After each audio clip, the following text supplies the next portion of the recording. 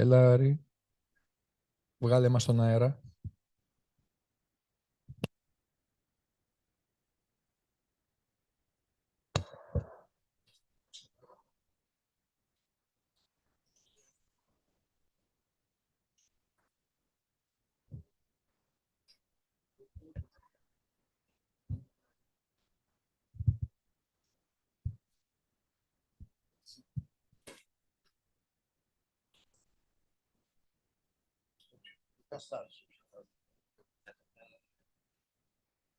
Now he announced that we'll start, so let's start. And Tassos will come, will join us.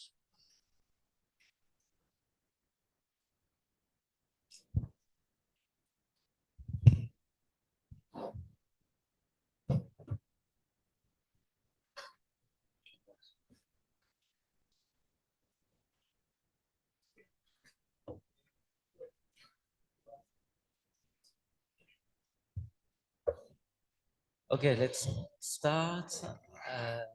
Good morning, everyone. My name is still Yildiz, and I'm again, well, I'm still the director for modern and contemporary studies at the French School in Athens. And it's my pleasure to open this second meeting of Balkan history. Second meeting because there was a first meeting 2 years ago when the agreement, the memorandum of understanding between the École Française d'Athènes and the Institute for Mediterranean Studies was renewed. We decided, given that we work on the same periods, topics, area, especially regarding Ottoman and post-Ottoman history in the Balkans and the Eastern Mediterranean, we decided that it would be useful to meet regularly. Started?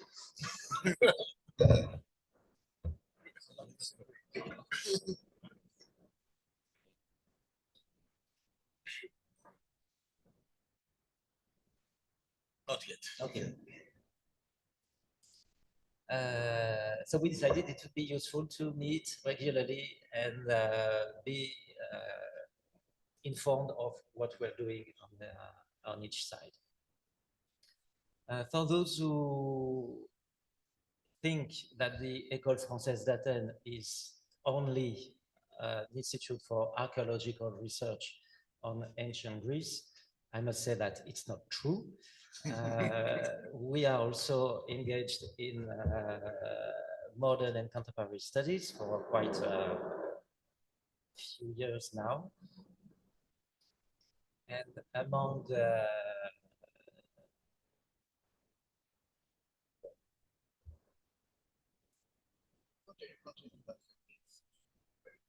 trying to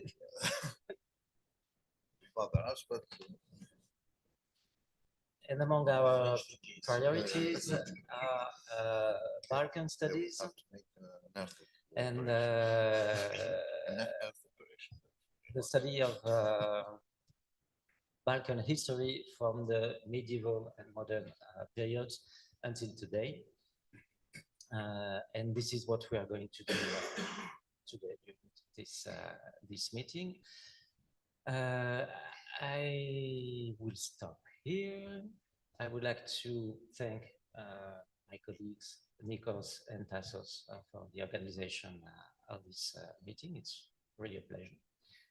And I think Tassos will say a word now. You can speak here. I can speak.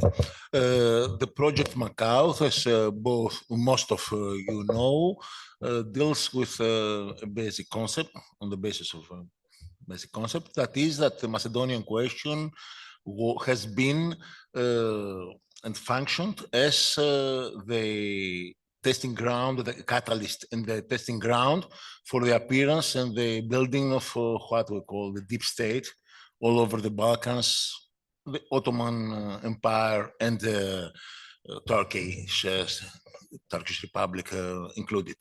And this because Macedonian question has not been a question of ethnic feuds, as usually presented by traditional historiography, but rather a question of loyalty extraction and identity screening of the populations that were disputed between various national movements and states. Therefore, its essence is how the know-how acquired in the Macedonian question by the rival Balkan states, also non-Balkan maybe, was transferred to the mainstream body of this, to the main body of these states. I mean, beyond Macedonia, and transformed into mechanism and apparatuses of social control, socio-political control of their populations. Therefore, we considered very useful to co-organize today's meeting as the revolutionary movements and the social and national political revolts and their the way they were seen and dealt with by the Balkan states and non-Balkan powers also constitutes a very crucial element of the whole concept we're dealing with. That's all. I thank very much Gilles for his for the coordination, for this the co-organization of this meeting. Also Nikos for his crucial part on it. And I think we can begin. Okay, so let me say some words on the concept of this meeting, which is somehow linked on the course I made this year on Ottoman historiography in our master's program. And this is because when somebody works a little bit, as I pretend to do, on the longue durée, so he touches upon different periods. He humbly touches upon different periods. He or she understands that some patterns are repeated. So some patterns concerning, for instance, state formation and politics.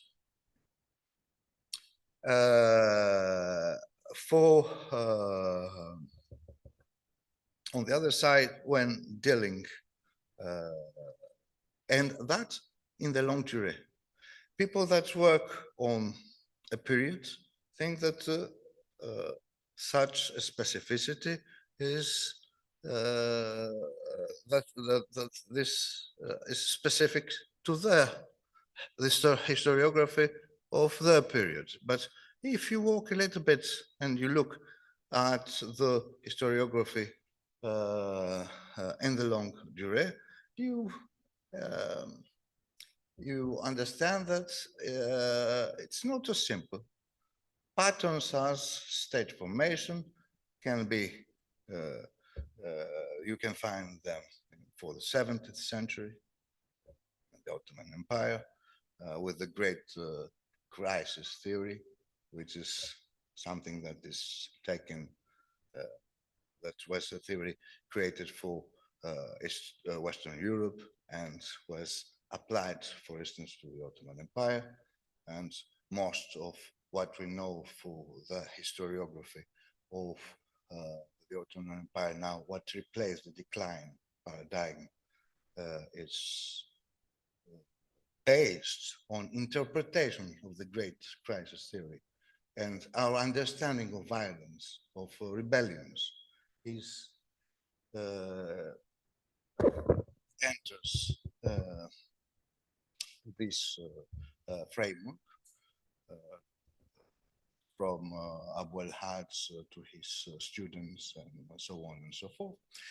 And same patterns you'll find for the 19th century, where state formation is the main issue, and for the 20th century. I mean, and no, the idea was to see a little bit how we deal with these different historiographical paradigms in the longue durée, in order to understand that in isolating them, we lose the broader picture. So, because we think that we do something very specific, and in fact, we do something very limited.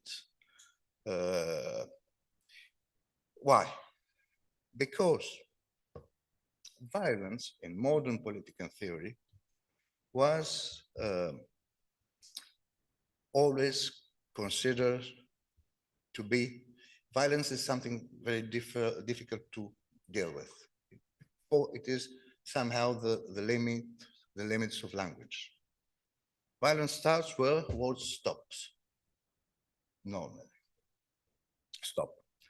And at the same time, violence is meant to be the limit of politics.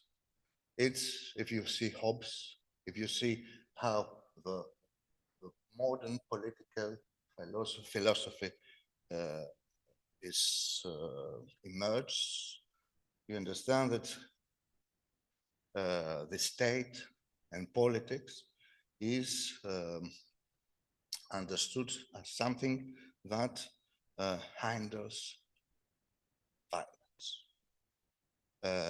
And you have a series of variations on this theme, that it is from the control of legitimate violence. The politics and states is always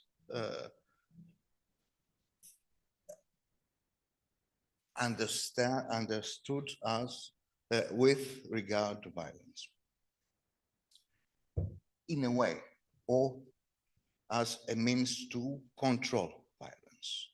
Thereby, politics is defined with regard to violence, and inversely, violence is defined with regard to politics. Where you have a theory on violence, you have a theory on politics. Rebellion is something to understand how politics work, usually. You have on the Jalalis theories on state formation, for instance. You have, or on how the state was renewed or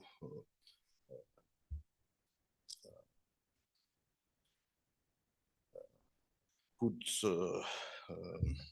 continue. So this is the case with forms of violence that arise from movements of contestation, whether these are called uprisings, rebellions, or even revolutions. And the terms are not innocent. As a result, these forms of violence are not studied for themselves, but usually they are studied for their relation to politics or the state. In historiography, the study of rebellions was given rise to different theories of politics and state formation. I already referred to the theory of the great crisis theory, and you find some other patterns. You can find some other patterns in the text that I distributed. As for instance, just to continue a little, all the Barkey's theory on the bandits, so who frames the Jalalis as bandits because she downplays downplays their importance in order to say that the state could prevail in its actual form, or Tezcan appropriation of the great crisis theory, which is the idea of a breakthrough of a modern state through crisis, 17th century crisis. And you have a repetition of a similar pattern with many elements of economic history, with the Age of Revolution paradigm, where a period of unrest and rebellions is understood with regard to models of state formation. So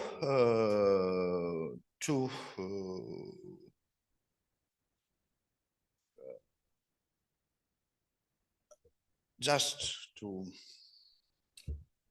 advance my the general idea is that you have several many theories where, for instance, the stand expand or collapse, and so we have two poles out of rebellions, and we could say that you have in a way a progressive and a conservative pole,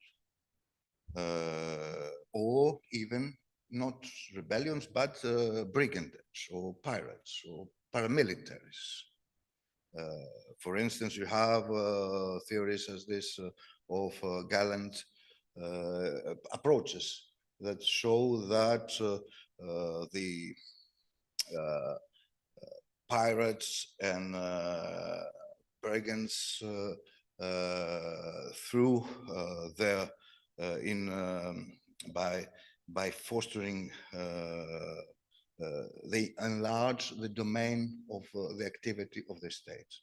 And that we can say as well, even for the Macedonian question, in a way, started by the Macau's project, where bands, paramilitary bands of the different Balkan states that are active in the Ottoman Empire, but national bands, these formations, which depend by these states, but in an informal way, and fostering revolution. So counter-revolutions, in the words of some, do the job of the state in other means. To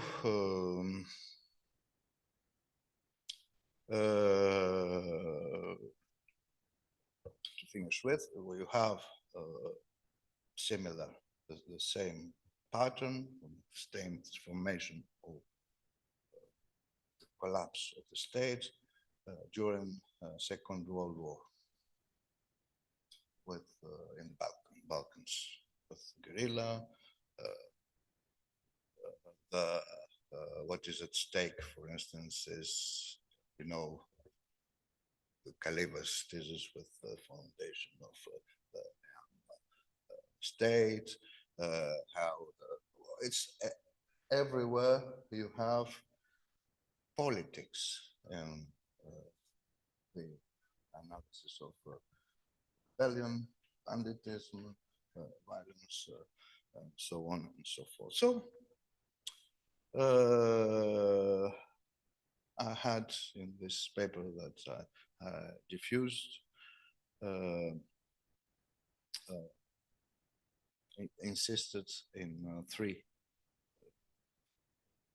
axes. First, as I said, that rebellions and all these movements of contestation are more often than not used by historiography in order to question the nature of the state and politics, the strength of the institution, their adaptability or not, etc. And that is that if it's more authoritarian or if there is more wake. So you have always two poles. I mean, what makes violence can be positive or negative, progressive or regressive.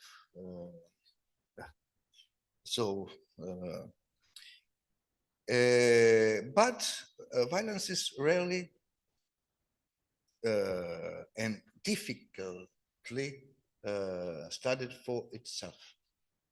That's first point.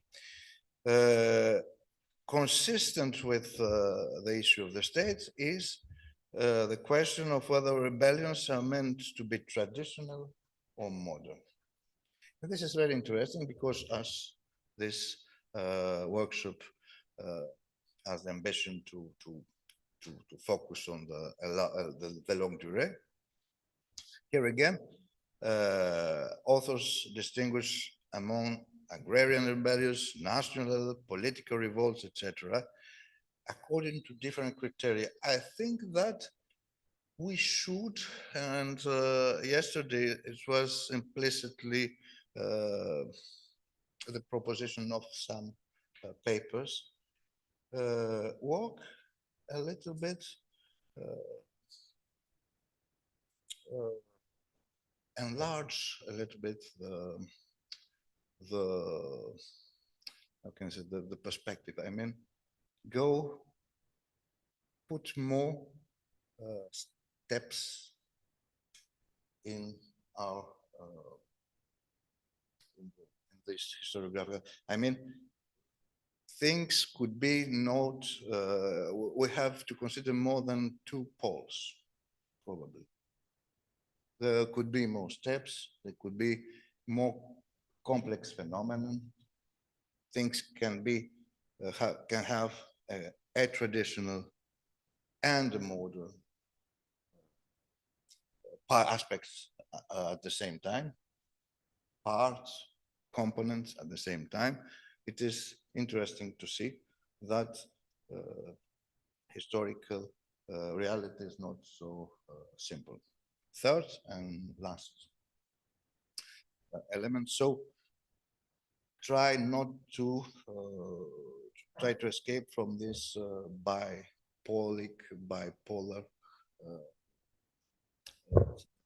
scheme.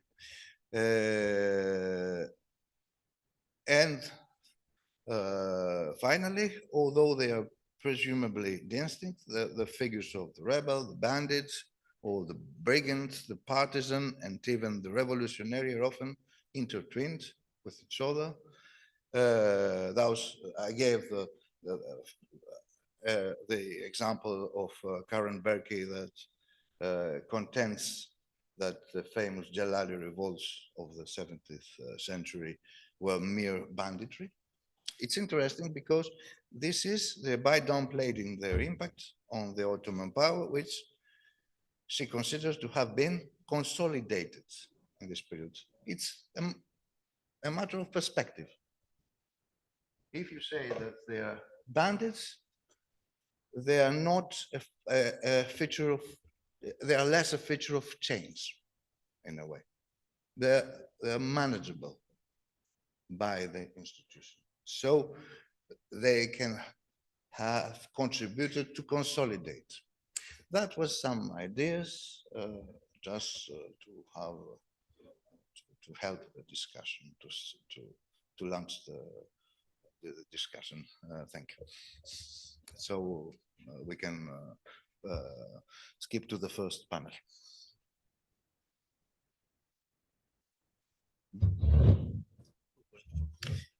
Yes. I could. Do you want to chair? Do you? Could you chair? I could. I'm ready to chair. Okay, if you're ready to chair, I would be happy that you chair I want you to be happy. yeah. Okay.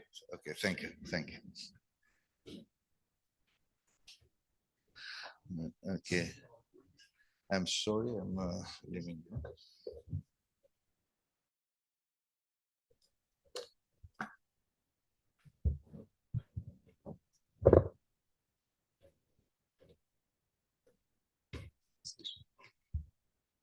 So our first session is dedicated to late medieval and early modern periods, rebellions. We'll have two papers, one by Ludivine Voisin, who is a scientific member of the École Française d'Athènes, and the other one by Hélène Gara from the University of the Aegean.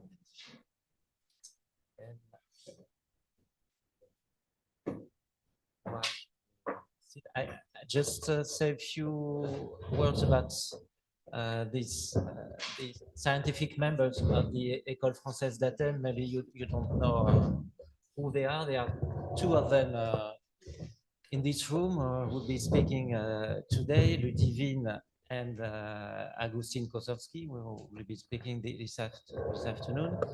Scientific members are postdoctoral researchers recruited for 4 years at the École Française to carry on a research project, their own research project, but also to participate in the scientific life of the École Française and of the modern and contemporary department specifically. Okay, so Ludivine, your turn. Thank you, Gilles, for this introduction. I thank the Institute for Mediterranean Studies for the invitation. Since our workshop focuses on the Ottoman and post-Ottoman world, I could not resist opening this session with a lieu de mémoire from the Christian War of Independence, known to everyone here, I think, Arkadi's monastery. Let me summarize the event that took place there in the summer 1866, and I hope I won't make many mistakes. In response to the taxes imposed by the Sultan, Cretans called for resistance against Ottoman rule. In October, the revolutionary fever had spread across the entire island. As the Ottoman army encircled Rethymno, revolutionaries and hundreds of villagers sought shelter at Arkadi Monastery. On November the 9th, soldiers broke down the monastery door. The hegumen died, arms in hand, and the siege ended due to the destruction of the gunpowder store, resulting in casualties on both sides. Arkadi's sacrifice made the monks heroes of resistance to oppression by a foreign power. This figure of the warrior monk challenges the traditional image of the obedient monk and of the monk on the banks of society. And yet it is not a new one, since it can be found, this figure can be found in accounts of the preceding periods, I mean the Latin ruled Greece and Cyprus in the Middle Ages and the early modern period. As a reminder, during the Third and the Fourth Crusades, the Franks, the Venetians, and the Genoese took advantage of the weakened Byzantine Empire, conquering most of it from the 12th century, the end of the 12th century. However, the Latin gains were slowly eroded, first by Byzantine counterattacks and then by the Ottomans. The Venetians managed to hold on to Crete until 1669, while they maintained control over Corfu until 1797. As these territories were conquered, they were absorbed into a new ecclesiastical jurisdiction, that of the Pope, who claimed the title of the highest spiritual leader of this jurisdiction, he conceived as universal. As a result, the Greek-speaking and Orthodox population moved into a world dominated by the Latin element in every aspect, I mean political, economic, social, cultural, and religious. In a period that historiography perceives as a decline of the Orthodox Church, monks emerged as a potent force resisting Latin influence. So now let's journey from Crete to Cyprus, a captivating example of the evolution of power on various geographical and temporal scales. Cyprus was in fact the first Latin territory to fall under papal control at the end of the 12th century, and it underwent another change in the late 15th century when the Frankish kingdom of the Lusignan was replaced by a colonial power exercised by the Venetians until the Ottoman conquest. So what does monasticism tell us about the ways in which political and religious authorities wielded influence over a population? First, let's explore the role of the mythical figure of the Cypriot rebel monk in historical narratives. Then I will compare this archetype to the actual historical record and consider what it reveals about power dynamics. The figure of the Cypriot rebellious monk emerged from a historical narrative, the Martyrion Kyprion. You can see on the slide on the left a folio, but I cannot say whether the picture was taken from the Paris of the Venice manuscript. So I'm sorry. The manuscript tradition of this event, of the text, sorry, dates back to the 14th and 15th centuries, but the event took place in the early 13th century. In 1231, so about 4 decades after the arrival of the Franks in Cyprus, a Dominican religious visited the Orthodox monks of Kantara, a monastery in northern Cyprus, and inquired about the legitimacy of the unleavened bread used by the Latins in the Eucharist. The monks steadfastly denied the validity of the unleavened bread, suggesting that the Latins were heretics. Eventually, 13 monks were imprisoned, tortured, and then burned alive in Nicosia. Since the late 19th and 12th century, nationalist historiography has heralded the monks of Kantara as national heroes and martyrs of the Latin persecution. First, Konstantinos Sathas edited the text in 1873 in his renowned collection of text, Messianici Bibliotheki.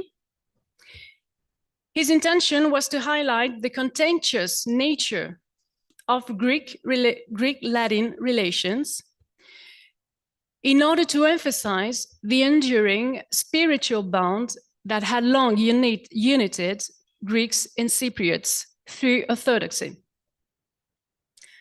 At the beginning of the 12th century, as you can see in the center of the slide, the Greek historian and defender of the Enosis, Philios Zanetos, used Sathas' edition in his Historia της Νήσου Κύπρου to demonstrate, I quote, the savagery of the Latins, and further, the enslavement of the Cypriot Church. As far as I know, still today, school books use this event as a prime example of the subjugation that Orthodox Christians experienced by the schismatic Latins throughout the whole period of Latin rule. In the early 2000s, the historian Krzyzewski proved that the event was more complex than it seemed. He showed that this took place in a broader context of strained relations between the Pope and the Patriarch, the Byzantine Patriarch, who had sought refuge in Nicaea. And Krzyzewski also proved that this event was unique in the history of Cyprus under Frankish rule. And yet, in 2023, a French historian, Laurent Fenoy, explained that if peasants left their lord's estate to become monks in the 1220s, they did so to challenge the brutal political, social, and economic order imposed by the feudal system. In other words, becoming a monk would be an act of resistance.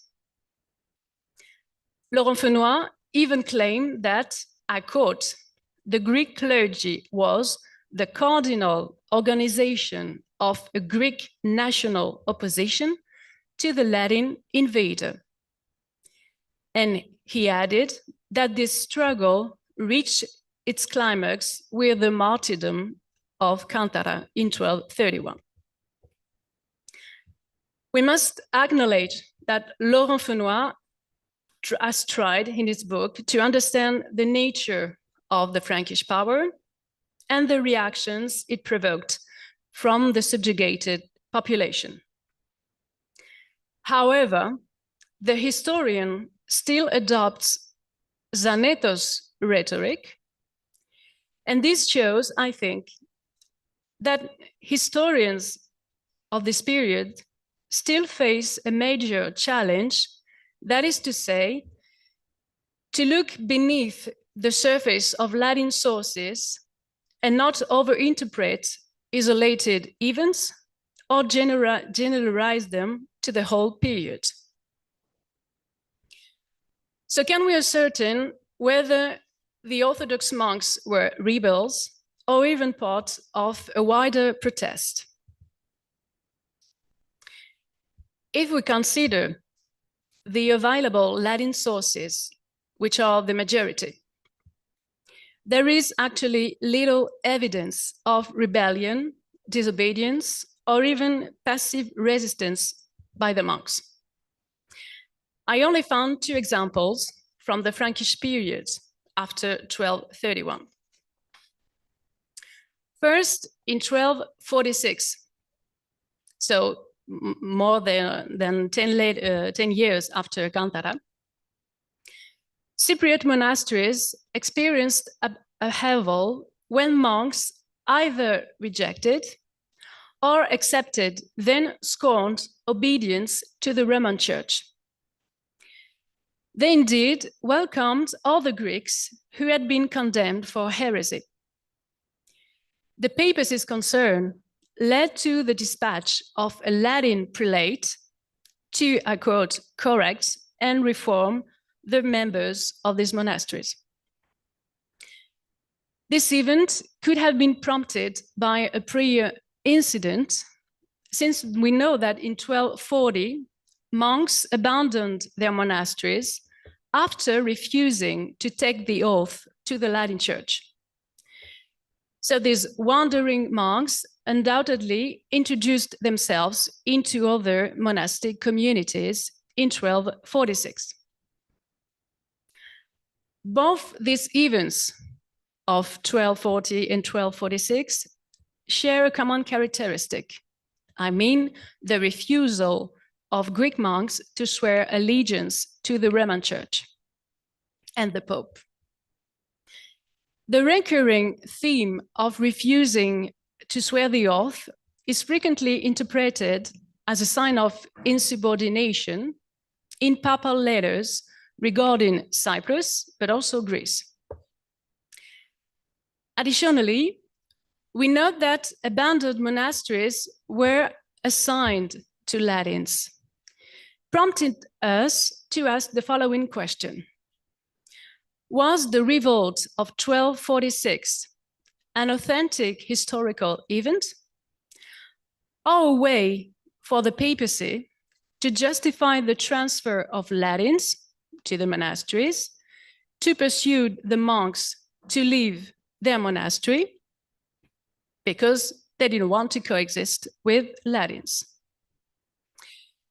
It might be puzzling to learn that popes had the authority to appoint whoever they wanted to lead vacant monasteries and churches.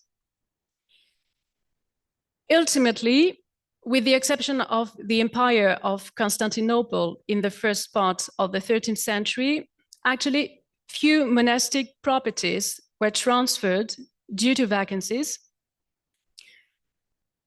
And we can assume that this fueled Latin greed. Therefore, we cannot rule out the possibility that the Cypriot rebellion of 1246 was a fiction created by Latins seeking monastic property. However, if there was indeed a desire among the monks to protest, we must recognize that it was actually a case of passive resistance, as they only refused to swear allegiance to the Roman Church by taking an oath. The monks of Cyprus initially refused to swear the oath, but we know by other sources that monks from other territories, other Greek territories, it's not precise, actually negotiated a compromise. They agreed to give a promise of the hands instead of swearing an oral oath on the basis of a written text. So this suggests that the monks' refusal of the oath in Cyprus, in general, was not uniform. Some did accept and some did refuse. And it's not clear whether the Cypriot monks' rejection of the oath in 1246 stemmed from a conflict between their monastic status and the oath, or if it was indeed a form of resistance against the ecclesiastical hierarchy. It is clear that for the papacy, this was an important thing to get the oath from the Greek monks. But we know that the papacy had alternative ways to secure recognition of its power and most of all, of its temporal power. Actually, monastic communities in Greece and Cyprus turned to the popes to protect their goods, their rights, and their persons.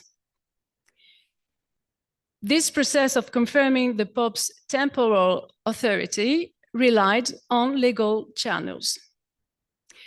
In other words, it is not accurate to say that the subordination of the monks to papal authority was based on a balanced power of dynamics, a balanced power dynamic.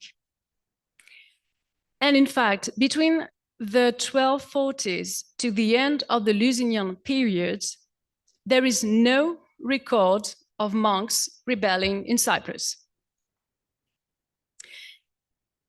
This is in stark contrast with what Laurent Fenoy called the Greek national opposition, organized by monks for political or religious reasons.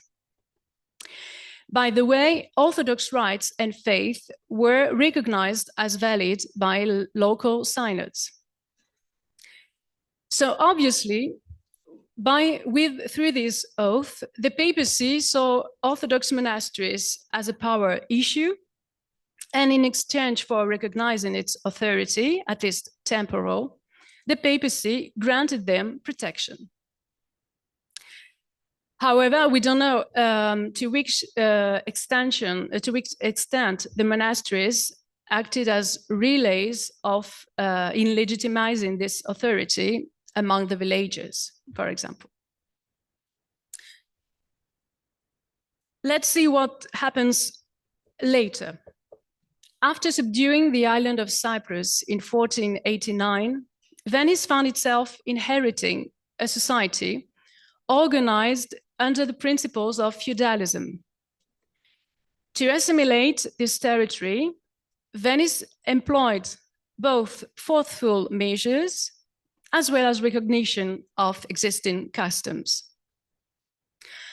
Although the Serenissima Republic seemed to rule a quiet realm, a smoldering revolt raged the monasteries located on the western part of the island in the 1530s and 1550s.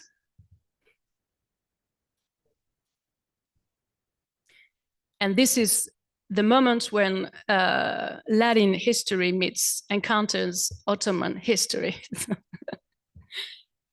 In 1537, monks from southwestern Cyprus, especially St. Nicholas of the Cats and the Engristra, challenged the authority of Greek bishops by having themselves ordained by the Orthodox patriarchs of Jerusalem and Alexandria, who were at that time under Ottoman rule.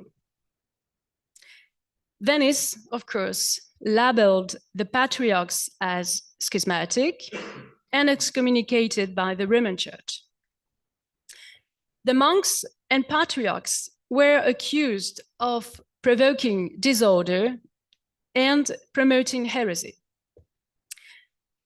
Through this act, the Cypriot monks avoided the Greek ecclesiastical hierarchy, but they also challenged the political and religious structures established by the Franks in the previous period at the beginning of the 13th century, which Venice subsequently inherited.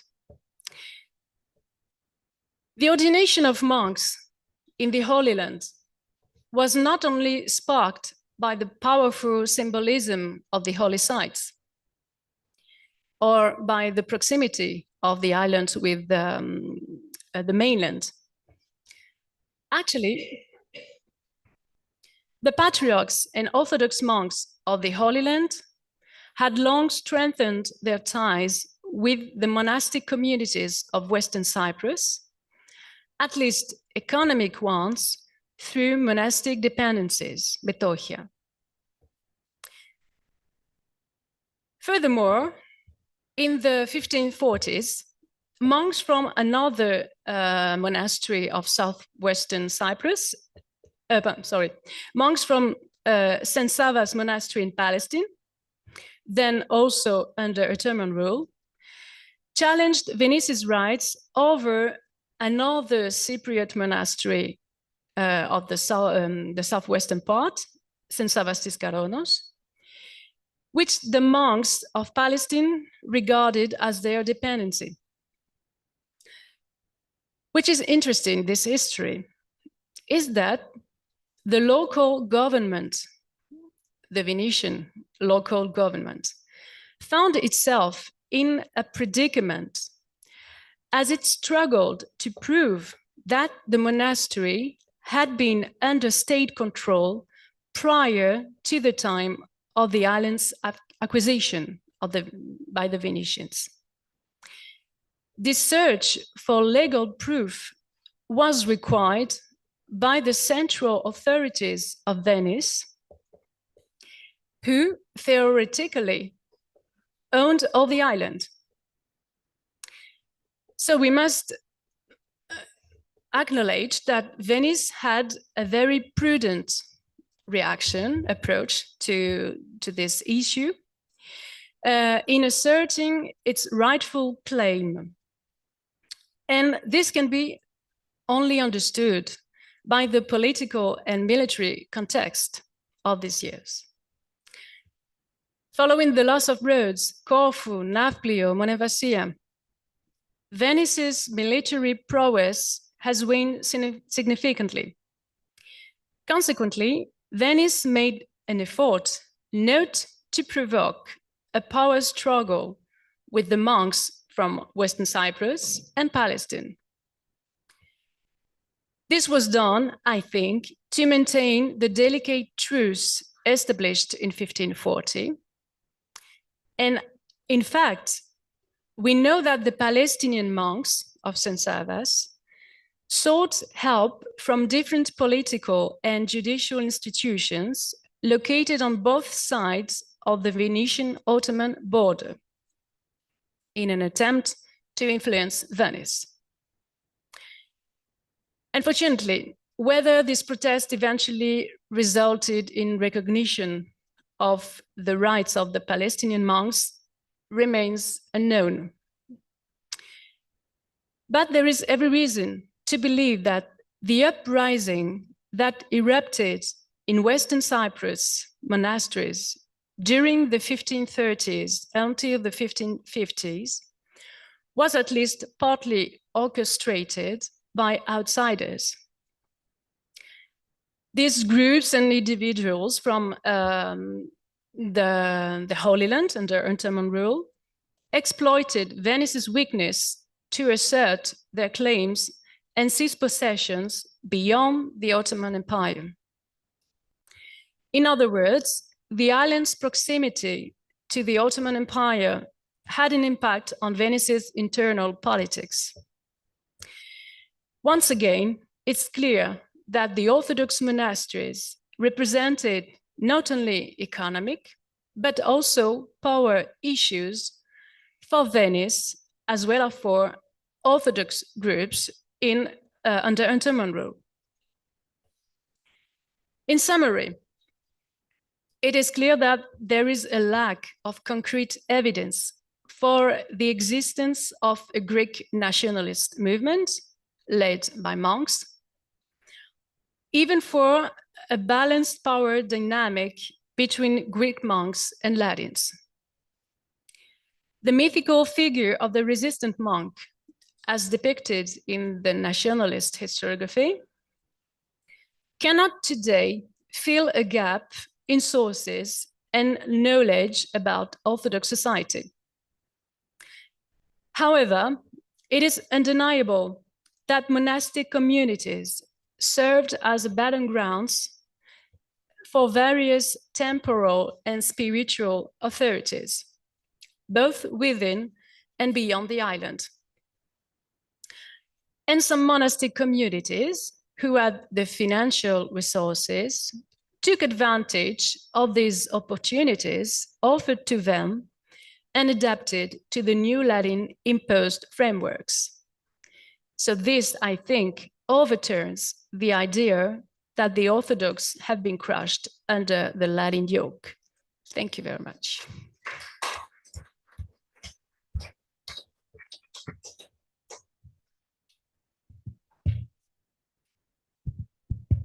Thank you very much, Ludivine. We have time for questions and discussion.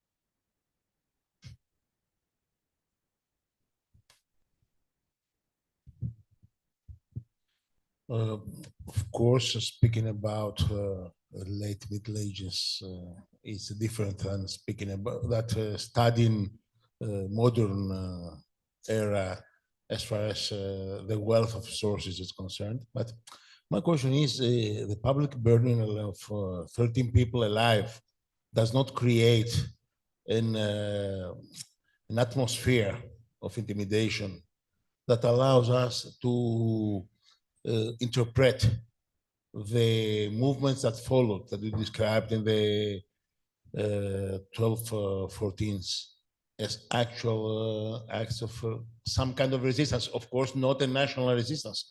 In the 13th century, we cannot speak about nation anyway, but of other imagined, of the Orthodox imagined community, that is an existing imagined community, I mean, of the time. That's the question. Isn't enough a public execution of that kind to create, to allow us to interpret any deviation as actual acts of resistance? I mean, after such an event, I think it's difficult to, okay, to arrive at certain, to put this kind of certain of differences to the papal authority. Okay, I think it's not something that can be interpreted as nothing else than resistance.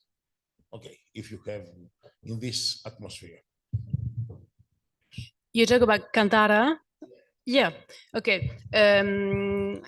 Yes, this event, well, I think it took place in a general context of the conquest, actually, even if it was 4 decades. Okay. But yet, I think it's the consequence of the violence of the conquest, because, of course, the Latins had to impose a new order, politic, economic, social order that created tensions. So I think, yes, it has to be conceived in more general, in the century of the conquest. But then, it's not that I don't say that the Orthodox monks did not resist protest after. I just say that we don't have concrete evidence. And the other thing that we must take in consideration is that the monasteries were mostly in the countryside. On the contrary, the Latins were in the cities. Only a few lords actually resided in the countryside. And we can say the same for the Latin monasteries. They were mostly in the cities. There were some in the countryside, but mostly in the cities.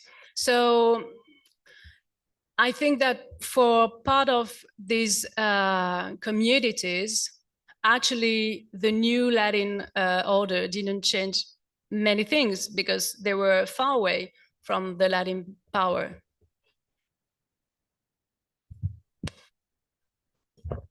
Yes, thank you, Ludovic. But continuing on that, you could say the same about the Ottoman conquest as well.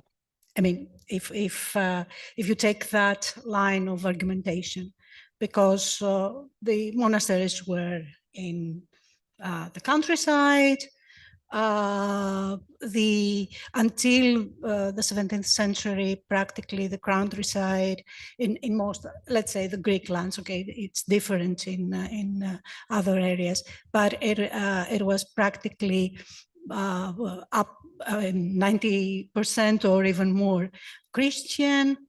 So the Muslims they were mostly in the cities. So how can, I mean, you cannot go by that as a line of argumentation.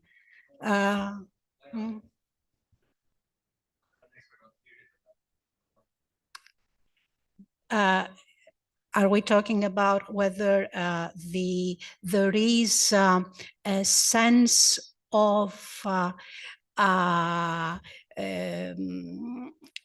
subordination and or oppression, let's say, of the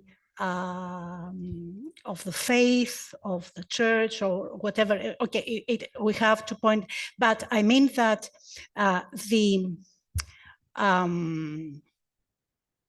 the fact of the conquest by a different power.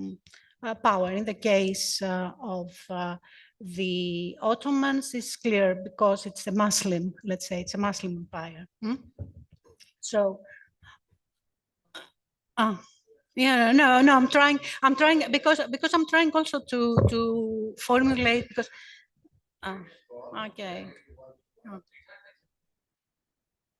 So so I'm sorry.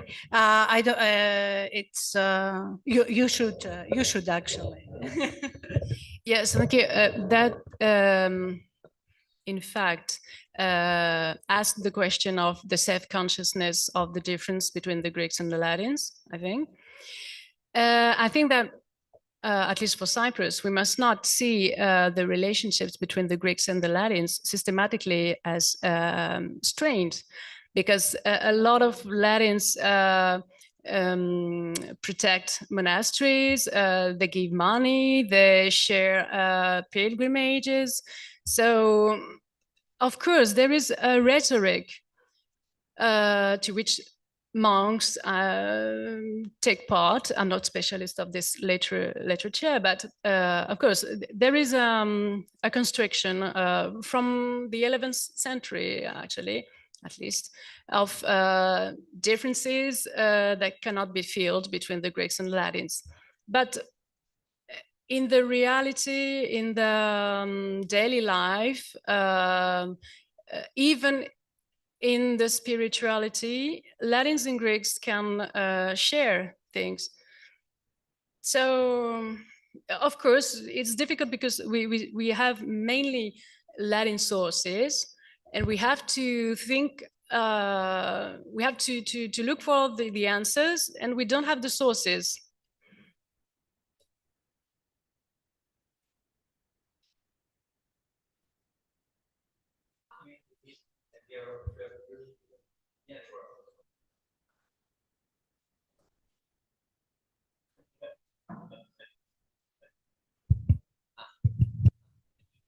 Yeah, no, sure. I mean, since we're here, just because you were mentioning this, I wanted to hear how you extend that line of argumentation. I mean, saying that that would be a line of argumentation that would not work for the Ottoman lands. Why so exactly?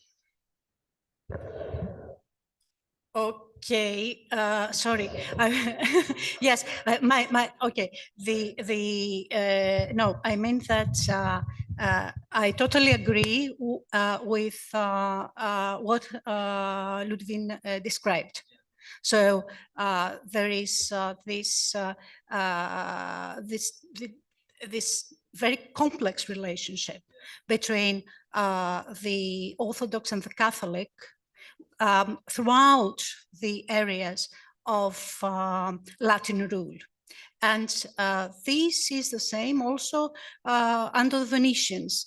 And I would suggest to make for the 16th century case to make comparisons and look out also of how Venice reacts at such challenges also in the other areas of its control, because the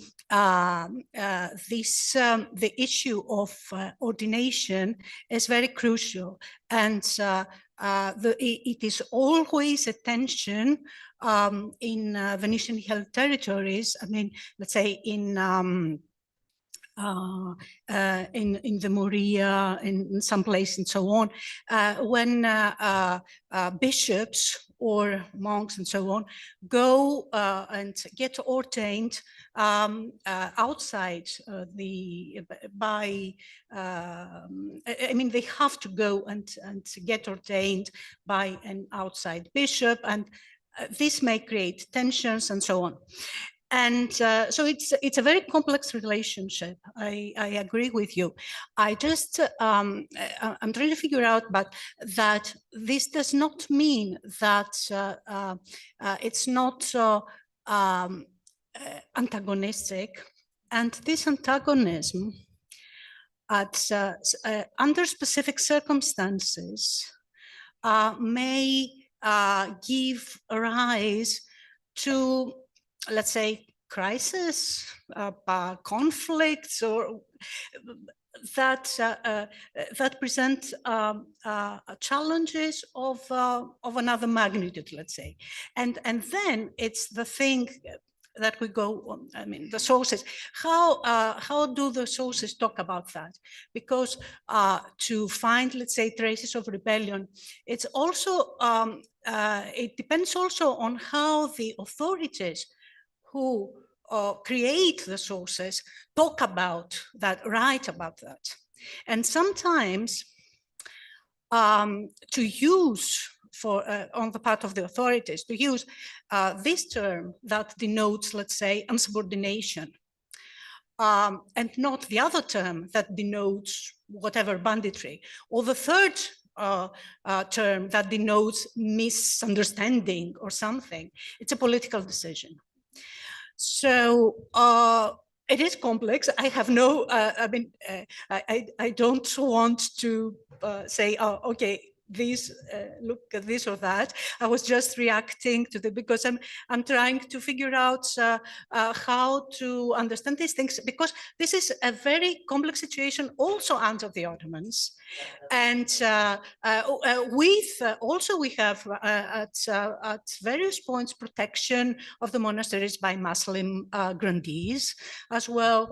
I mean, the whole, if you take into consideration that the foundation of monasteries, the proliferation of monasteries in the Greek land, in the Greek lands throughout, I mean, the islands as well, takes place in the beginning of the 16th century, under the Ottomans, everywhere. It's huge. I mean, what we know about monasticism in monasteries in the Greek lands, and I have the impression that the same is true about the northern Balkans, is an Ottoman phenomenon to a large extent. So, and at the same time, you have resentment, or you may have resentment, you may have resistance.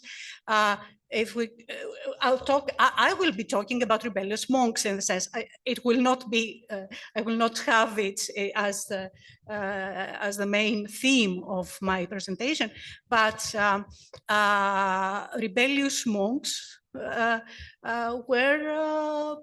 a phenomenon at particular times, not always. And of course, there were also the other, the loyal monks. And this is true in the Catholic or in Latin ruled territories. And it's also true for Ottoman ruled territories. So I don't know if I have answered.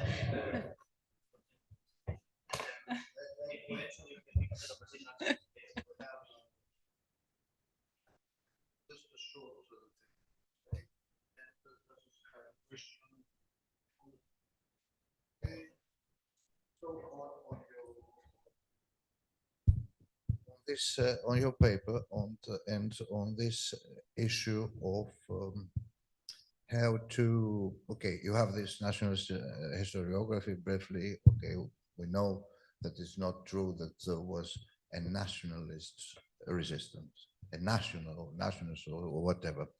And even I think that there was not a collective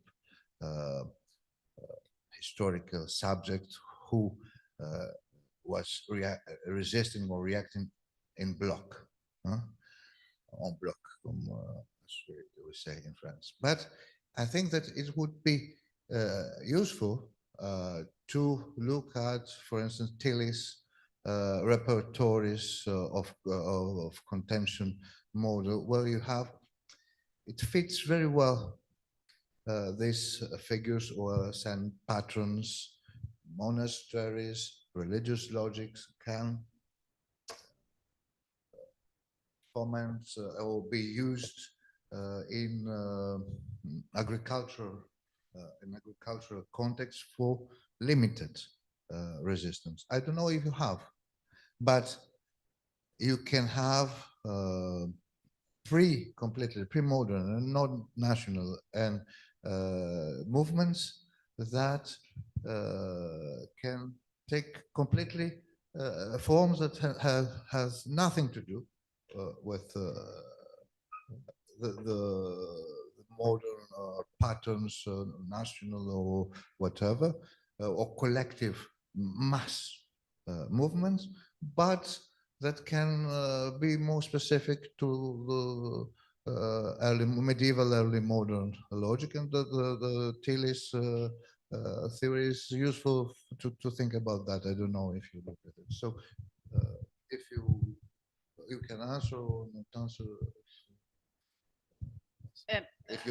I don't know this theory, so it's a collective repertoires of contention. Okay. Thank you. Yes, I have a scant knowledge of that period. I think I would like to know what was the actual enjeu.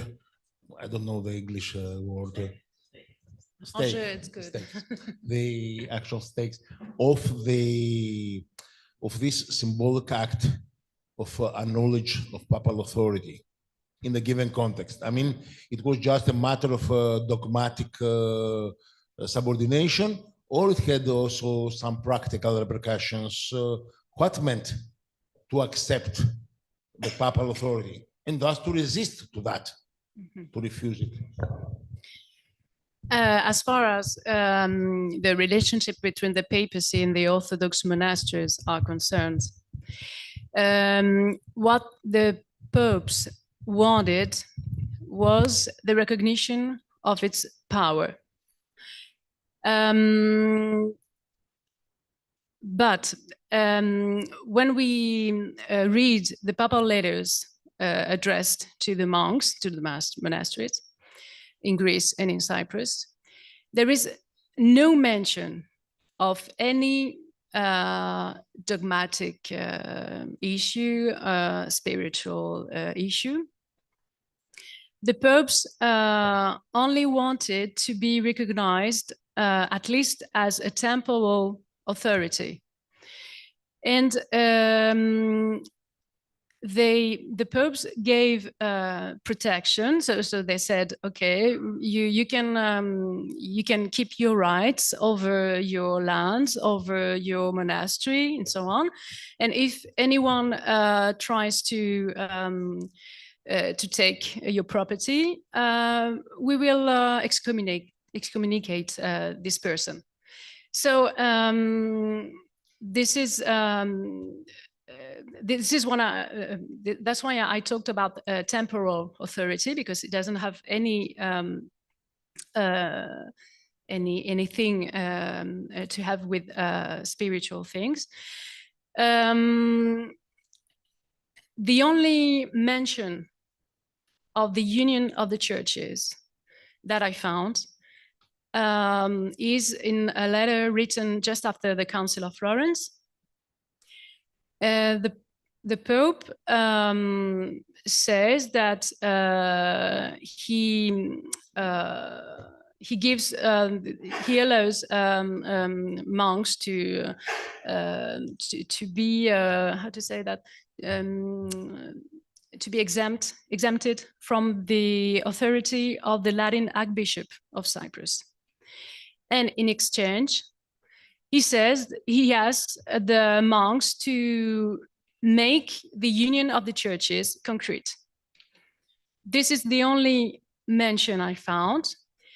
This happens in the middle of the 15th century, although the Franks have been in Cyprus from the end of the 20th century, so it's very late.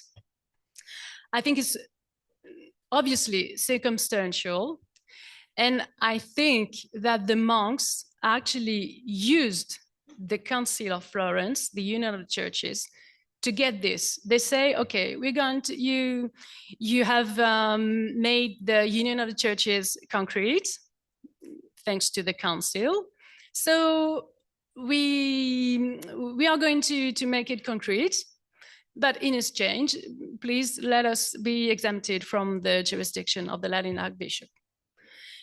Actually, in Cyprus, we don't have any evidence for application of this Council of Florence. because what the council expected from the Greeks was the commemoration of the popes in the liturgy. We don't have any mention of that. And anyway, in other territories such as Rhodes, for example, we know that this union of the churches was was made concrete by the archbishops. In Cyprus, the archbishop is usually absent. He's away, he's in Italy. So I think that the monks didn't have, they didn't really engage themselves in this.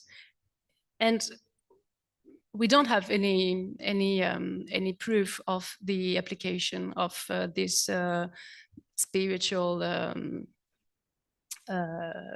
don't know how to say that, well, the union of the churches. So I think that what the popes could get is the recognition of their political power, jurisdictional power, and that's all. Thank you.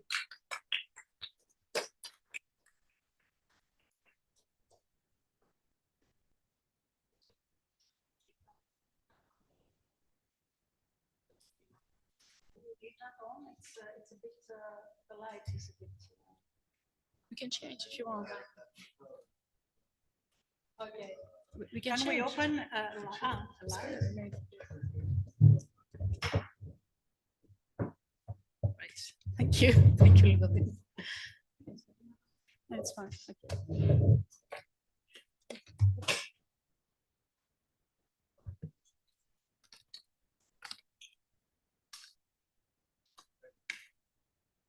Okay, thank you very much. So, Nikos, in his introduction, Nikos referred to the main historiographical approaches. I don't want to say really paradigms, approaches to the rebellions of the late 16th, early 17th century or the 17th century. The general crisis, and so on.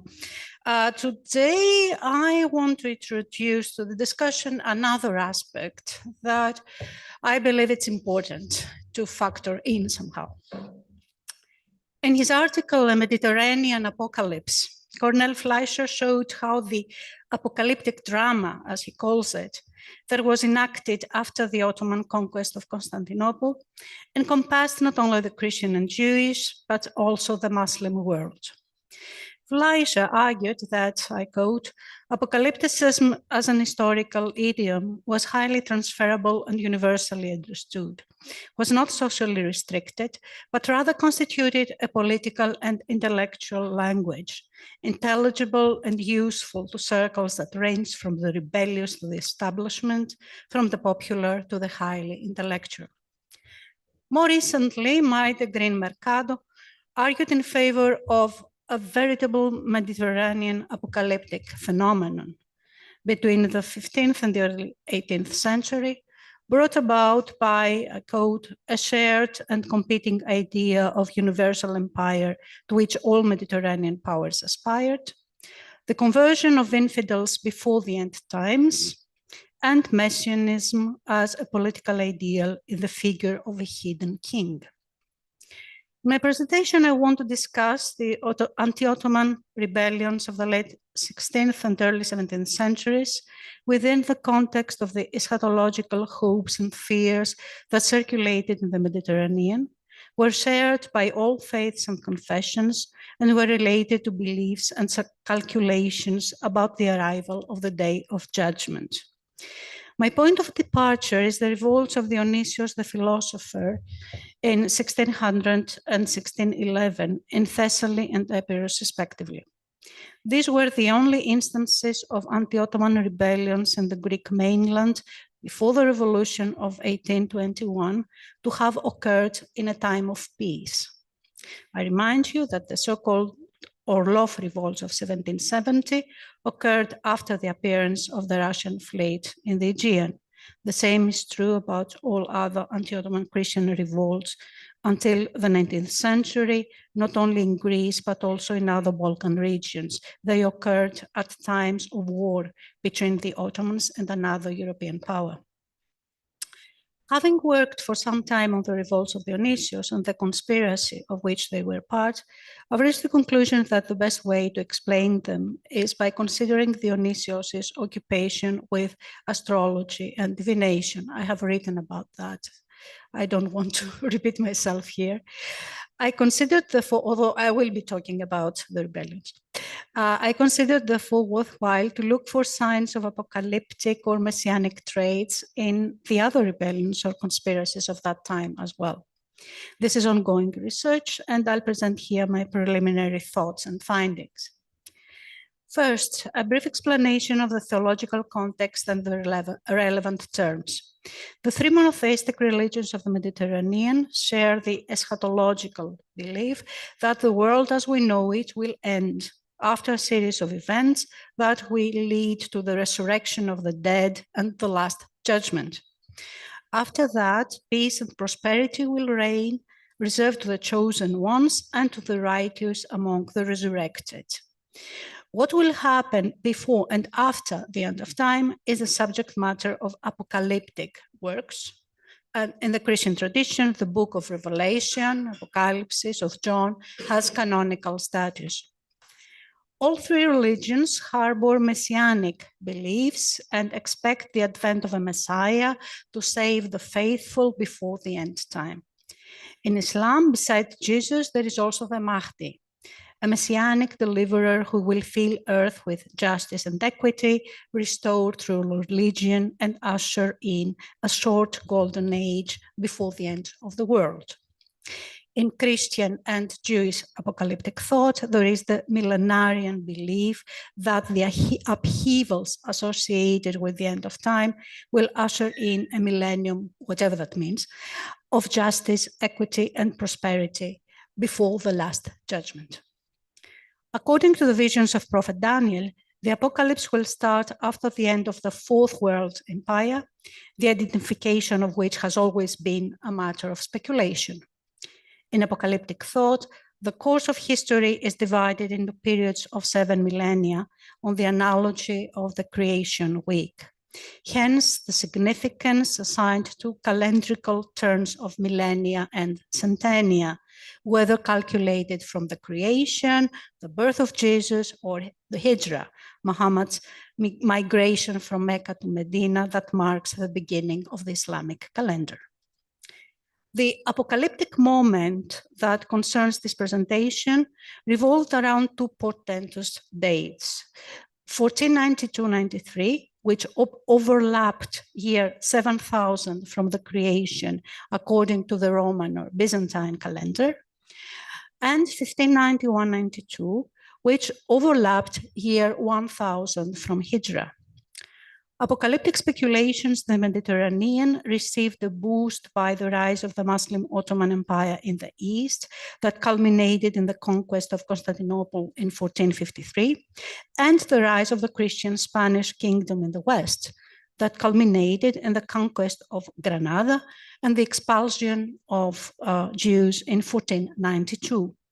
They were further reinforced by the discovery of the Americas and the creation of the imperial transatlantic empires, as well as the continuous expansion of Ottoman territory. And of course, eschatological interpretations of current events were in the rise everywhere in Europe, nourished by the ascent of Protestantism and its struggle with the Catholic Church. In contemporary eyes, the end of times was imminent. It was therefore crucial to correctly interpret the signs heralding it, calculate its advent, and identify the person who would fulfill the messianic role foreseen in each religious tradition. The answer of the Portuguese Jesuit Antonio Montserrat to the Mughal Emperor Akbar during a discussion in 1581 encapsulates the spirit of the time. The day of judgment, said Montserrat, was a divine mystery, but it would nevertheless be announced by certain signs, notably, I quote, wars and revolts, the fall of kingdoms and nations, the invasion, devastation, and conquest of nations by nations and of kingdoms by kingdoms, things which we see happening very frequently in our time. It is therefore not surprising that hopes of the resurrection, this is the term used at the time, the resurrection of Christian rule in Constantinople had been rising since the victory of Lepanto, 1571. They were refueled at the turn of the century by the speculation that the year 1000 since Hijra, that is 1591-92, would usher in the end of the Ottoman Empire. Muslim and Eastern Christian oracles and apocalyptic writings circulated widely in Western Europe. Likewise, Western, mainly Catholic, views about the end of time circulated in the Ottoman lands, thus contributing to the emergence of a shared mindset. As year 1000 approached, belief in the imminent fall of the Ottoman Empire was becoming widespread, reinforced by a general climate of discontent brought about by financial difficulties and societal change. It was widely speculated that Mehmed III, 1595-1603, would be the last Ottoman Sultan. The portentous year 1600 found the Ottoman Empire at war against the Habsburgs, the long war since 1593, and facing revolt in the Balkans, the rebellion of Michael the Brave in Wallachia since 1594, and Anatolia in unrest since 1596. The situation in Anatolia had spiraled out of control. Large bands of rebels, denoted in the official documents as Jelalis, were attacking fortresses and towns and pillaging the countryside. Wallachia was pacified after the assassination of Michael in 1601, but in Anatolia, the outbreak of war with the Safavids in 1603 aggravated the situation. In 1605, another revolt broke out, this time in northern Syria, where the Kurdish tribal leader Ali Jambuladoglu sought to establish independent rule. The peace of Seyit-Vaturek that ended the long war with the Habsburgs in 1606 and the suppression of the Jelalis in 1609 brought only a brief respite before a new wave of war and rebellion in the east. At the time of the Ottoman defeat in Lepanto in 1571, various plans for Christian insurrections had been hatched, and several revolts had taken place, mainly in coastal areas of Albania and Greece. But they were soon suppressed, and there were no further movements for a long time. Now, with the Ottomans embroiled in war on two fronts and troubled by domestic unrest, conditions appeared favorable for projects for a Christian rebellion with foreign aid, and they were again revived, such projects. After 1590, the Pope of Rome, the Holy Roman Emperor, the kings of Spain and France, as well as the dukes of Tuscany, Savoy, and Nevers, would become the recipients of numerous appeals and embassies from Ottoman Christians, proposing plans of revolt in the Balkan mainland and Cyprus and asking for military aid. Most projects of rebellion remained at the stage of conspiracy. Two revolts, however, materialized, one in Thessaly in 1600 and another one in Epirus in 1611, two regions landlocked, Thessaly especially, that until the time had not given any concern to the Ottoman authorities. The revolts were organized by the Metropolitan of Larissa Dionysios, known as the Philosopher, a senior prelate of the Greek Orthodox Church, and were part of an ambitious project, a general Christian rebellion that would put an end to Ottoman rule in the Greek mainland all the way to Istanbul. In order to succeed, Dionysius and his fellow conspirators, most of whom belonged to the lay and religious elites of Thessaly and Epirus, needed foreign aid.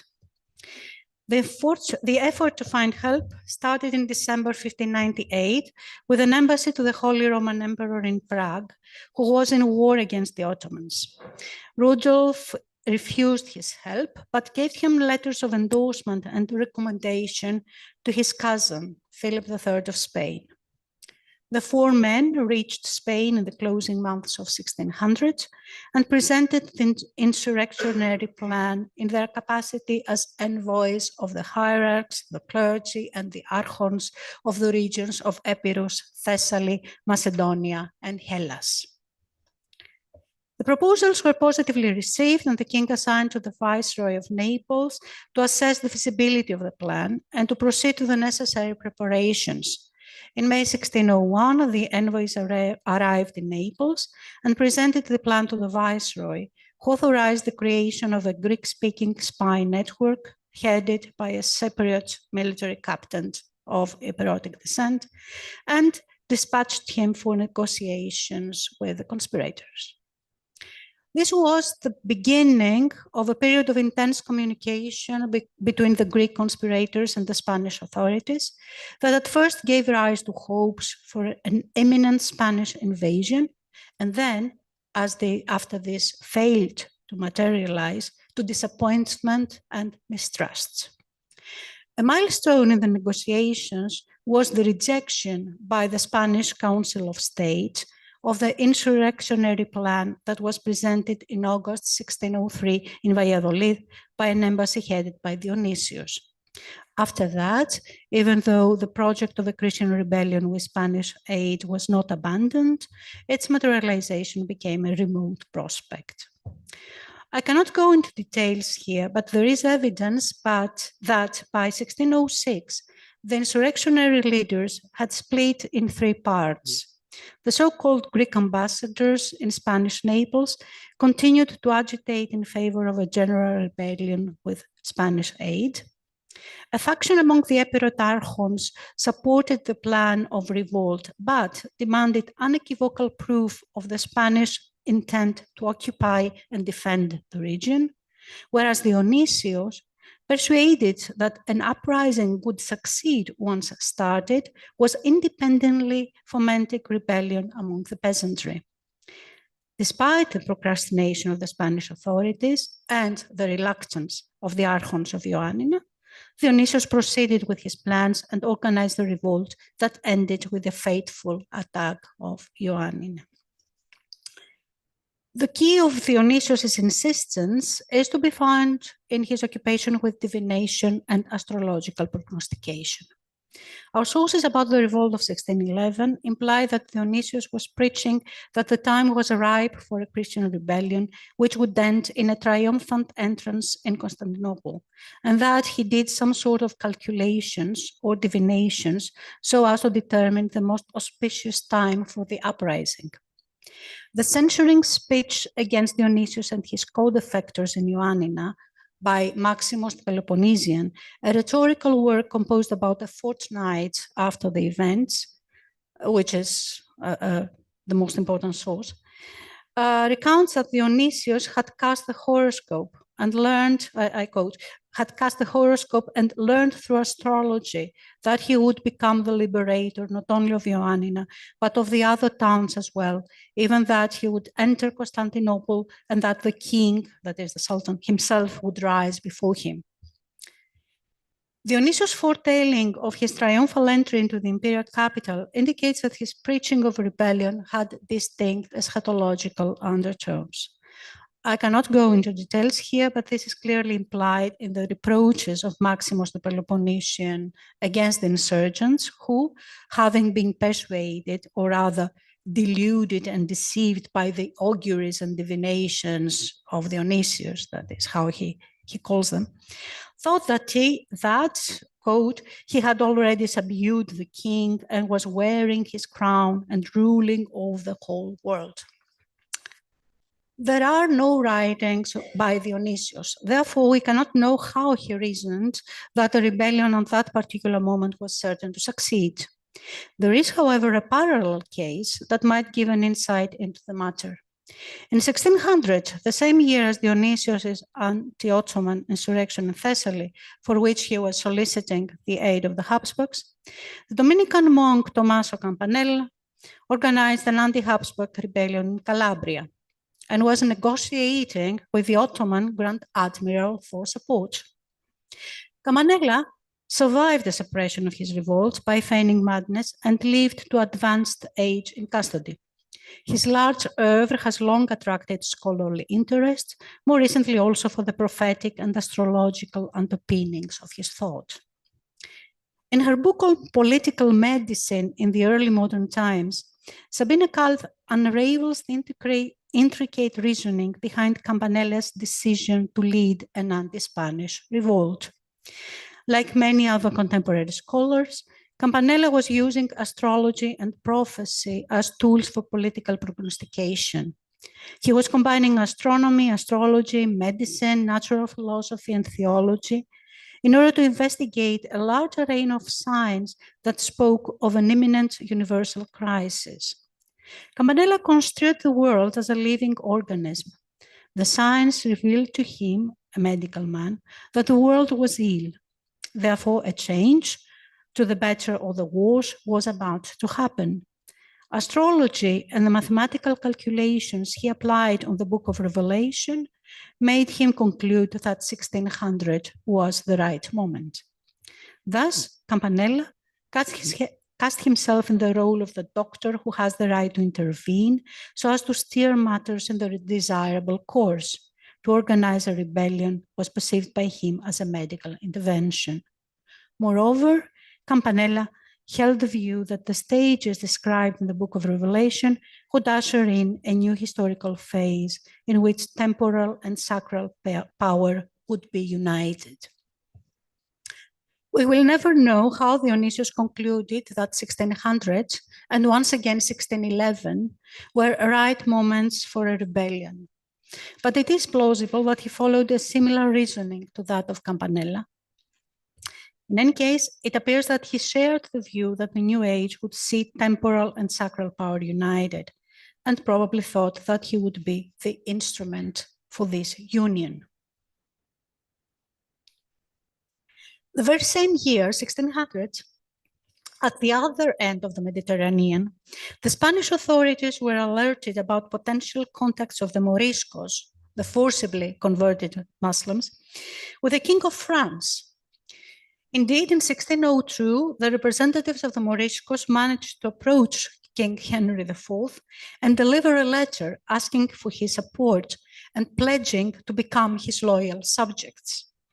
According to Maite Green Mercado, I quote, to convince Henry IV to lend military and logistical support to their enterprise, to the rebellion, the Moriscos letters assured the French monarch of victory by citing apocalyptic prognostications or prophecies that predicted military success. The Morisco religious leaders, the al-Faqihs in the sources, who played a pivotal role in the conspiracy, were relying on oracular prophecy that made them certain of victory and of their redemption through the hands of the King of France.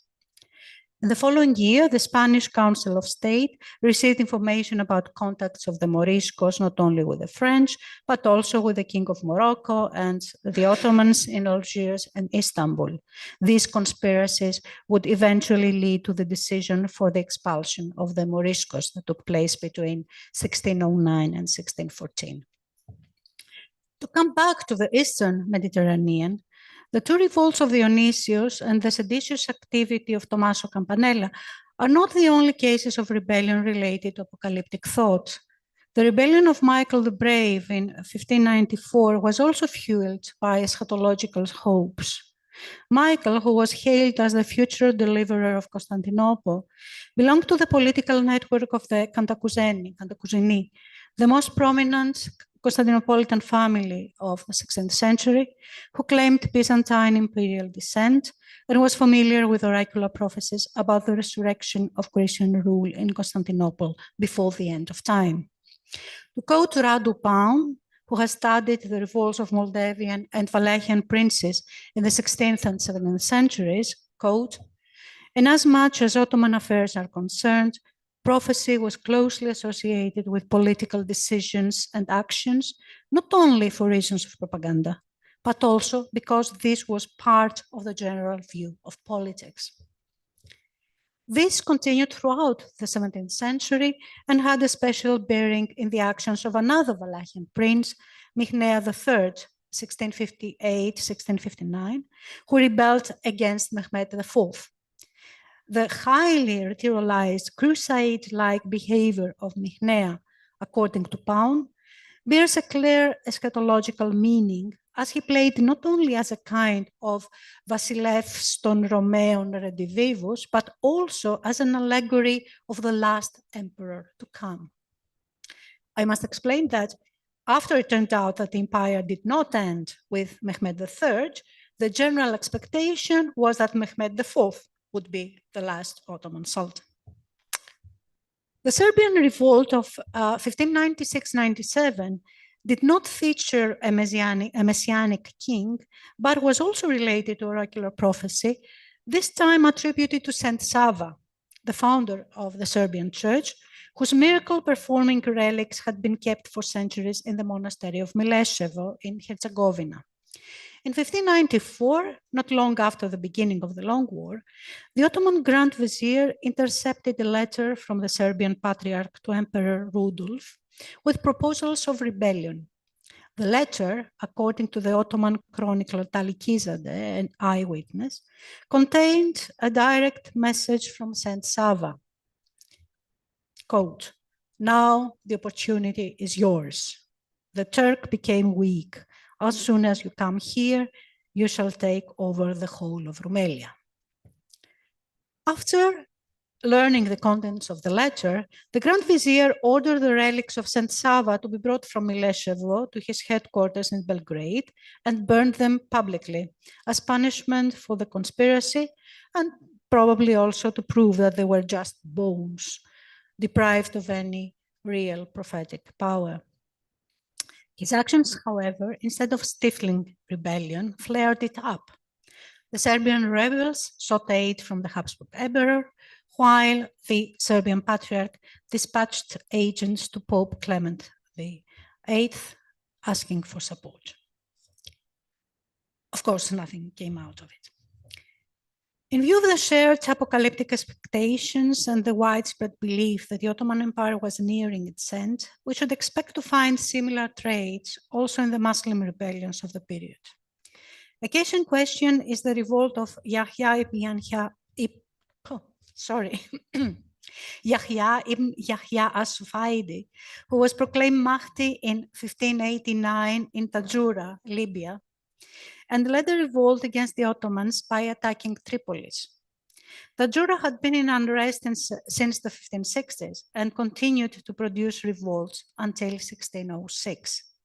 In her article about the revolt, Soraya Farocki remarks that the sources provide no explanation for this phenomenon. Excuse me. On the other hand, the so-called Jalali rebellions that created havoc in Anatolia at the turn of the 16th century have not been linked to apocalyptic or messianic expectations as yet. The same is true about the revolt of Jambulatoglu Ali Pasha, who aimed to establish an independent state in Syria and asked also for European aid. It is true that Christian and Muslim eschatological hopes and fears, in the words of Radu Paun, corresponded to one another and grew together, being constantly stimulated by real events. But we should not forget that they belonged to distinct traditions and did not necessarily result in rebellions occurring at the same time as the Christian ones. The major wave of anti-Ottoman rebellions in Anatolia had occurred earlier and is related to the messianic figure of Shah Ismail, the first Safavid ruler of Persia. According to Cornel Fleischer, I quote, "Between 1511 and 1538, there occurred in central and southern Anatolia no fewer than 6 major rebellions, whether extremist or mystical in coloration, that were explicitly messianic in ideology, as well as others that were clearly antinomian if ideologically in trait." There are, however, indications of a relation between at least some of the Anatolian revolts with Messianism, therefore with apocalyptic thought. First of all, the followers of Shah Ismail or Qızılbaş, redheads, as they were called by the Ottomans, although ruthlessly persecuted, continued to be a concern for the authorities even as late as the 1580s. During the revolts of the late 16th, early 17th century, the state saw, and I quote Fariba Zarinebaf Shahr, so an actual and potential link between Qızılbaş heresy and rebellion. It is striking that the new rebels of the 1590s were dubbed Jelalis by the authorities, after Sheikh Jalal, who had proclaimed himself Mahdi in 1519. Messianic revolts like that of Sheikh Jalal were clearly anti-Ottoman because they denied the religious and secular authority of the Ottoman sultans. As far as I know, no Jalali leader proclaimed himself Mahdi, even though at least two of them, Kalender and his son, who led the revolt in 1595, were openly anti-Ottoman and hindered the performance of Friday prayers and the mentioning of the name of the Sultan. In her discussion of the role of Heliastic prophecy and Protestant revolt in the Habsburg monarchy during the 17th century, Nicolette Mou remarks that the link between the two was obvious to the government of those times, although neglected by the rational mind of modern scholars. I wonder if there is more to the Jalali label than what we are used to understand. Be it as it may, the Messianic tradition of insubordination among Muslim Turks resurfaced in the 1630s. Murad IV became particularly suspicious of popular Sufi sheikhs in Anatolia and executed 3 of them during the Baghdad campaign of 1638. One of these persons, the anonymous Sheikh of Sakarya, was not simply a venerable figure with a large following, but a proclaimed Mahdi, as the historian Naima informs. An even more puzzling case, again referred to by Naima, with no details, however, whichever, just referred to, is an unnamed person who was proclaimed Mahdi in Rumelia at an unspecified time, but before 1629, and had been killed by an Albanian Sipahi, Kojadur Mushbey. Who was this Rumelian Mahdi? And what is the context of his appearance? I haven't been able to find out. I mean, not that I have a lot of research to do, okay. But for the time being, I don't know. To conclude, there is evidence that around 1600, several anti-Ottoman revolts took place all over the empire, from Libya to Syria to Anatolia to the Balkans, nurtured by apocalyptic thought. These revolts had different backgrounds and trajectories. In Rumelia, the apocalyptic moment of the 1600s emboldened Christian subjects in landlocked provinces of the mainland to take up arms against the Ottomans, and perhaps gave rise to a Mahdi among Muslims. In Anatolia, Messianic beliefs may not have played a role in the Jalali rebellions, but it is very curious that state authorities made a link between the rebels and the Messianic figure of Sheikh Jalal. In view of the shared eschatological expectations, it is hardly surprising that the revolts of the Ottoman lands coincided with revolts, or rather conspiracies, in Spanish Naples and Spain proper. The rebellious aspects of the Mediterranean apocalyptic phenomenon, I believe, deserves further consideration. Thank you.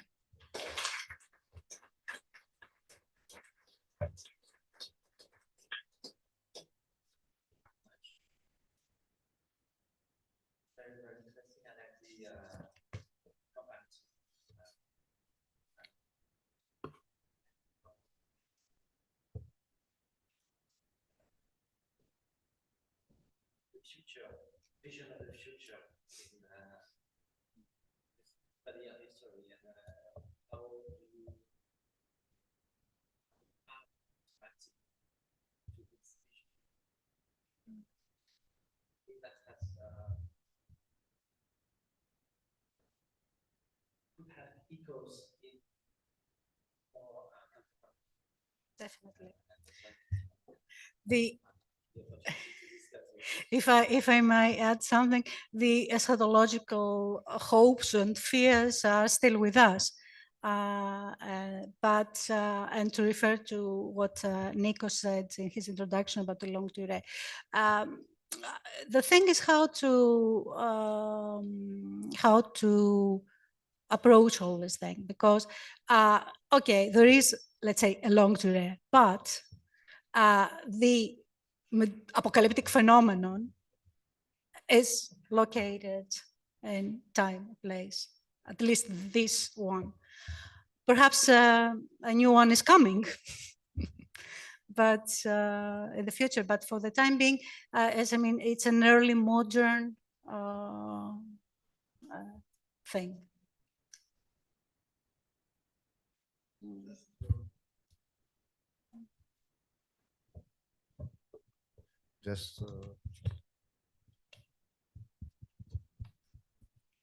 Just on that, because you mentioned it, I think there are two levels.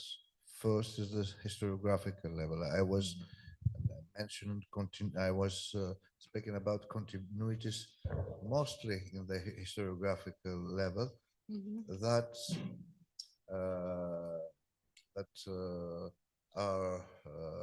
it's another thing from what happens to the ground, to the. So Yeah. I think we have to be more specific in time and space, on time and space, and to be more cautious concerning the continuities of historiographical schemes. I totally agree, because then we can use comparative and but of course you have other moments of eschatological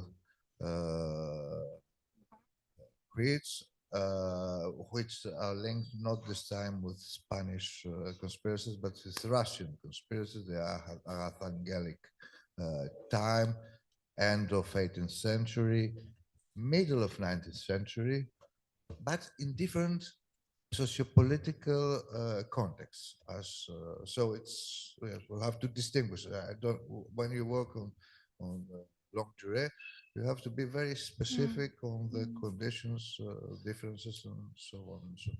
And if I may add something, what I find as the most important difference, and that is what made me curious about the case of Dionysios and started digging all this, is that in the let's say the Russian expectation and so on.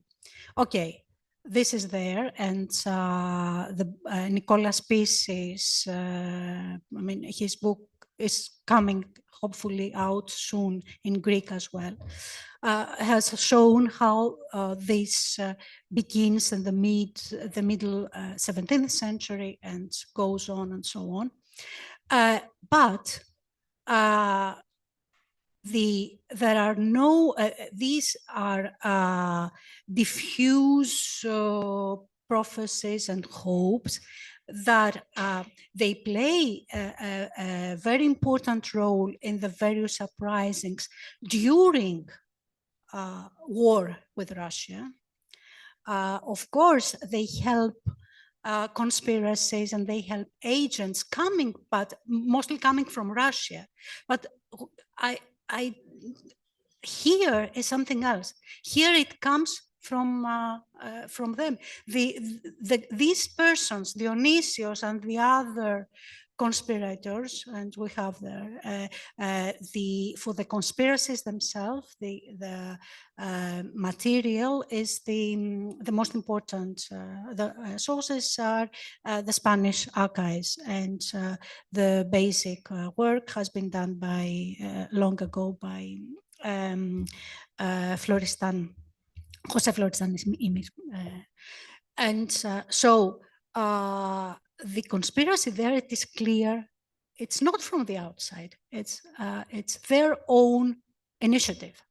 And of course, this then takes other dimensions, but it comes from them. And this is something that is, it has to be accounted for.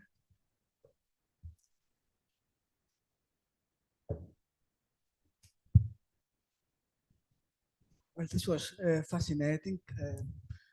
Mine will be a comment rather than a question, as they say, but rather an addition.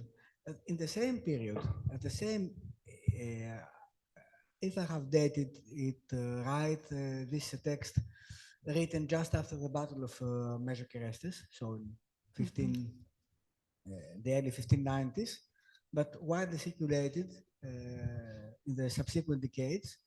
There is a text that shows the Ottoman side,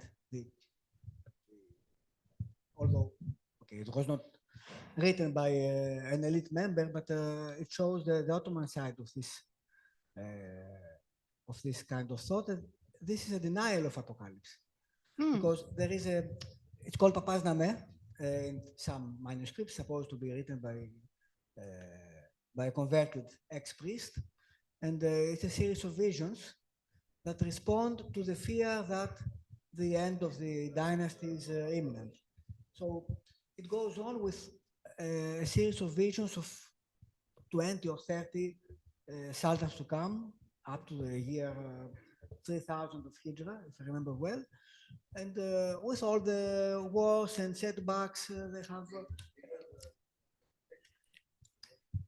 No, and there's another text with calculations, which is dated earlier, totally different, in the 1560s, by a sheikh who uses not astrological but letristic calculations based on the Quran, on the Al-Fatiha.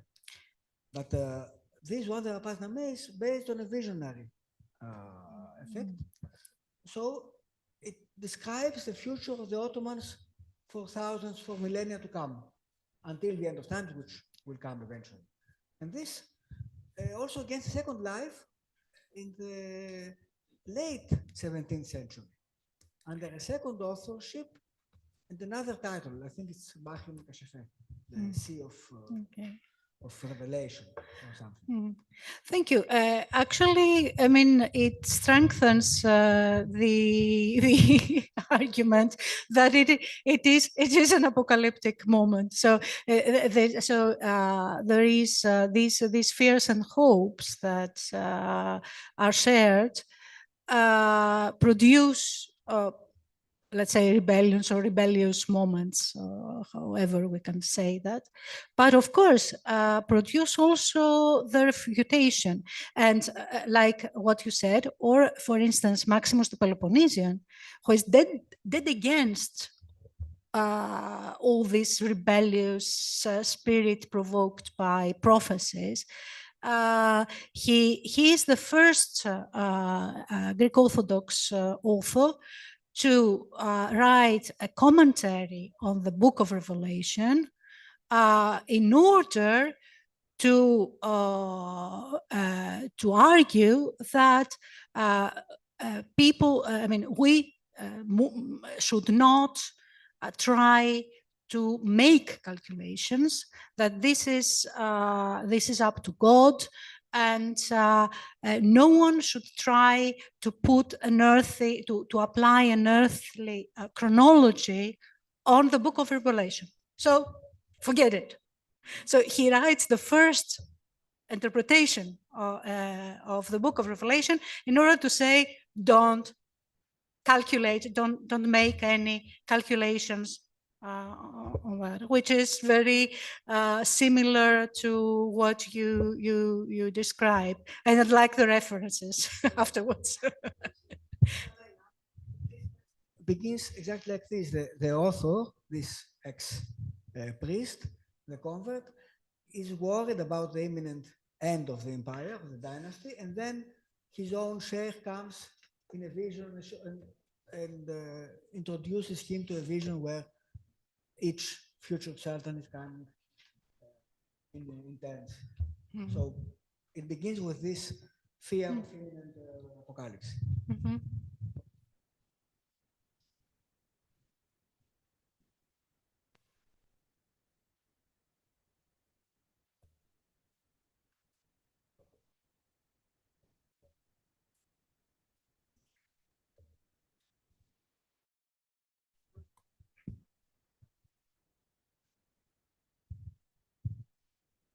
Just a question, Eleni. Thank you so much. It was really interesting reach. Do you believe this very strong moment for for Hijra, for the coincidence as well? But do you believe that this, let's say, apocalyptic moments or movements are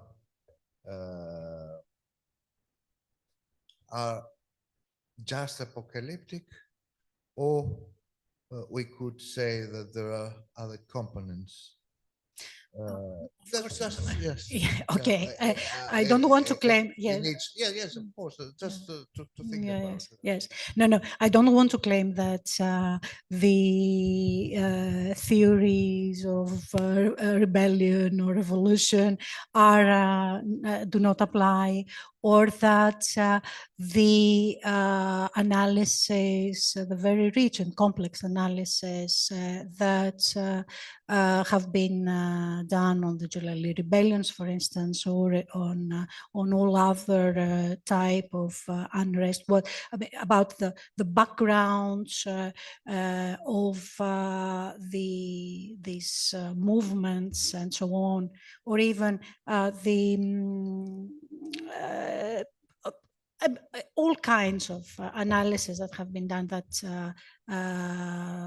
they do not, they're not important. No, of course, I mean, the revolutionary potential or rebellions and so on have are anchored in society, in economy, in politics, and so on. This is definitely the case. I mean that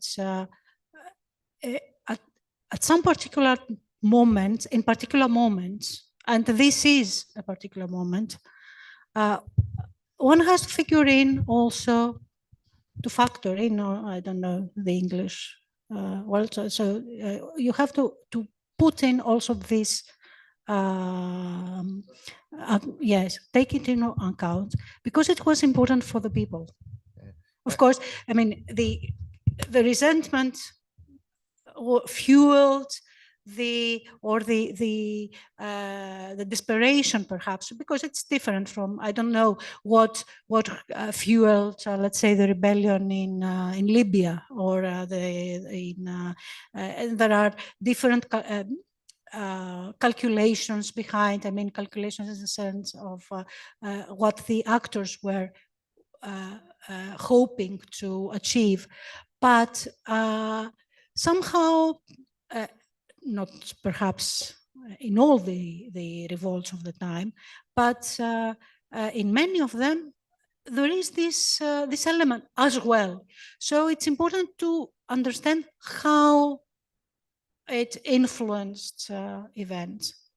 I appreciate Just very, that. very much, because it is an anemic dimension.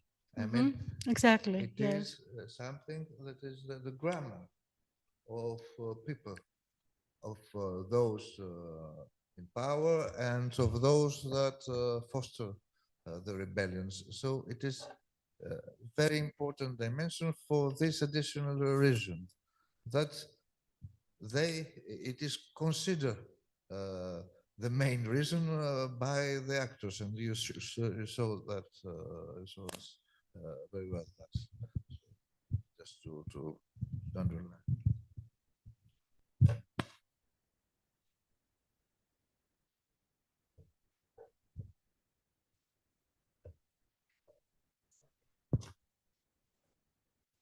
Another question, I suggest we close this session. Thank you again to Eleni and we are just on time for the coffee break, and we start again at 12:30.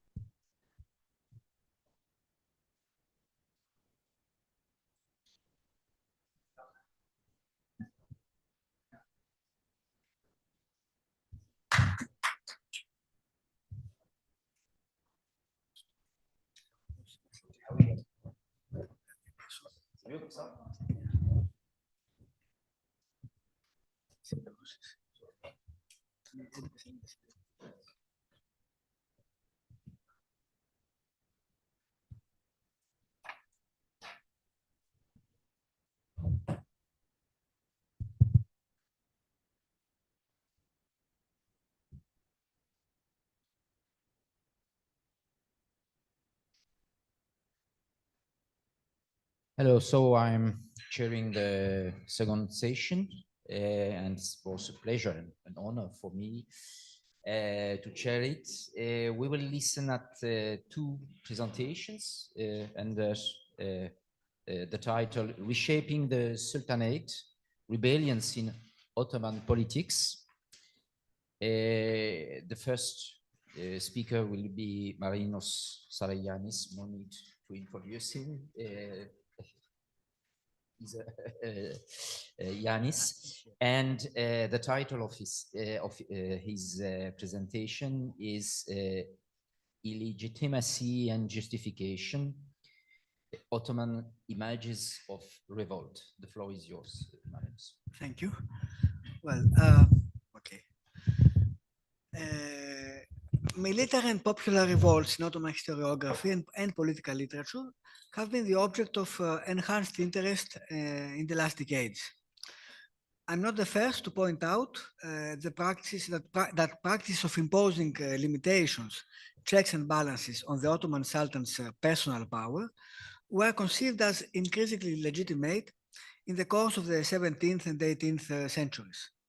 The late Gilles Weinstein and Nicolas Vatin had already pointed out this process in 2003, the Serail Branle, and the specialists such as Barkey Tezcan and Hussein Yildiz have spoken of a constitutionalism or even a proto-democratic process. In other words, a growing legitimacy of the role of institutions and practices imposing limits and military and religious control on power. In other words, we have an expansion of the political nation, that is, of those segments of society that can legitimately participate or feel legitimized to participate in state decision-making and policy-making. On the one hand, military rebellions have played a very important role since the end of the 16th century, especially since 1622, when Osman II was deposed and executed by a revolt of the Janissaries. On the other hand, our sources testify that to not only the increasing participation of the urban masses in these revolts, but also the very close links between the Janissaries and the lower artisanal strata of the towns, the lumpen snaf, as named by Jamal Kafadar, with the result that the Janissaries and their various protests gradually came to represent wider urban strata. In addition to the cases studied for Istanbul by Kafadar, Donald Quartert, Eunjong Yi, or Gülay Yilmaz, researchers such as James Baldwin, Yannis Spiropoulos, or Bruce Masters have also traced signs of this quasi-legitimacy of revolts in other cities of the empire, such as Cairo, Candia, or Aleppo. If then we see the Janissaries and their revolts as representing the interests and goals of the urban and above all artisanal strata, we can ask the question that will form the focus of this presentation. Was this growing legitimacy of an expanded political nation apparent in Ottoman historiographical and political texts of this period? In other words, we can see that the major changes of this period did not find their way clearly into Ottoman political literature. But if we were to attempt a comparative study of attitudes towards rebellions and revolts, we might perhaps be able to discern traces of these changes. The working hypothesis then would be that military and popular movements were increasingly legitimized in Ottoman historiography. It should be noted here that the use of terms such as elite, crowd, etc., in other words, a dichotomy of the lower classes or the people vis-à-vis the elite, can confuse the complexity of Ottoman social and political reality. but I will use these terms here with an awareness of their simplified and generalizing character. Ottoman political theory shows, of course, very little interest for the unclassified crowds that constitute the political mob, so to speak. The most usual way of classifying society, that is the fourfold division into men of the pen, men of the sword, merchants and craftsmen, and peasants, farmers, leaves no room for such people, since the third class, that of craftsmen, implicitly includes only those belonging to the guilds. Furthermore, there is absolutely no way in this theory for the last two classes to get involved in politics. The first systematic expounder of Ottoman political thought, Kinaliza Ade Ali Chelebi, in the mid to late 16th century, notes that the citizens, if we can translate Echladus, the people, whatever, the citizens of the virtuous state, the Medinei Fazila, include 5 classes, which he calls the pillars of the state. These classes include the superiors, Efadil, the judges in the ulema, the possessors of languages, who advise the people on good and right, the estimators, who look after the weights and measures, the warriors, and the men of property, who produce the goods necessary for the people. Apart from these classes, however, there are also the plants or weed, nevabit, those who are like the thorns among the useful trees. Kinaliza Ade notes that contrary to Nasiruddin Tusi's opinion, these people cannot be corrected and they must be killed or exiled instead. He includes false witnesses, corrupt judges and professors, usurping sipahis, profiteers, and so forth. Even if we consider Kinaliza Ade's theorizing as concerning the political mob, which, as one understands, was not what he had exactly in mind, very few of his followers reiterated this view. In his work written in 1596, Hasan Kafiak Hisari, when describing in his turn the fourfold division of society, claims that everybody has to belong to one of these categories in order not to be a burden to others. Similarly, in the early 19th century, Dehaniza Ade Kushmani Effendi's treatise defending the Nizami Jadid reforms, the reforms of Selim III, against the Janissaries accusations, uses the same rhetoric to dismiss the opponents of the reforms and notes that whoever refuses to adhere to one of the 4 classes should be executed. All the more, a certain class sense was evident in the use of words like gypsy, chingene, Turk or daily laborer, ergad, as insults, which could also entail chastisement, if addressed to someone belonging to the ulema or to a descendant of the Prophet. On the other hand, it is noteworthy that the term Jumhur, which means assembly or crowd, often used for crowds exercising collective political action, was also indicating officials making political decisions.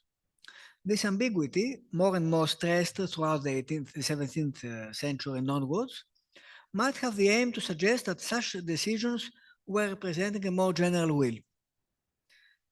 In the same vein, there are some descriptions of distant in time or in space democratic governments which betray a rather positive attitude, but with a careful reality check according to Ottoman elite standards.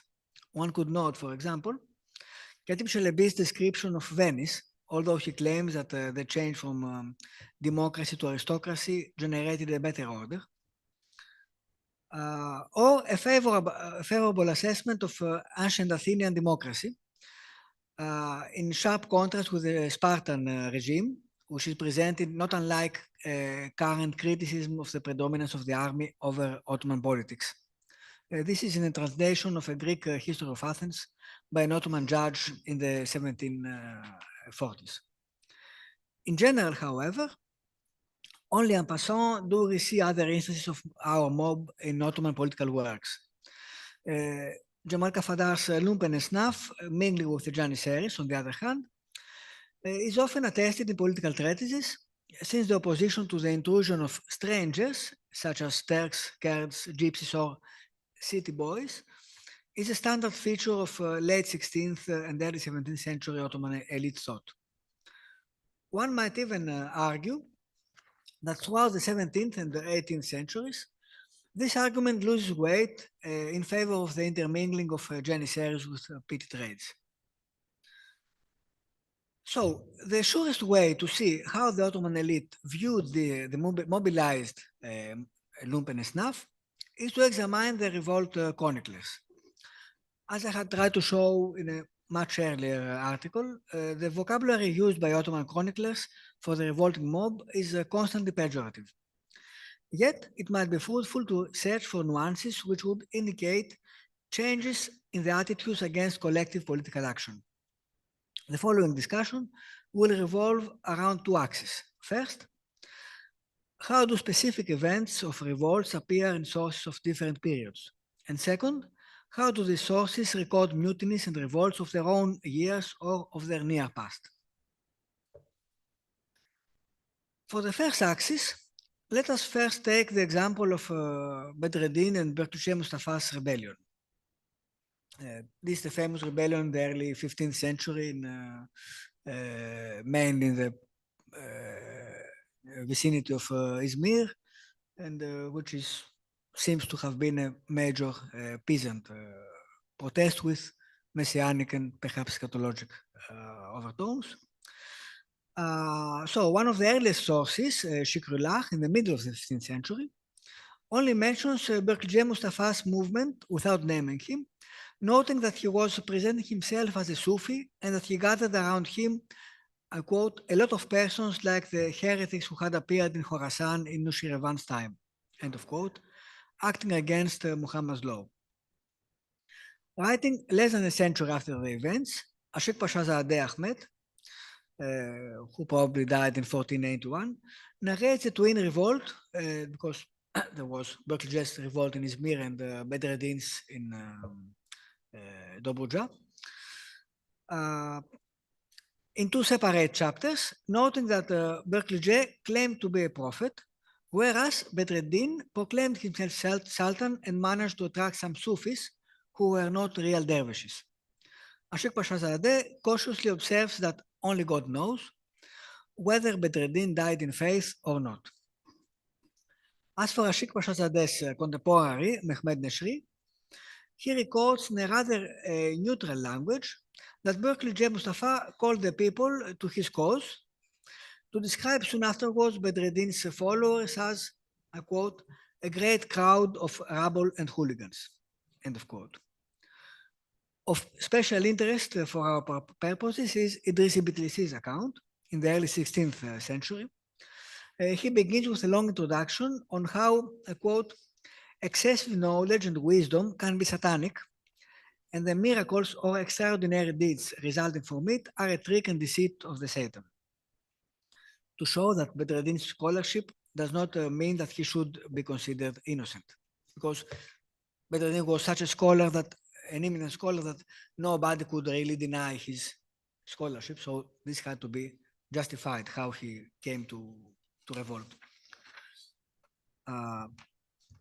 Nonetheless, it seems that from the mid-16th century onwards, there was a movement toward Bedreddin's reappraisal, focusing to the lack of connection between him and Berkouche's rebellion. Already, Tashkeprizadeh's Shakaiku Numaniye, in the mid-16th century, the biographical dictionary, is the only official, so to speak, Ottoman source openly and totally favorable to Bedreddin. Following Bedreddin's Menakib Nameh, his biography composed by his grandson, Tashkeprizadeh has no reference at all to Berkouche's rebellion. Instead, he claims that Bedreddin fled to the Balkans after Musa Chelebi's death, fearing for his life, and that he was condemned out of sheer calumny. A few decades later, Mustafa Ali, who died in 1600, also makes the distinction between the two rebellions and admits Bedreddin's scholarship and wisdom, while a contemporaneous encyclopedia composed by Nevi notes that, I quote, through the influence of the evil people he followed, Bedreddin longed to be a sultan and became a heretic. This reappraisal must have been established by the mid-17th century. An impressively long exposition of the rebellion, based on a careful reading and collating of the previous chronicles, is to be found in Solakzadeh Hemdemi Mehmed's history in the mid-17th century. Solakzadeh is exceptionally favorable against Bedreddin, presenting him as a very erudite and virtuous scholar who seems to have been a victim of Barkey's wicked plans. And with this, we see the same approach in the universal history of Munajim Bashir Ahmed bin Lutfullah in the late 17th century, who writes that sedition was removed to his character, to Bedreddin's character, but his followers are to blame for this event. Clearly then, there is a change of attitude against the rebellious sheikh from the mid-16th century on. Should we attribute it to the huge influence Tashkiprizadeh's biographic encyclopedia played in Ottoman letters? Still, we would be at a loss as to why Tashkiprizadeh chose to fully justify Bedreddin, although he certainly was aware of Neshri's or Bitlis's histories. Perhaps we could suggest that given Bedreddin's erudition, Tashkiprizadeh wanted to avoid presenting him as an opponent of Ottoman power, a role demanding more crude and foolish protagonists. Bitlisi faced the same problem and overcame it by pointing to Satan's cunningness. Tashkiprizadeh just chose to ignore any suspicion of Bedreddin's rebellious behavior.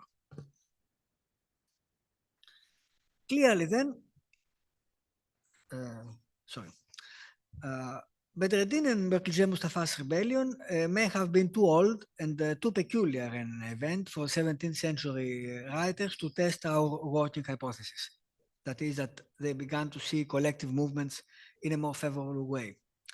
Things become clearer when we examine accounts of the 1622 revolt, which led to Osman II's deposition and execution, arguably the beginning of a self-conscious, active participation of the Istanbul Janissaries in palace politics.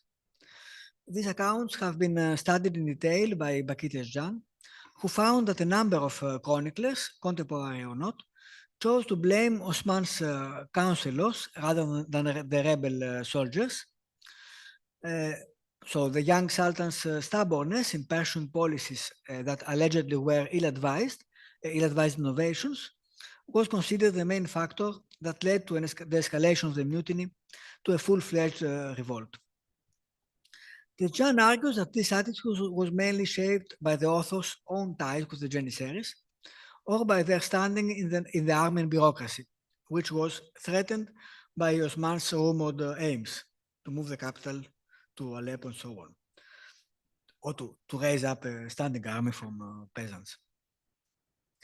However, the fact that an alternative narrative, that of Ibrahim Pechevi or Pechulu, who was an eyewitness and much more sympathetic to Osman, did not find its way into the main historical works which followed throughout the 17th century, shows perhaps that historians of the period felt more comfortable with a Janissary-friendly account. Solakzadeh, for instance, even keeps details in favor of the rebels, which Khatib Chalebi, his main source, had omitted. As for Munajim Bashir, he gives the Sultan's decision to go to the pilgrimage as an apparent reason, Sebeb Zahir, for the revolt, following Khatib Chalebi, who had given certain reasons, including astrological omens. As a matter of fact, this kind of justification by pointing either divine and astrological signs or the bad behavior of state officials as the cause or background of rebellions became commonplace in accounts of revolts, even when there is no sympathy whatsoever for the rebels themselves. For instance, Abdi Effendi begins his account of the 1730 rebellion, that of Patrona Khalil, with a number of meteorological and astronomical phenomena, and later on, with a grim depiction of the indifference of the court for the problems of the people in the state, stressing the inclination of the Grand Vizier, Damad Ibrahim Pasha, and of his followers for the amusement of the tulip era. So I quote, "The poor subjects had become wretched, and the world was lost in amazement. most of those in official posts were arranging meetings of entertainment and pleasure day and night. Were the territories of the House of Osman be desolated, nay, even, God forbid, were the enemies near the point of capturing their four corners, they would still be saying, let us enjoy ourselves. Another chronicle, the Starry Salihs, also begins by blaming the Grand Vizier for his provocative wealth and oppression, although in less sharp words than Abdi. This kind of crowd moral economy is perhaps now a commonplace in explaining the rebels' actions.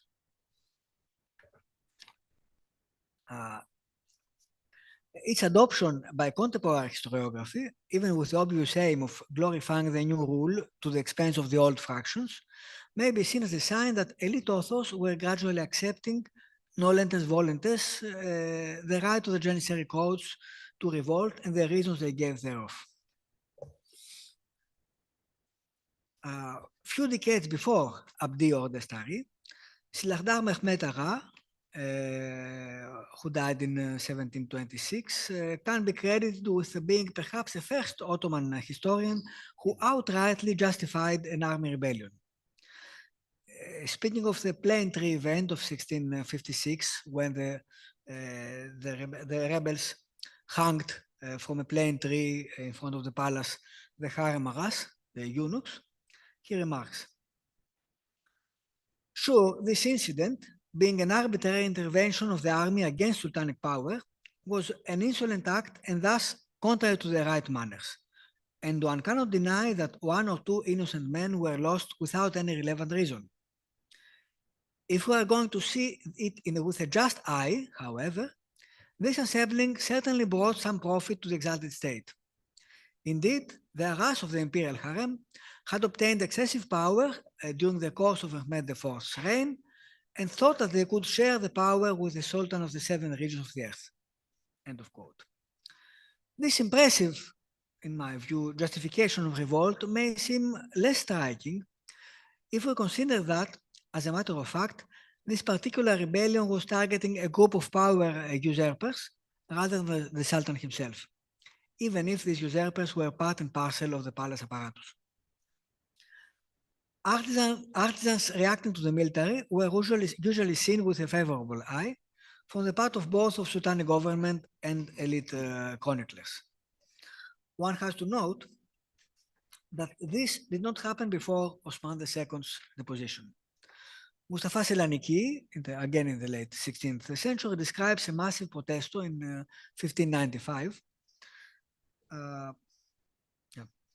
as initiated by some going by the name of judges or teachers, and as turned into a tumultuous gathering by, I quote again, the gaiety and drug intoxication of coffee addicts. Selaniki was far from favorable to the sultans of his era, but obviously justifying collective action was going too far for him. Things must have changed for authors who had lived the 1622 regicide. The accounts of urban revolts of 1651 or 1688 by Khatib Shelebi, Silahrdar, Sardar Sari Mehmed Pasha or Rezazadeh are clearly sympathetic to the artisan movement, especially since it was legitimized by the presence and approval of prominent ulema and sheikhs, and ultimately the Sultan himself.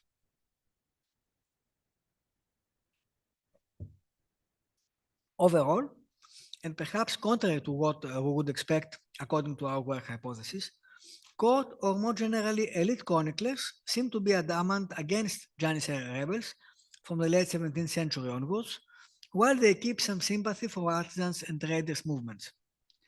As I remarked above, this may stem from the fact that these latter movements were more often than not targeting the Janissaries themselves, thus supporting rather than attacking the palace apparatus. That is, the chroniclers' patrons and sponsors. Janissary-based revolts, on the contrary, were still seen as a threat against order. If the story of the 1622 revolt was eventually written from the rebel side, as Tezcan argued, this must have its causes to the threat posed for the ulema cum military status quo by Osman's policies. The new order established after 1622 in which military revolt was so often dictating the composition and policy of the governing nomenclature, did not find its way into elite historiography as it seems. However, Silahdar's judgment on the 1656 Plain Tree event may have not been as isolated as it seems. An interesting case is the 1703 Edirne event, perhaps due to the alliances fostered between the rebel soldiers and various groups of the ulema and the administrative cum military elite, who eventually, the whole population of Istanbul, formed an army and marched against the Sultan's army in Edirne.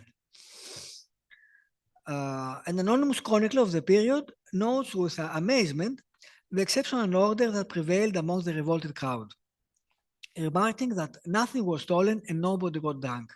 I quote, "All the soldiers and armed groups sat in the At-Meydanı day and night, their numbers increasing every day, and yet, with God's order, such a great justice appeared among them that cannot be described. Nobody was oppressed, and even without the fear of a judge, nobody got drunk. Nobody insulted any woman or child, or performed any other depravity." And you can see more details in the text.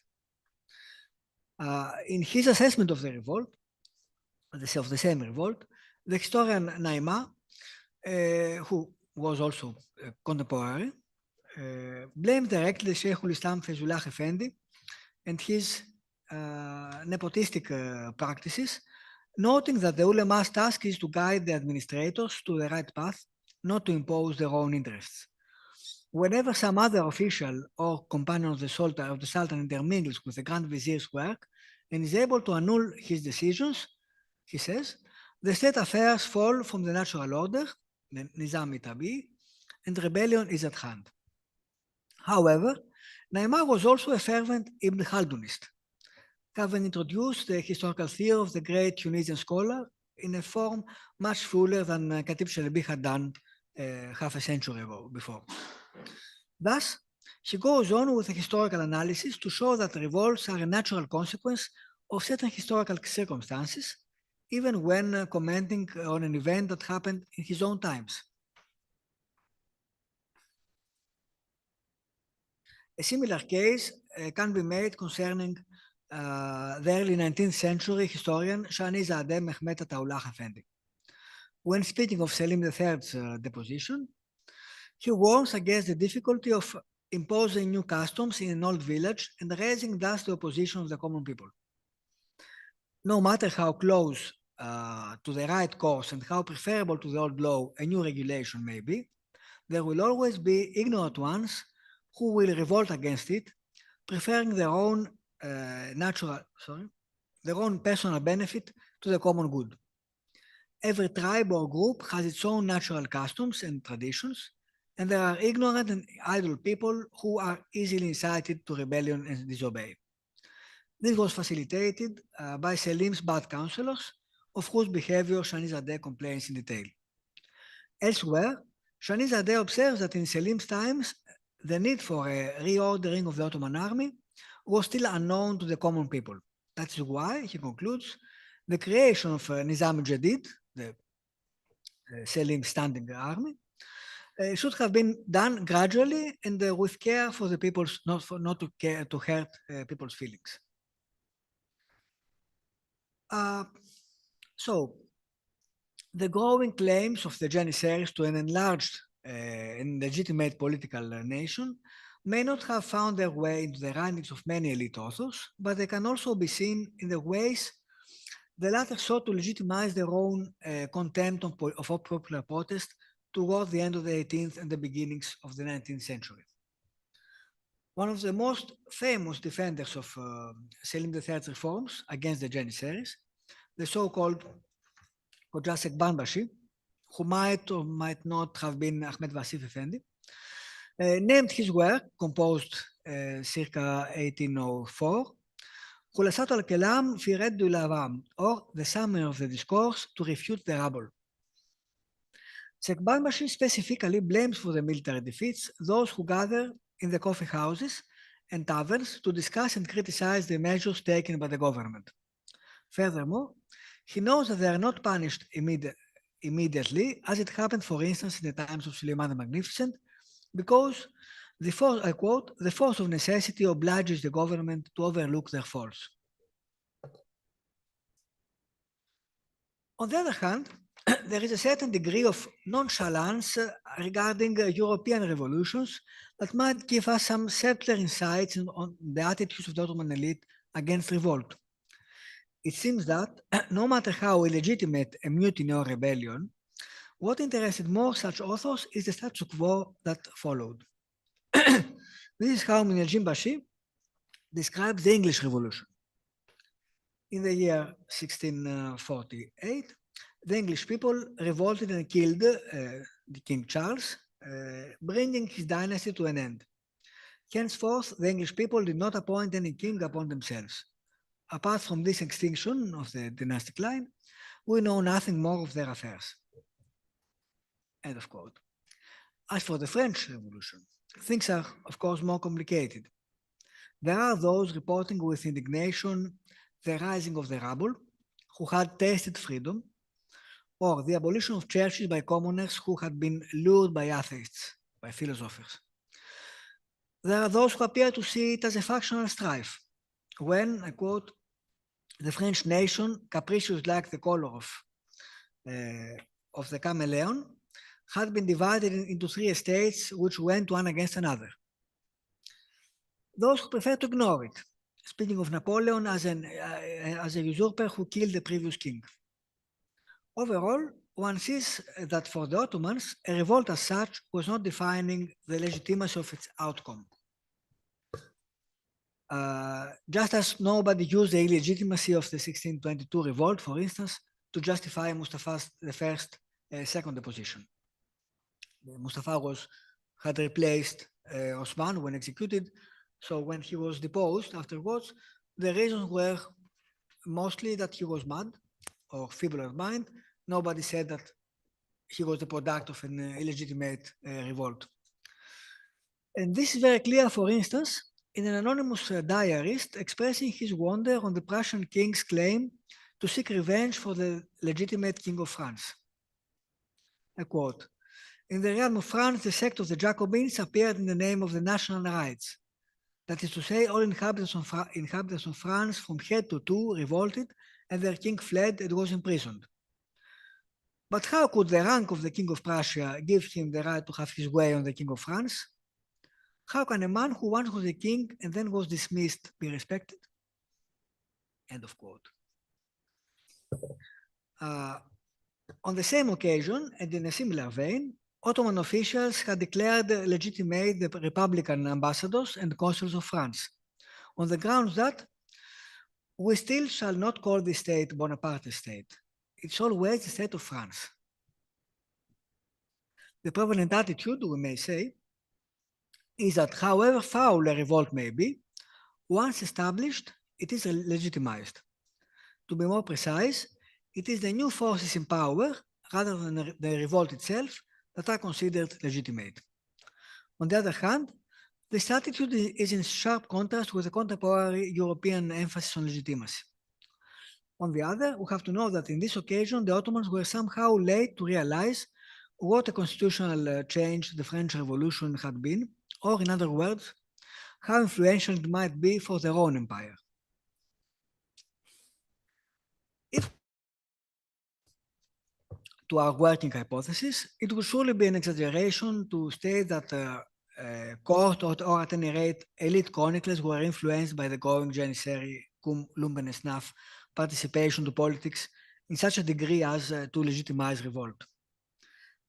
As for the reappraisal of historic rebellions with time, the example of Bedreddin and Bertulje Mustafa's revolt can be misleading due to its peculiarities, not the least among them being that it was unsuccessful. On the other hand, we can perhaps conclude that beginning with the 1622 revolt, historians began gradually to seek explanations for such events other than the rebels' depravity. The Janissary's tendency to rebel was more and more viewed as a natural tendency of the people to disobey. And it was the high officials or even the Sultan himself who were to blame if they failed to use the right soft policy, the Hussein Tedbir, of appeasement. In this respect, a certain change of attitude can surely be detected for the mid-17th century on. This development is also in line with Vatin and Vincent's research on the ongoing desacralization of the person of the Sultan and the creation of a revolutionary custom, an established practice governing late 17th and early 18th century depositions of sultans, with all the weight carried by the Ottoman use of old custom or kanuni kadim. Furthermore, another aspect is typical of the Ottoman experience and strongly differentiates it from its contemporaries. By the mid-18th century, the Ottomans had experienced a series of successful revolts and even dethronements, depositions which almost never challenged the legitimacy of the dynasty itself. Thus, elite authors and state officials were led to a peculiar sense of legitimization. They kept denying the right of the subjects to rebel, of course, but they were quick to adapt to the new status quo and to accept the successful authorities of revolt. Cases like the 1703 Edirne event or the 1730 Patona Khalil rebellion, where the chiefs of the revolts were lured into their deaths after the establishment of a new sultanic government, show that the old practice of negotiating with a rebel was easily combined with a violent change of sultan. In a way, the Ottoman elite was a faithful follower of the famous adage by Tommaso della Mentusa, for things to remain the same, everything must change. Although the ultimate effects of the French Revolution would later be felt as destructive, the examples of the Ottoman accounts of European revolutions corroborate the conclusion that, cautious as they ought to be against every rebellion, the members of the Ottoman ruling class were pragmatist enough to accept the legitimacy of its outcome. To use European legal terms, ipso facto illegitimacy of rebellion was self-evident, but it did not prevent its ex post facto justification and eventually legitimization. Thank you.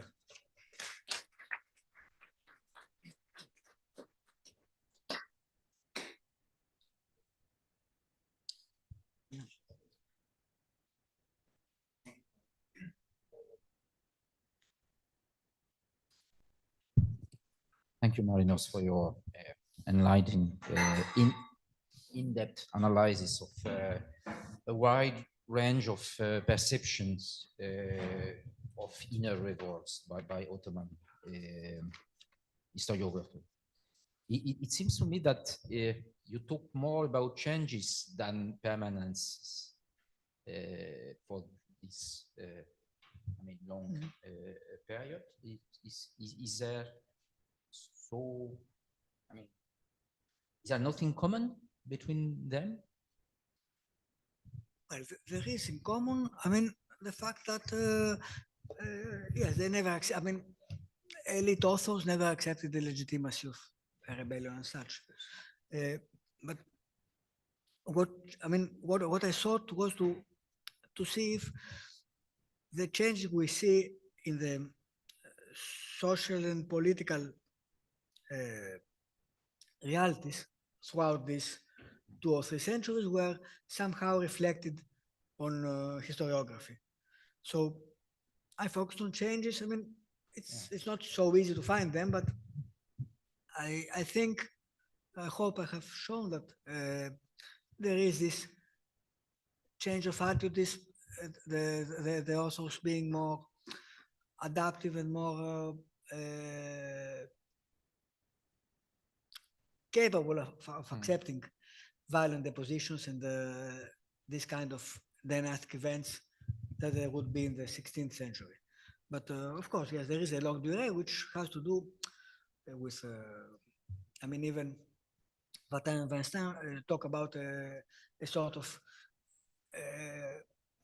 rebellious ritual that has certain, processes and procedures that are common in all these revolts and have to do with the palace rituals themselves. Because they, and yet again, perhaps this is a common or a childhood illness of Ottoman studies, Ottoman history, to focus on this, on the perpetual constants. I mean, even this, Yanis will talk afterwards about the 1703 rebellion, more details. There were tremendous changes actually from the 17th to the 18th century as well. So the answer is yes, I focus more on Okay. change. And I have another short question. You emphasized with the mention of Jumhur as well, firstly a collective political action, the role of social groups, or the role as crowd as such. Does it mean that, at least it seems to me that for many of the sources you refer to, the role of social groups is much more underlined than the one of individuals. Is it true? Yes, somehow, yes. Now this, I have tried to show in an article that what we have come to take as military revolts were more and more for the 1622 revolt onwards, marked by the participation of larger groups. And from this time on, throughout the 17th, the rest of the 17th, 18th centuries, historiographers also talk more and more in a constant way. And again, here we have a continuity because they blame the same people like the porters, the idle people of the market, the drug addicts, whatever, so the masseurs of baths. So they have certain marginal groups that actually denote, okay, a crowd that is not an ordered crowd. So, of course, they prefer to, you are right, there's also another reason they prefer to point out to specific groups. One is to, and all this has to do with their downplaying the revolt. So they say that it was done by, okay, the unruly Janissaries and by not the people of Istanbul, but marginal people of no work and no morals and so on and so forth. And secondly, that they had no leaders. They can have no leaders. This is an unruly mob that just goes on and loots and so on. So yes, this is a different subject. I have tried to show elsewhere the composition of this mob and how this mob, or but on the part of the authors describing it, I think that okay, there are admittedly points of truth because there is this unruly crowd indeed. But of course, there is an element of emphasizing it, of stressing it, in order to delegitimize the revolt itself, or to. Thanks. I'm leaving the floor to the audience. I see there is some question.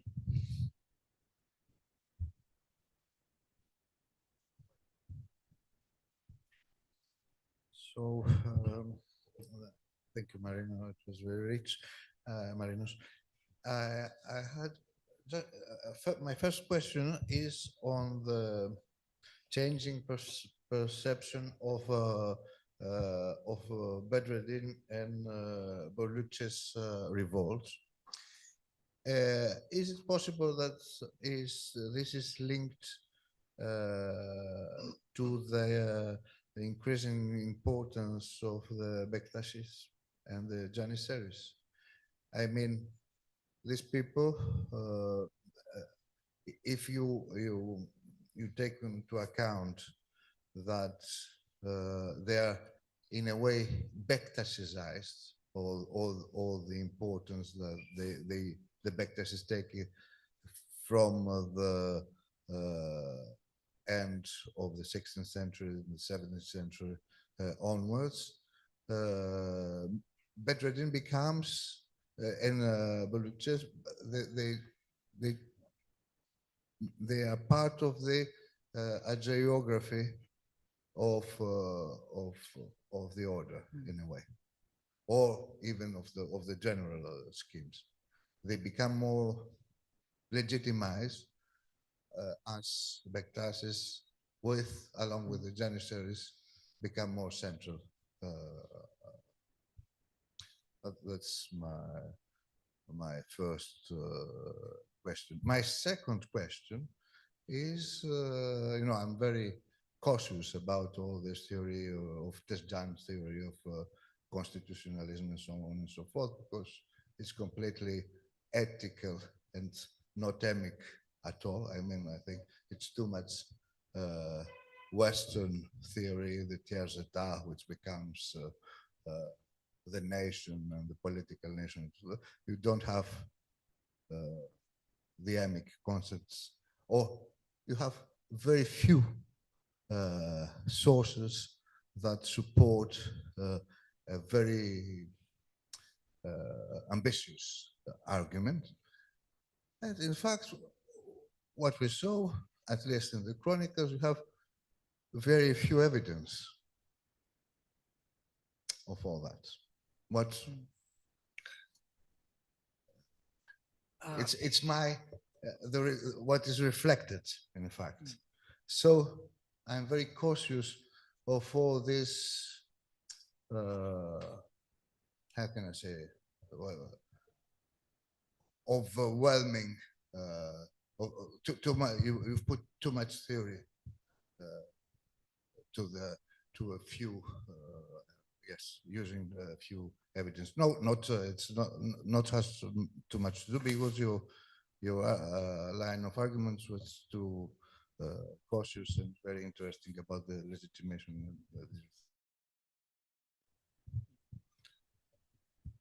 Okay, for the first question, I don't know. I don't have the impression that Bedreddin was so much affiliated or appropriated by the Bektashis. They had their own, I mean, there were this kind of sect in Dobruja, which is, there is a text. No, he was not. On the other hand, yes, you can connect it. Look, Bedreddin was a very educated person, and he was very much into, he had written a lot of, juridical works, which were highly respected, but also his Varidat, which is a book of revelations, which are, it's pretty obscure, but I have the impression that its main point, its main central point was a kind of Akbarian, of Ibn Arabi's theory of pantheism, whatever. So this was very much in line with what prevailed in Ottoman philosophy, even the elite one, in the 16th century. So there is a point that even in his time, he was too respected. It was a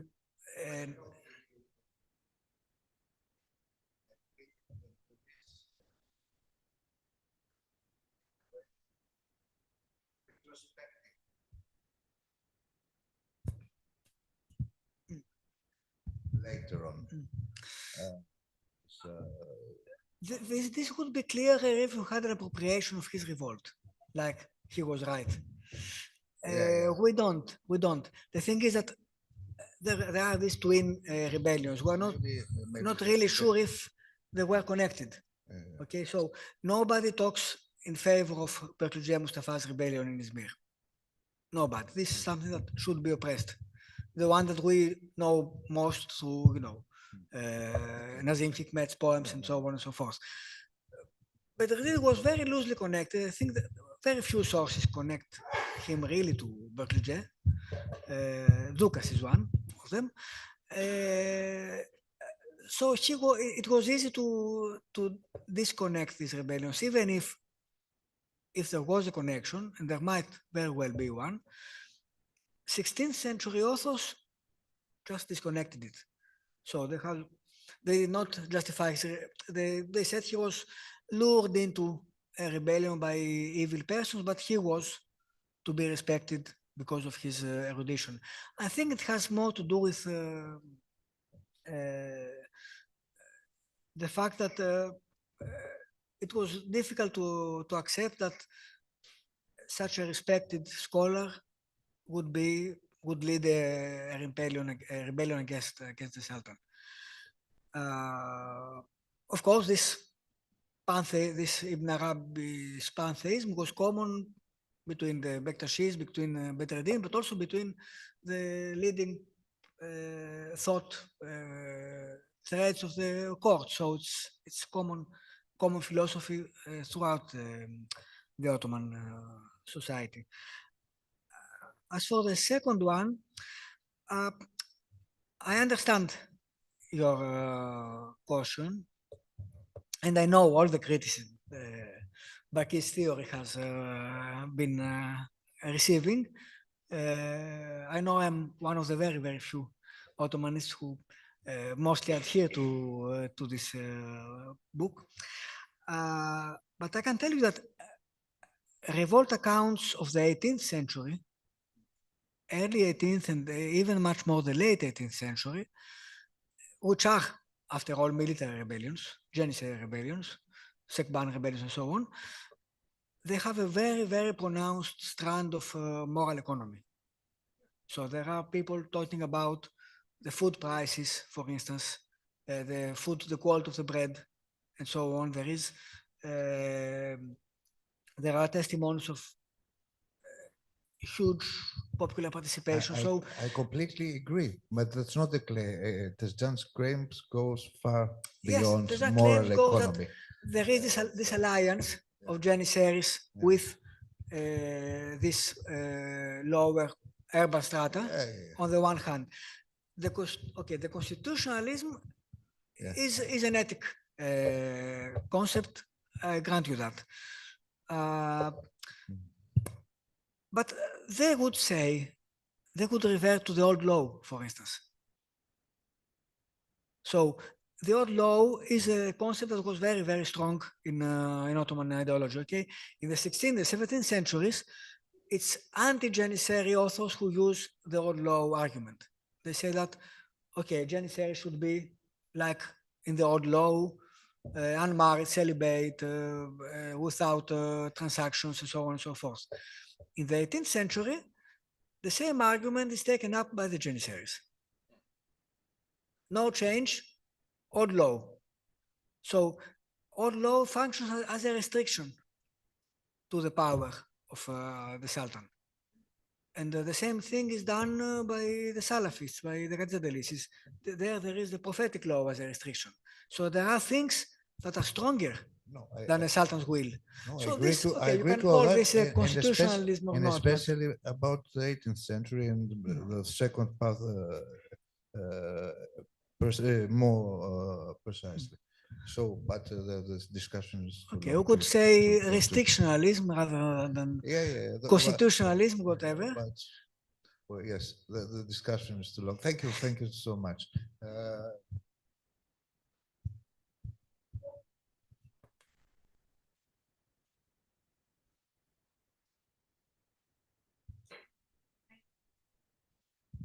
It's fine. Okay. Thank you, Marina.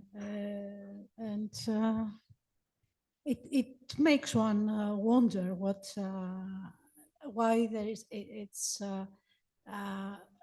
no further discussion of the revolts in Ottoman historiography, in the sense to either in order to justify or condemn, because what you showed us seems to me very, it looks that the authors restrict themselves more to the description of the fact of the events, and not so much about discussing or construing a discourse on revolts. So I would, is it so, or my first question would be, is this, I need my glasses. okay. Because I have some Okay. notes in smaller letters. Okay. So my first question is, am I right, or is it just an impression that I have, and it's wrong? My second question would be, if they don't really talk too much about this, about rebellions and so on, in the sense of producing, not really discourse, but I mean, thinking about or discussing the issue of rebellion. How can we factor in other elements of political thought or ideology or general thought about about human course and the course of history that can give an explanation, like, for instance, God's will. If it's God's will that a sultan is toppled, and then, or in general, if it's God's will that the events unfold in history in this way and or in another way, then rebellions or revolts are part of this, let's say, grand scheme of things, which is the plan of God. Or, I mean, this could, I don't know if it exists, I'm just asking. If you find such a strand of thought, for example, that perhaps could somehow influence the way that historiography. Oh, I'm sorry. No, it is. Okay. So, okay, you get the point. Yeah. No. So. Okay, I'll try to be very, very short. Both questions relate to philosophy of history. So I'll start with the second one. One is that when they talk about larger causes, higher causes, they would talk about omens. So Ketib starts with saying that about the omens that showed that Osman's deposition was imminent. So there was a comet, there was masters, women giving birth to masters, so on. So there was this general disorder of the world, plus the horoscopes of the Sultan, which, so there is this, not a divine scheme, but a general interrelation of the universe with human fate. There are, for instance, there is Mustafa Ali's description of the dynasties, of the Islamic dynasties, and he shows that all will rise and fall. It's what Fleischer had called dynastic cyclism, and but he gives specific grounds for each fall. So it's that dynasty had moral defeats. That dynasty had was tend to be oppressors of the people, and so on and so forth. So they have this kind of moral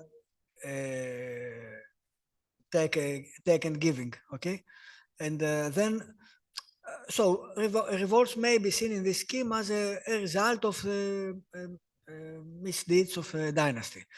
Then comes Ibn Khaldun's theory, with Khatib Shilebin, with Naiman, whilst it has not to do with revolts almost at all, it is how it's used by Naiman. Naiman has read Ibn Khaldun a lot. He used him a lot, and he has a very detailed.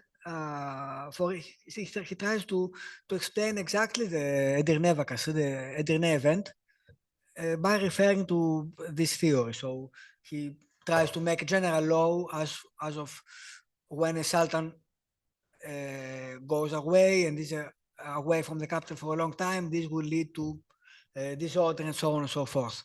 So there is this kind of theory, but which also is precise for this peculiar event. So no, there is no theory of revolution sensu stricto, but it can be fit into some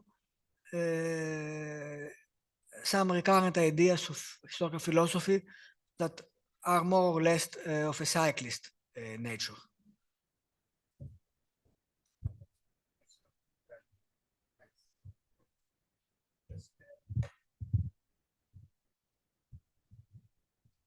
Okay, now it's time to listen to Yannis Spiropoulos' presentation. So you will raise your question during the lunch time, if you please. Yannis' presentation is entitled Chaluk Ahmed's Dream, Unfolding the Political Vision of the Rebel who Dethroned Mustafa II. The floor is yours. Thank you very much. And as you can understand, this is quite pertinent to like the entire discussion that just took place. So I'm very happy for this. I would also like to, before I started, to thank all the organizers for this wonderful meeting, and of course for inviting me. When Nikos came to me and he asked me if I could present something about the Janissary rebellion, you know, like after working for 17 years on Janissaries, I've been pickled into this. So, you know, like I was not really sure about what to present. So anyways, you know, I thought about it. So I thought that maybe it would be, you know, appropriate for the occasion to present something that we can perceive as a turning point in Janissary popular politics, and also something that includes a letter, because, you know, like I understood that this is also going to be connected somehow to ego documents.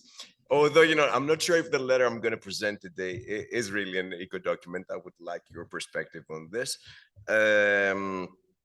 In any case, you know, like also, I would try to present a more, you know, like emic point of view, in this case, more of, you know, like how Janissaries perceived their own rebellions. And I will start with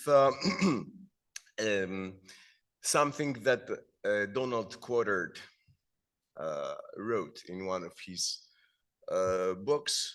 As you can see here, the quote is, "The 18th century was a golden age of popular politics in many Ottoman cities, when the voice of the street, orchestrated by the Janissaries, was greater than ever before or since in Ottoman history." And this more or less agrees with what Marinos has already been narrating. Okay.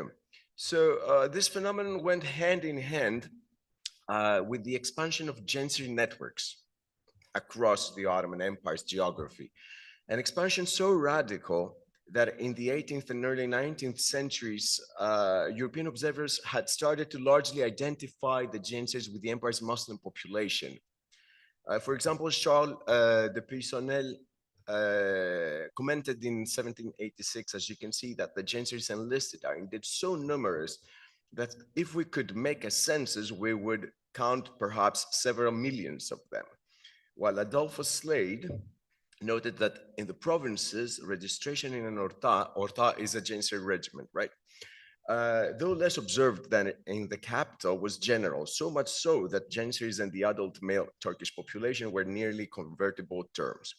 Now, this very real tendency is also tested by hundreds of thousands, sorry, not hundreds of thousands, but hundreds of, of official Ottoman sources, which explicitly mentioned that the entire Muslim populations of tens of regions in Anatolia and the Balkans were enrolled in the Janissary Corps. Now, this fact would contribute greatly to what sociologist Karen Barkey has called the empowerment of the political in the 18th century Ottoman Empire, a development in which provincial and popular forces became increasingly involved in imperial politics, not just local, but imperial politics. Now, although this is in fact a very complex phenomenon, underpinned by a myriad of factors and events which cannot be described in the framework of a short paper such as this, what I will argue here is that when examined from the viewpoint of the Janissary Corps, we can trace many of the roots of this development back to the early 18th century and the radical vision propounded by the leader of a Janissary rebellion, a vision echoing the demands of a broader socio-political movement that culminated in 1703. Now, that year, in 1703, a protest of the Armorers Corps, the Cebeci Corps, for a series of unpaid wages would evolve into a vast Janissary rebellion in Istanbul, which would spread to Edirne, where Sultan Mustafa II was based at the time. Marinos already talked about this, and led to his dethronement and replacement by his brother, Sultan Ahmed III.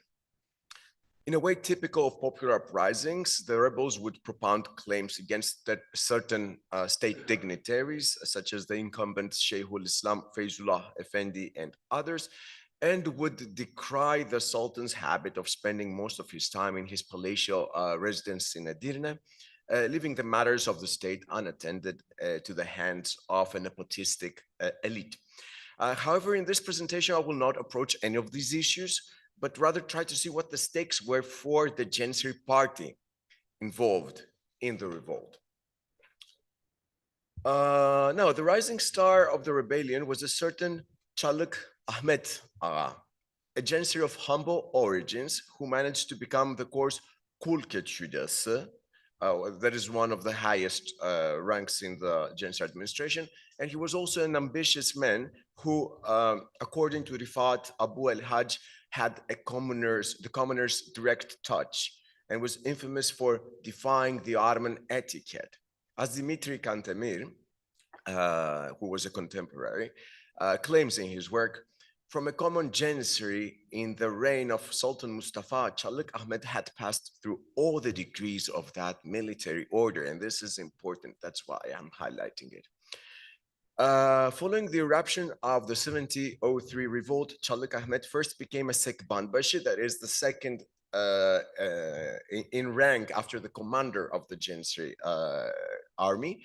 But as the rebellion progressed, he managed to rise to the rank of the Ağa of the Janissaries, the commander. And eventually he even became a vizier, right? The Pasha of 3 horse tails. Now, during the rebellion, Çalık Ahmet became by far the most prominent figure among the rebels. And after Sultan Ahmed III ascended to the throne, he concentrated so much power in his hands that according to the sources, he was in the position to make the most important decisions from behind the scenes. And this is attested from a lot of different Mühime defters that are entries, imperial edicts that are to be found at the Başbakanlık Osmanlı Arşivi. So Çalık Ahmet's intentions as a leader of the 1703 Janissary rebellion had become the subject of various interpretations, mainly owing to a famous passage by Naima, which reads as follows. As for Çalık Ahmet, who was an officer of the Bektashis, and by Bektashis he means Janissaries, and a source of mischief, he had fallen to the whim of becoming appointed as vizier in Edirne, and thus he did not dismiss the notable leaders of the crowd and the Ağas of the Serdengeçtis. These are some military detachments, but think of low-ranking soldiers, right? Instead, with their support and by prevailing upon them, he began to occupy himself with the affairs of the state. Through bribery, he made people perform many vile and hideous acts. he gathered wealth, gained independence, and initiated his seditious endeavors. Now, this is the important stuff. With his defective reason, he thought that after he would conduct all public affairs according to his own mind for a while, the Janissaries would obtain full power, and that eventually he would turn the Ottoman state, which has been ordered and controlled with kingship for 400 years, generation after generation, into a popular assembly and a state of crowds. Like the polities of Algiers or Tunis, and he was trying to nurture the people of his milieu with such falsehoods according to his perverse views. Now, this passage has prompted scholars to contemplate Chalik Ahmed's political ambitions and those of the Janissaries at large, questioning whether they were leaning toward a Janissary oligarchy or a people's Janissaries republic, which might have maintained a sultan with limited authority or not. Indeed, Ottoman chronicler Silahdar suggests that Ahmed's group believed they were representing the public through their actions and sought its support. However, in my view, it would be a leap in logic to argue that Chalik Ahmed's pursuit of legitimacy through popular backing also indicated his readiness to involve the public in governance, especially given that not only the regencies of Tunis and Algiers, which he used as an example, did nothing of this sort, but also given that according to contemporary sources, he had been boasting "Bu devlet bana münhasırdır," which roughly translates as this state belongs to me, or an expression quite close to the famous apocryphal saying by Louis XIV, right? So most importantly, given the indirect nature of the literary sources of the time and the often opposing view of the rebels they represent, it is generally speaking very difficult for historians to reach a definite conclusion concerning Chalik Ahmed's vision with regards to the nature of the Ottoman polity he wished to establish. However, new evidence has been recently brought to light that can offer us a different perspective of his intentions with regards to the political role of the Janissary Corps, and this is what I would like to discuss with you today. Now, this new evidence is to be found in a judicial register of Kastamonu that is addressed to all cadres, the notables, and the Janissary officers in the districts of the left road, the so-called Sol Kol of Anatolia, which ran from Üsküdar all the way to Erzurum, and we have every reason to believe that the exact same order has been sent throughout the empire. It comprises a letter bearing Ahmed's signature. This is the one you see on the left. And then accompanying imperial edict, which more or less repeats the information provided by the letter. This is on the right. By letter, I actually mean an official epistle sent by Ahmed in the capacity of the commander of the Janissary Corps. And I'm not sure if this can qualify as an ego document. I would love your opinion on this.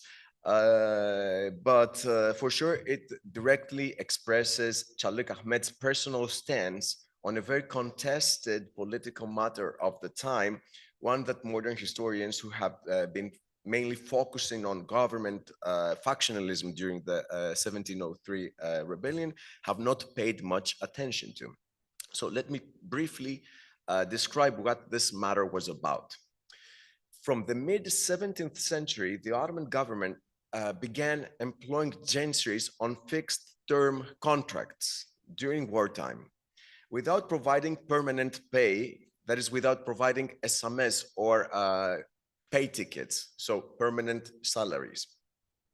So these temporary soldiers, known as Chalik, like Chalik Ahmed, no coincidence there, enjoyed Janissary membership during campaigns, but reverted back to Reaya status once a campaign ended. Following significant military events like the War for Crete and the Second Siege of Vienna, the number of Chalik soldiers surged to about 200,000 by the end of the century, of the 17th century. However, despite their large numbers, Chaluk soldiers not only were not attributed a permanent status, janissary status, but once wars ended, they lost all their privileges associated with janissary membership, including tax exemptions, judicial immunities, and so on and so forth. So this practice, needless to say, caused frustration within the janissary corps, as on the one hand, Chaluk soldiers lost their social, financial, legal, and political advantages that came hand in hand with janissary membership. And on the other, the janissary officers who recruited these soldiers, right, lost a good amount of their profitable patronage networks. The main opponent in the eyes of these groups was, of course, the central government, as led by the Köprülü household. That is because the Köprülüs, they were grand viziers mostly, for decades did all they could to prevent permanent membership in the janissary class for these recruits, as they saw such a concession to the Chaluk soldiers as being detrimental for the empire's fiscal condition. The idea was that not only the money spent for the army during peacetime would significantly increase if all of these people were to be permanently employed, but also that the tax-paying subjects would decrease, right? To give you just an example of the measures taken by the Köprülüs, only in 1701, during Amcezade Köprülü Hüseyin Pasha's tenure as a Grand Vizier, the government ordered the removal of 144,128 Chaluk soldiers from janissary records, followed by a huge purge of janissary pretenders. And by janissary pretenders, I mean Chaluk janissaries who, despite the deletion of their names from the payrolls, still claimed the janissary identity. This and many other similar measures taken by the government deeply humiliated many soldiers who had served for years and created tensions between the janissaries and the central administration, leading pseudo-janissaries and the regular janissaries to unite in defense of the janissary status of Chaluk soldiers. So now let's get back to our letter. The letter and the edict accompanying it were issued right after Ahmed III's ascension to the throne. In fact, the very next day, a timing that underscores the urgent nature attributed by the rebel administration to their content, prioritized as one of the first decisions to be made by the new sultan. Now, the substance of the documents can be summarized in the following 4 points. First, the distinction made by Mustafa II's administration between janissaries with esames pay tickets, right, and those without esames, the Chaluk soldiers, which resulted in the latter being recorded as reaya, is considered an unjust and oppressive measure. Taadi ve cevr. B. A roll call should be conducted even in the smaller provincial districts, and those who were previously recorded as Chaluk soldiers among the Raya should be found and re-registered as janissaries. Third, the Chaluk soldiers are afforded the protections granted by the laws applicable to all janissaries by their corps, including those related to special jurisdiction. And fourth, the tax collectors and governors and other askeris should refrain from harassing these soldiers and collecting any kind of contributions from them. In essence, this decree formally expanded the eligible group to access all janissary privileges to the hundreds of thousands. That's what it did. Providing them with state-backed protection vis-a-vis any authority seeking economic or other claims against them. Crucially, this was not a temporary measure. These privileges were not contingent on specific conditions or a negotiable pledge. Individuals previously categorized as Chaluk janissaries would now conclusively hold the status of a janissary. This regulation would unlock numerous opportunities to advance the interests of not only thousands of Muslim Ottoman subjects now officially integrated into janissary networks, but also serve as an unprecedented source of wealth for the janissary regiments themselves. This is because Janissary regimental vakufs, which acted more or less like banks during that period, in the subsequent decades, would lay rightful claims to the properties of both their esame holders and their Çalık Janissaries, the hundreds of thousands. The same principle would extend to periodic contributions, excluding, of course, those directly linked to Janissary salaries, because the Çalıks did not receive such salaries. And in return, the regiments would provide financial support and intervene to safeguard their affiliates in the provinces whenever non-Janissary authorities encroached upon their vested rights. Crucially, the hundreds of thousands of hybrid civilian Janissaries and their social milieu constituted a popular foundation that could be mobilized to champion an imperial Janissary political agenda in the provinces.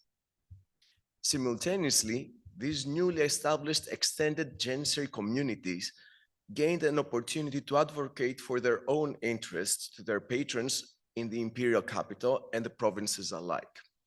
As a result, from this juncture, the connections between the Janissary core and the provinces would ascend to a new level of empowerment.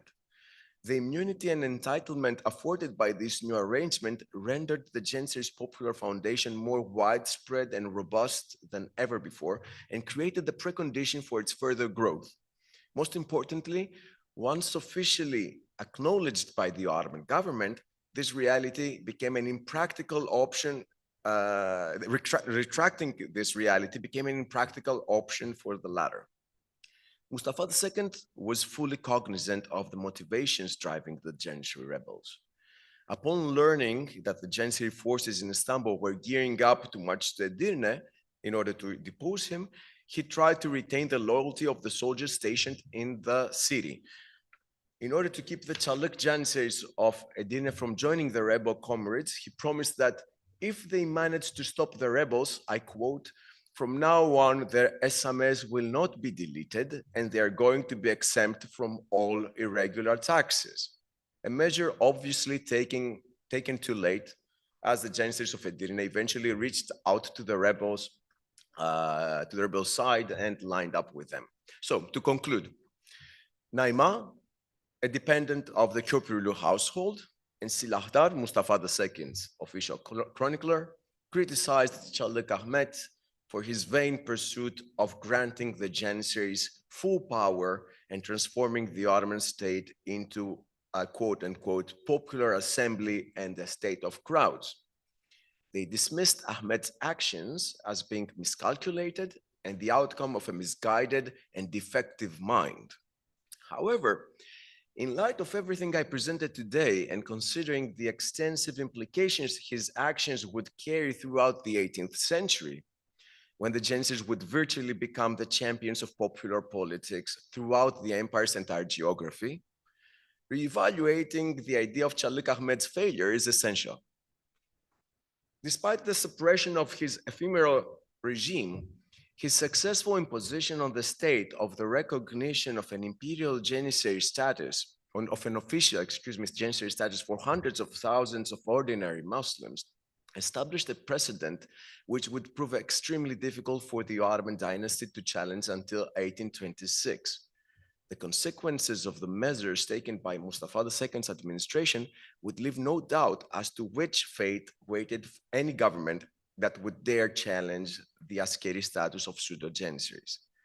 Moreover, Çalık Ahmet's actions would lay the official foundation for the popularization of Janissary networks and consequently allow hundreds of thousands of Muslims in the capital and provinces alike direct or indirect access to imperial politics. In this sense, my argument is that the impact of his actions went much deeper than what his contemporaries immediately perceived, and that even if we cannot prove that he aimed at the creation of a regime governed by the masses affiliated to the Janissary core, Çalık Ahmet's vision definitely set the foundation for the rise of Ottoman popular politics in the 18th and early 19th centuries. So, thank you.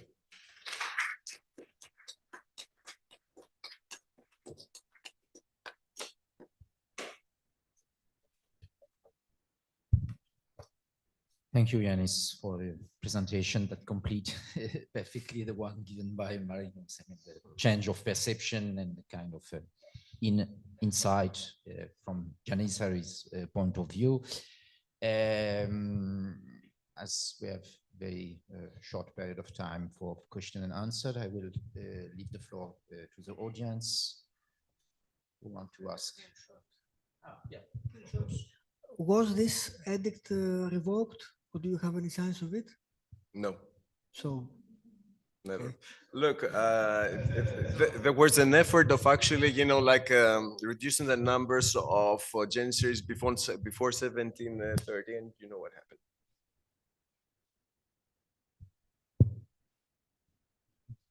Thank you, Yanni. That's wonderful. Okay, I have a short question because I don't know. How did he fall from power, Calik Ahmed? Because this was his. So he stayed in office for. And not too long. you said that he became a grand vizier as well, or Not a grand vizier? vizier, A vizier. So okay, this thing just out of curiosity. The second thing is that since we're talking about emic and etic, I think that what you have presented is justifies an ethic category that Janissaries becoming an estate in it's well, okay, both I agree. But this actually can be with the political interconnected. nation, because but it's another question. That's another discussion. But they can be both, and what you describe is. Well, I don't have any answers for the second. This is more of a comment, but about the first one, well, if I remember correctly, they lured him into accepting a position, but they managed to, murder him and so on. It was a short-lived regime. People were satisfied, like his followers were satisfied with what they got, and they became kind of passive. And this is something that Ahmed III's regime actually, used in order to neutralize him. But the after effects of what happened in that short period, I think, are immense.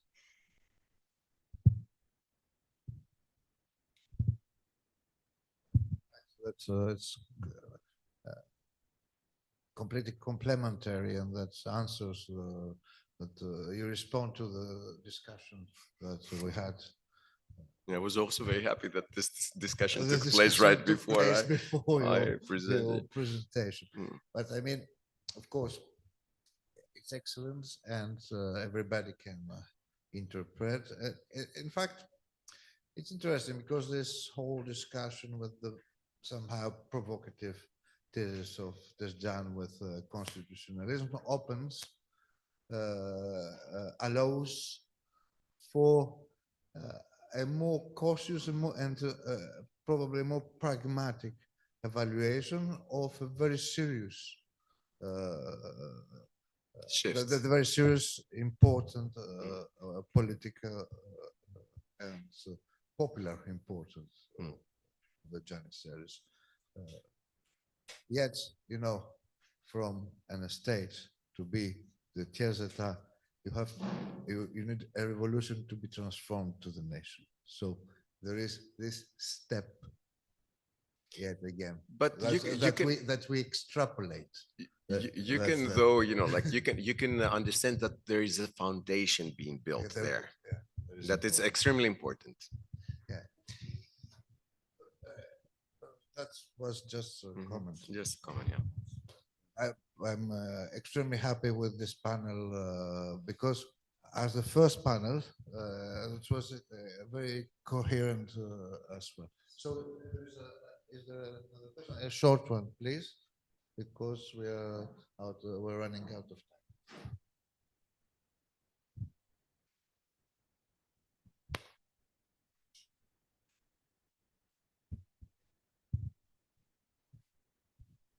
No question, no more questions. So time to conclude the session and to thank again our speakers. We'll resume at 3:40 with the third session. Can I just ask something? Can this qualify as an ego document in your this letter? Because it is official, but on the other hand, it is a letter and it is signed by the government. Okay, okay. You know, like.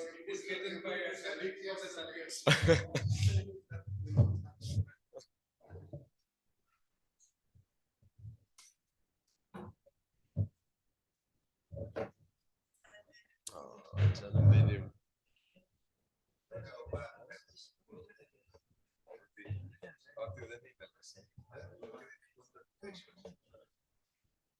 Την επιστολή αυτή μία επιτρέψει ότι εκφράζει 100% της εκθέσης.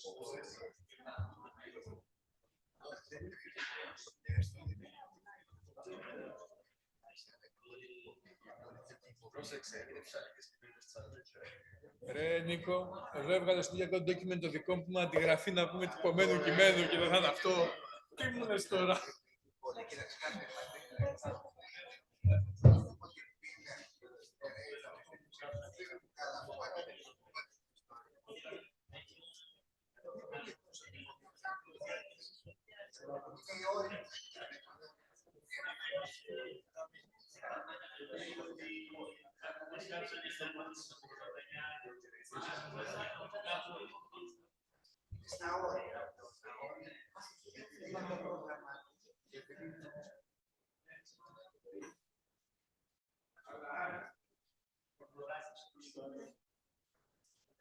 Σου λέει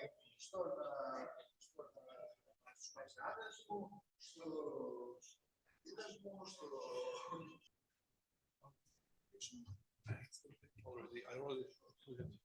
Is it okay here or? Just let me arrange. Okay.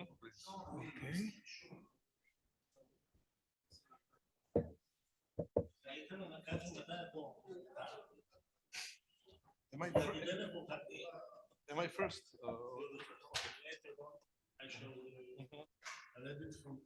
Okay, okay.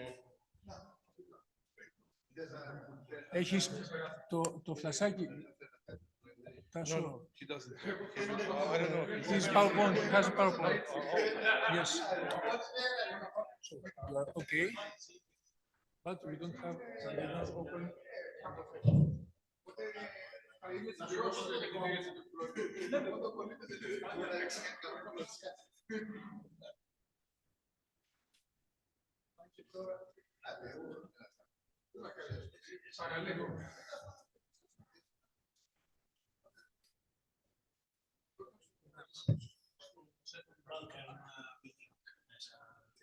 shall stop and do it again. No, no problem. Okay. Sorry. Okay.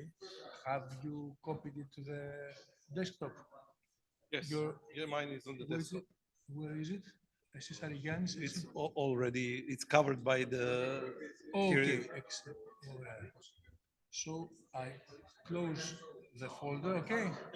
Sorry? I close the folder, it's your folder, isn't it? No.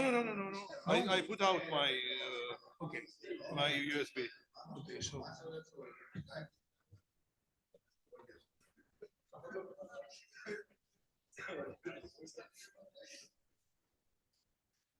Okay.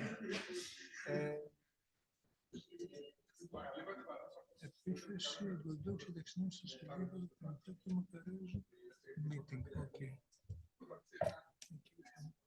Okay. Okay. Very nice. Okay. Okay.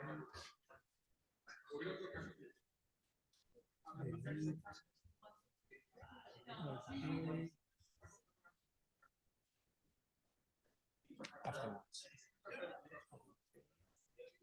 And one more minute and we are okay.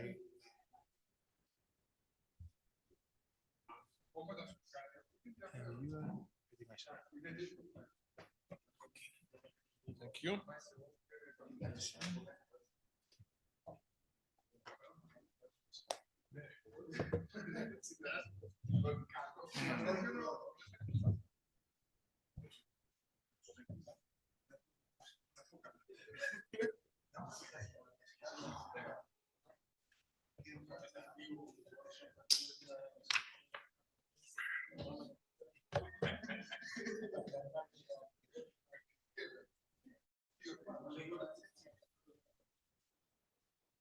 Okay, nice.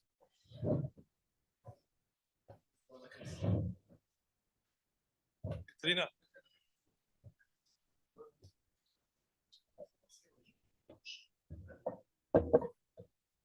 When we start.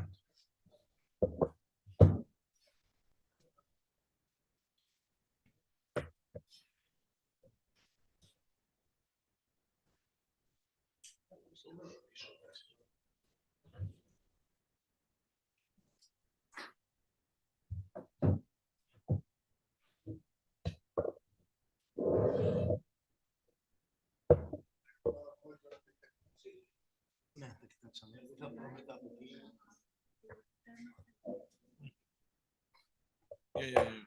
Oh, thanks.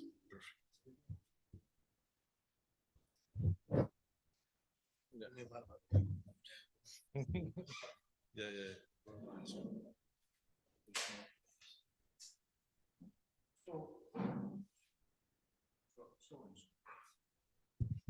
So we start our third panel with Dmitry Tasic on the subject that you all know from previous workshops and discussions. He is in the Institute at the Institute for Recent History of Serbia. Who will speak on the topic, the last resort of political struggle, armed rebellion in Serbia's long 19th century. Please, Dmitry, the floor is yours. Thank you, Nico. And first of all, I would like to express my gratitude for having me here for the third consecutive time. Although yesterday I was just listening, I had the privilege to listen because Crete is not my topic, but I enjoyed very much and thank you for inviting me. Yeah, hopefully. So thank you also to the organizers, as I mentioned, because this is really rare opportunity to have this kind of I say intense networking, and for my point of view and from my work at this moment, very, very useful and productive, hopefully. So modern history of Serbia practically began in 1804 with the so-called First Serbian Uprising, when Serbs from the territory of so-called Belgrade Pashalik raised their weapons against the illegal rule of Janissary outlaws who have taken control over this region. Internal crises which engulfed the Ottoman Empire prevented resolute action of the central state authorities against these outlaws, who were obviously disrupting established tolerable regime. This regime, at least for the Serbs who are in the question, envisaged existence of local autonomy, which was led by honorable men, free trade, and zero Ottoman presence in the countryside. At that time, there was Ottoman presence in the towns, but there was no presence in the countryside. However, this changed with the arrival of Janissary outlaws. Why did the Serbs revolt at all? First of all, there was the lack of action of central authorities. There was abolition of previously granted privileges. There was increase of taxes. Increasingly strong presence of renegade Janissaries throughout Serbia. They practically made presence in every village. There were present various forms of violence, abuses, and very strong threat to the cattle trade with Austria, which for the local elites was bringing significant profits. So not a word about a revolt against whose goals were the final liberation or which had some kind of greater Serbia plan. Also, unlike the entire 18th century, this was a revolt in which the Austrian factor did not participate. At that moment, Europe had its own worries. The revolt was planned for a long time and included many prominent Serbs from the Pašalik as well from the Serbian community in Austria. However, Janissary leaders learned of the preparation and in a bid to prevent them, organized the preemptive strike, during which some of the conspirators, local honorable men, clergy, merchants, former Haiduks, outlaws, were summoned up and killed, liquidated, in what can be seen as kind of night of Saint Bartholomew. And around 100 people were killed by that. All of this accelerated the preparation so that those who escaped the so-called the culling of the princes raised an uprising on February 15th, 1804, in winter, which was unusual for the circumstances at that time, because all military actions, all actions of the guerrilla fighters of Haiduks were usually between May and late November, and during the winter time there was no action. So the desperation was high, so they decided to revolt. In a way, this rebellion against the renegade Janissaries was the last resort. It gradually developed into an uprising aimed at liberating Serbia, and several factors were responsible for this. First of all, there was the self-confidence of the rebels, because in a short time they were able to deal with the Janissaries, because there was already existing a militia force in Serbia, which was part of this deal about the existence of local autonomy. Every district had its own forces, and those were militia forces, but it somehow encompassed all able-bodied men. So in a way, this was quite a numerable force, more than 10,000 people. Then that is the unwillingness of the Central Ottoman powers and authorities to make additional concessions to the Serbs, because they guaranteed their loyalty to the Sultan. And of course, there is another very important factor, that Russia entered the war. So the first Serbian uprising, as we know, was suppressed in 1813, and Russia had been forced to leave the Balkans the previous year and focus on defending itself against Napoleon's invasion. Although the peace that the Russians concluded with the Ottoman Empire in Bucharest guaranteed a return to the status quo ante 1804, the rebels refused to surrender and continued to fight. As the situation calmed down after the suppression of the uprisings and the refugees slowly started to return to Serbia, there was a figure of which will practically mark the entire first half of the 19th century of Serbian Prince Miloš Obrenović. This is the artistic version of the so-called decision-making decision for the second Serbian uprising in 1815. And in that second Serbian uprising, which was quickly ended when the rebels received concessions that led to the autonomous status of Serbia, and these concessions were very significant. So the presence of the Turks, the Ottomans was only in the cities. The payment of the taxes was done through the institution of the prince. And of course, that was a very important part of the cessation of all violent acts. So both uprisings are characterized by an attempt to impose an authoritative leader of the uprising. So during the first uprising, there was the figure of Karađorđe Petrović, who was chosen to be the leader of the uprising. And on the other side, there was a group of prominent people. So the noblemen, former Haiduks, merchants who wanted to limit the power and authority of the leader and preserve their role in decision-making. This led to the emergence of dissidents also, who were forced to take refuge under Russian protection and operate from the immigration. So in a way, that was the picture which existed throughout the first half of the 19th century. There was a center power in immigration that forged its plan and sought an opportunity to return to Serbia. At first, it was a group of noblemen, and later there were two dynasties.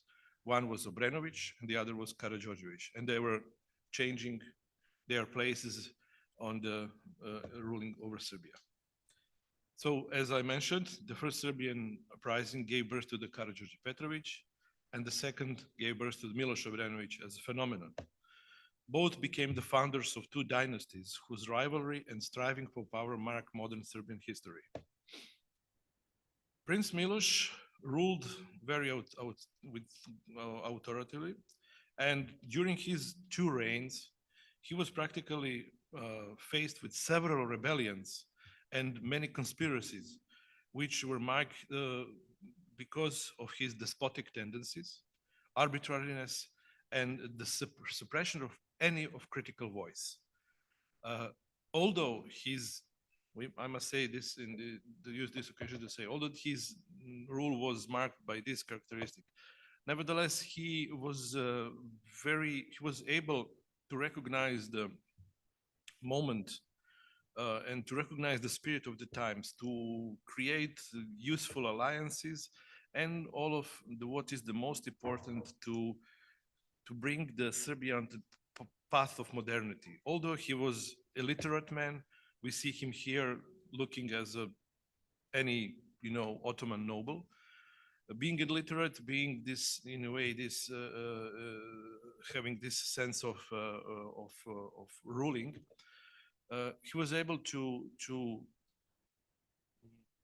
restore some of the institutions and to quietly and calmly, you can say, firmly, bring Serbia to the to this road of modernity. He brought many people from Serbian origin, also Czechs and the others from the Austria, which took these practical parts in way of mechanical engineering, architecture, building, and everything, But for his rule, we know that, as I mentioned, he was very, very suspicious of any voice of criticism, and he didn't want to be messed with his own will and his own decisions. However, during his reign, already in the 1829, 1830, this process, which in the modern Serbian historiography is called the Serbian Revolution, is practically ended. Serbian Revolution represents the two uprisings and continuation of these uprisings, with slow and gradual reforms, which practically led to the autonomous status of Serbia, and one very important feature, that abolishment of feudalism. So there, from 1830 onwards, so the presence of Ottoman, feudal masters, you can say, Spahia was totally irrelevant. The only thing which was still a presence from the Ottoman perspective was their presence in the towns, in the cities. And in 1835, again, due to some pressures which he personally was, witnessed, Serbia introduced a new constitution, which was that much liberal that immediately brought to the intervention of the great powers, and it only lasted for 1 month because no one was satisfied with this kind of liberal constitution, which was made they used the Belgium model. So, and 4 years later, the new constitution was introduced. So they called it the Turkish constitution, because it was brought from the Ottoman Empire, because that was the arrangement. So in a way, Serbia was already autonomous region with constitution. However, Miloš had to face several important events during his reign. So these are the Miloš and Karađorđe, the founders of these two dynasties. So these rebellions, so the first one in February 1817 was suppressed by one of the leaders, one under the name Sima Marković. In June 1817, Karađorđe Petrović returned to Serbia with the aim to raise a new uprising against the Ottomans.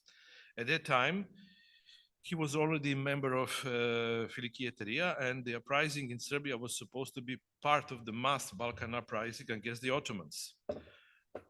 At that moment, Miloš Obrenović didn't want to take any risk, and he caught Karadzic by deception and killed him, liquidated him. Already in 1821, he faced a new rebellion in central parts of Serbia. In 1825, there was another rebellion, which was a serious challenge to his absolutism because it covered the territory of several districts and had formulated demands. That was to abolish the violence of the local honorable men, to reduce taxes and rents, and to return political rights and self-government to the people. The rebellion was suppressed with extreme effort.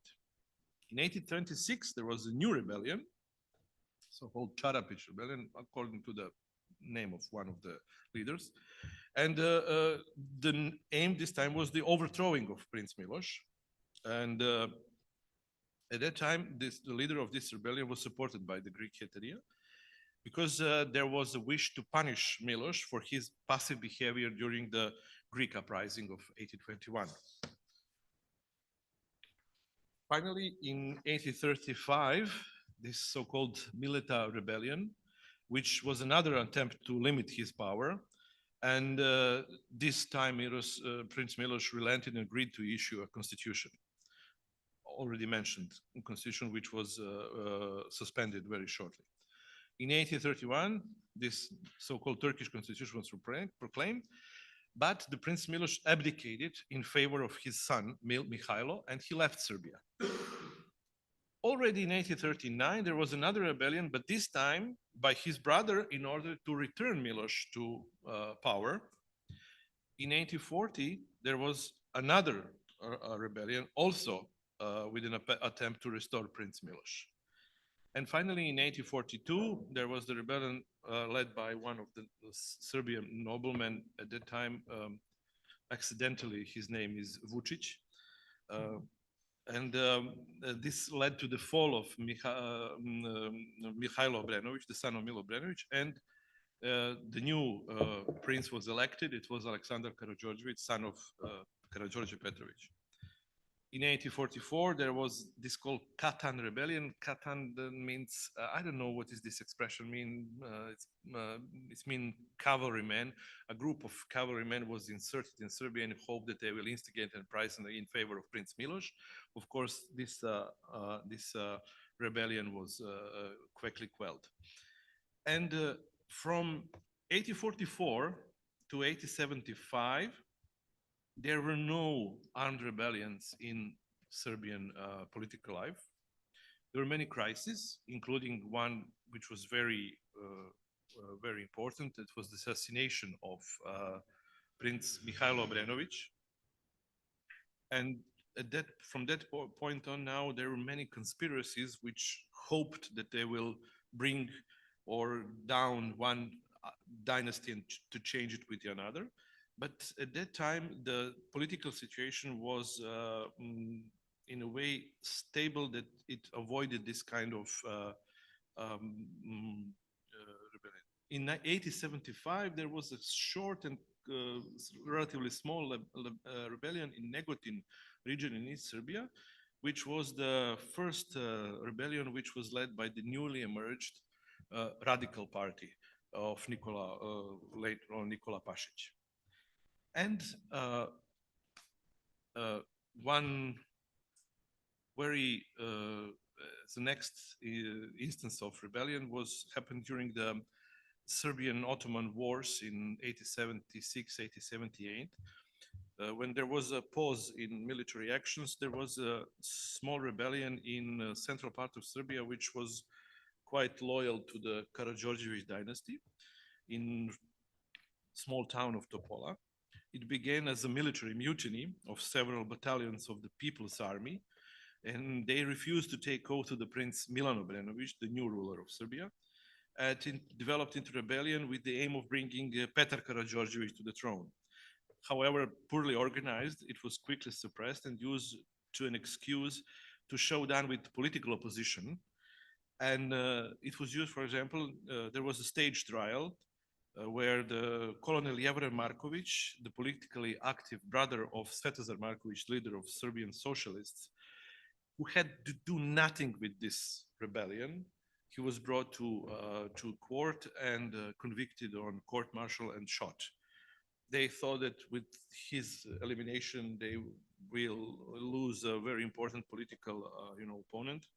However, this didn't work very well because already several years later, his wife attempted an assassination of Prince Milan Obrenović as a result, and she also finished in jail because of that. And finally, there is this, you can say, there was a rebellion which marked the end of armed rebellions in Serbian political Serbia politics in the 19th century. It was the 1883 Timok rebellion, which came as a result of military reforms. In 1881, Serbia proclaimed the new law introducing the system of conscription and leaving the concept of militia army, which was at that time prevalent model. And people, of course, didn't like it because one of the reasons for that was because all the members of the People's Army have to surrender their weapon, because usually militia type army, people were holding their weapons in their homes. So in handing over the weapons to the, again, despotic rule of Obrenović, Milan Obrenović, which typical feature of this house, royal house, was seen as kind of a concession which will result in the loss of freedom, and which practically it was, because state definitely want to monopolize the usage of force, and in the same time it also implied the centralization of the state and disappearance of local self-government, which was one of the prominent features throughout the 19th century. All ruling regimes in Serbia were trying to impose this model because the local self-governance meant, you can say, this type of rudimentary democracy in a way, and critical way of critical thinking. And also, this new law was another tool which was envisioned to reinforce the absolutist tendencies of Milan Obrenović.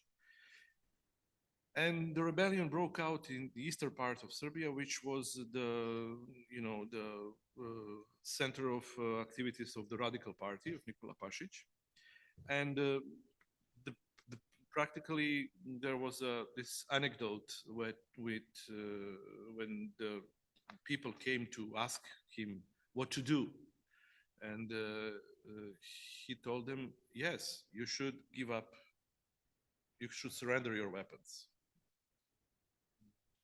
Okay, but not a single Serbian house should remain without the weapons, he said in continuation. So in a way, he practically directed this rebellion, and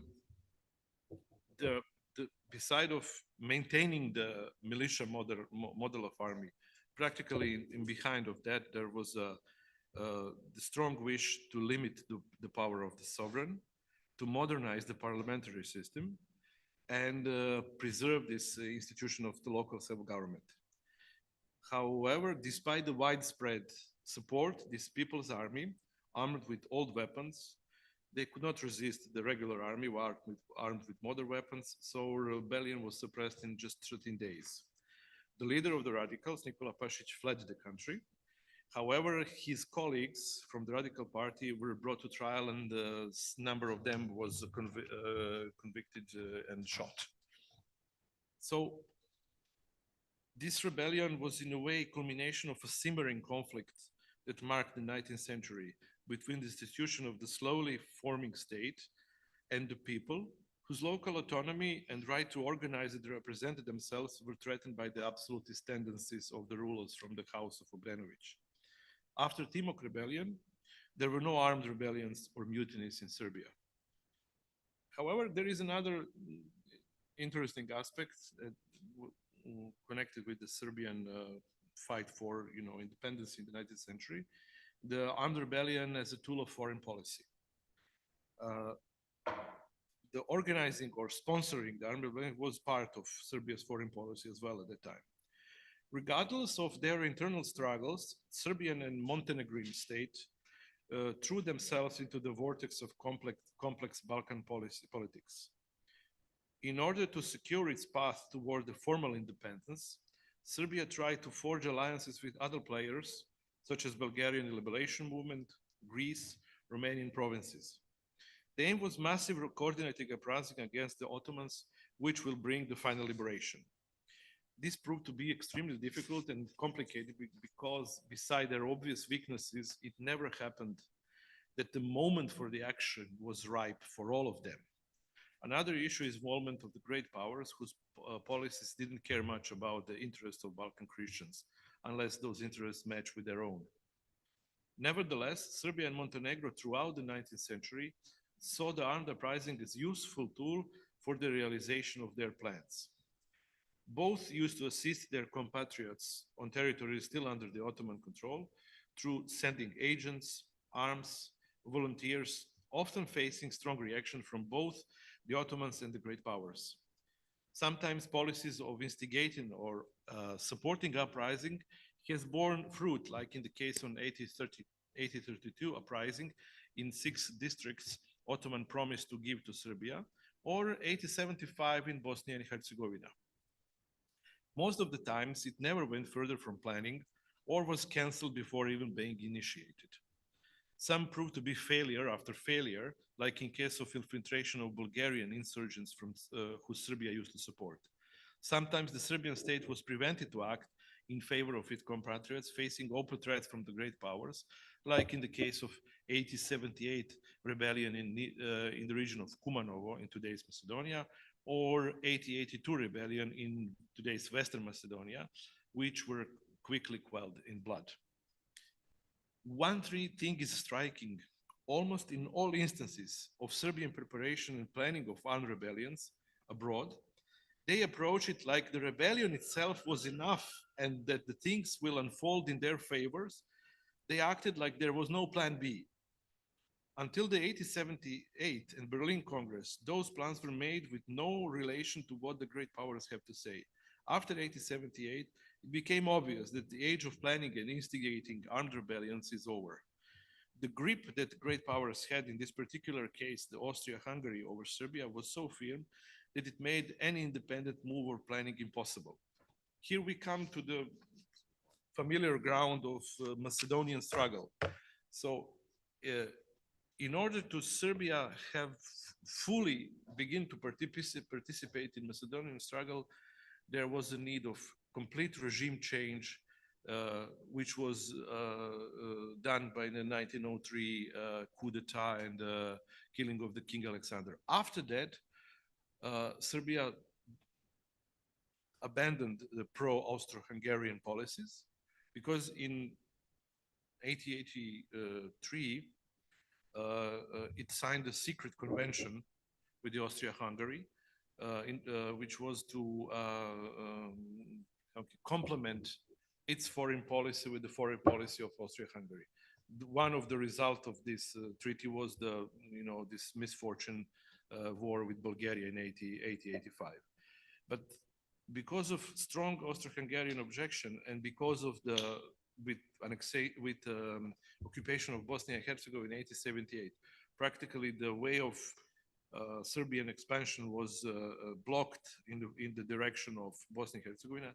The only part which was, you can say, free for action became Macedonia. But in that way, this was until the 1903.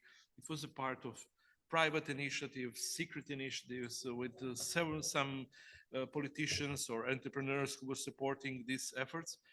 But from 1903 and the fall of the House of Brenović and the introduction of this new house of Karađorđević and open pro-Russian politics, the hands of Serbian action in Macedonia were totally untied.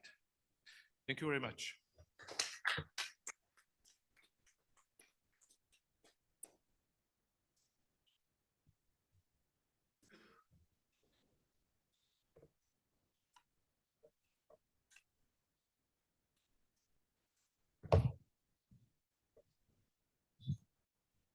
Was a map. Oh yeah. This was the map of how expansion was.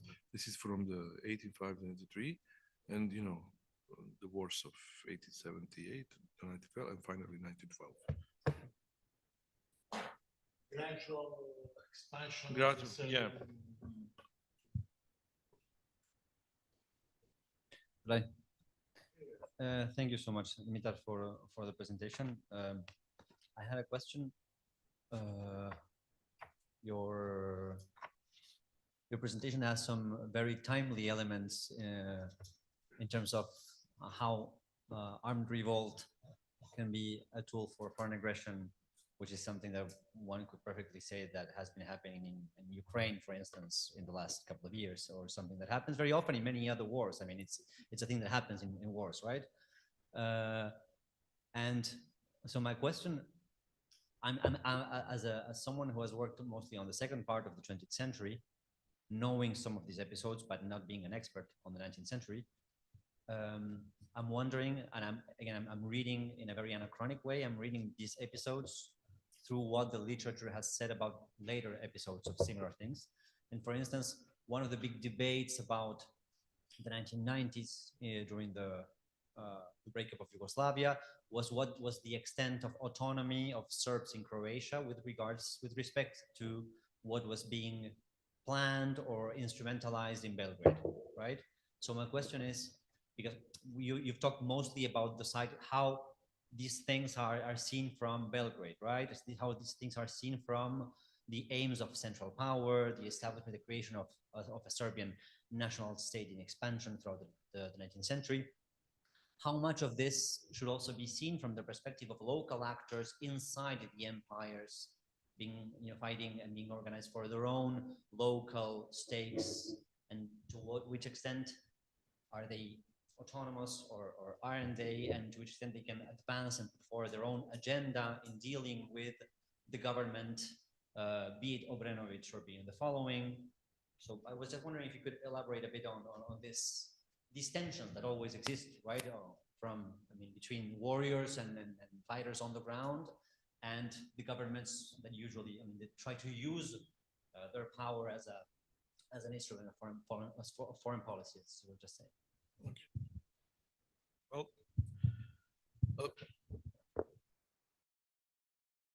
so in relation to the status of the Serbian people in Croatia, let us not forget one thing, that one of the main reasons for the beginning of the Serbian revolt there was because the Serbs were proclaimed as the national minority. In 1881, they were constitutional people of the Republic of Croatia, so they were equal to Croats.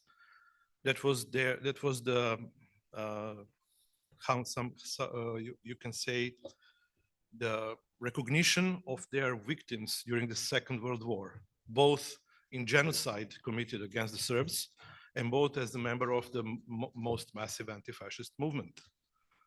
So let us not forget that until 1943 and the capitulation of Italy, Croats in the membership of the partisan units was minimal. So that was it. So when in 1991, the Croatian state decided to abolish this right of Serbs to be a constitutional people, there were still people who were alive and who have survived the genocide in Croatia. Many of them, I know them personally. They are dead now because it was already, and who remember that the same thing happened in 1941 when they were proclaimed as non-equal to Croats. and they were when they were subjected to the genocide campaign together with Jews and Roma people. So in a way, the question of autonomy of Serbs in Croatia was not at that point territorial. It was a personal matter, because although the Serbs in Croatia lived in this, you can say, enclaves, however, great part of them lived in cities, in towns, and no one could guarantee to them this step. Yeah. Yeah. The literature talking about the 1990s, which is a period with which I have dealt, has talked much about how much autonomous was the revolt in the Krajina with respect to Belgrade. Well, so I was wondering about your Oh yeah, episodes. of course, it was not autonomous at all because it was supported from Serbia.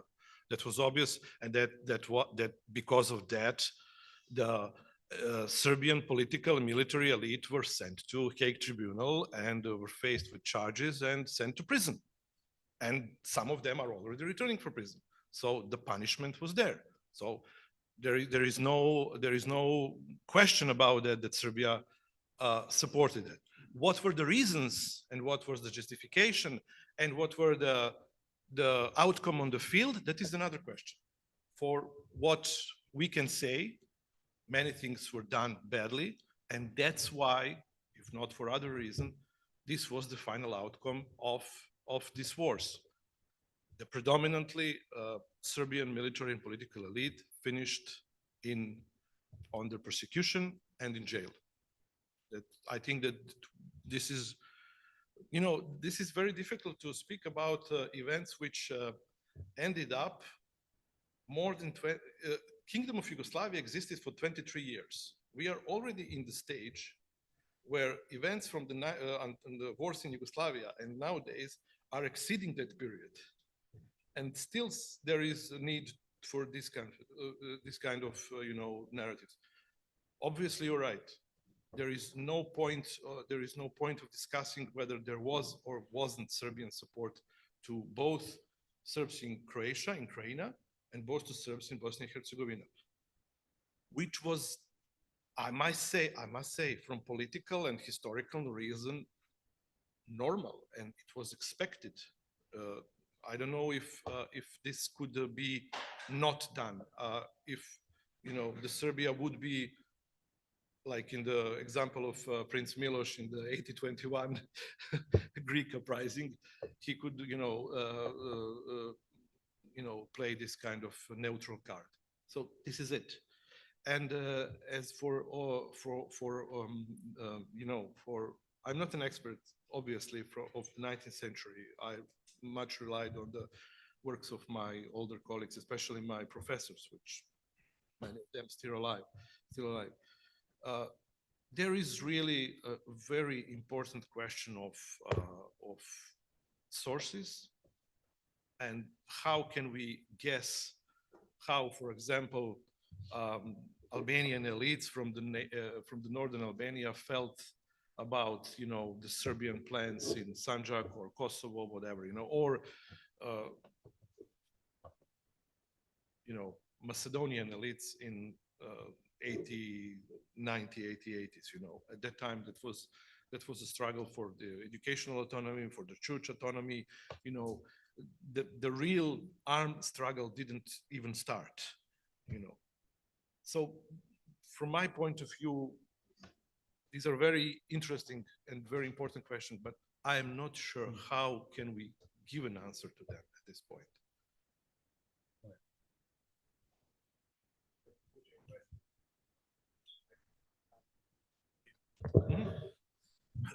Two questions coming back to the 19th century. The first one is you mentioned all this, the will of the governments to secure the demobilization, to take back their arms from the people that was armed as a result of the successful national revolution.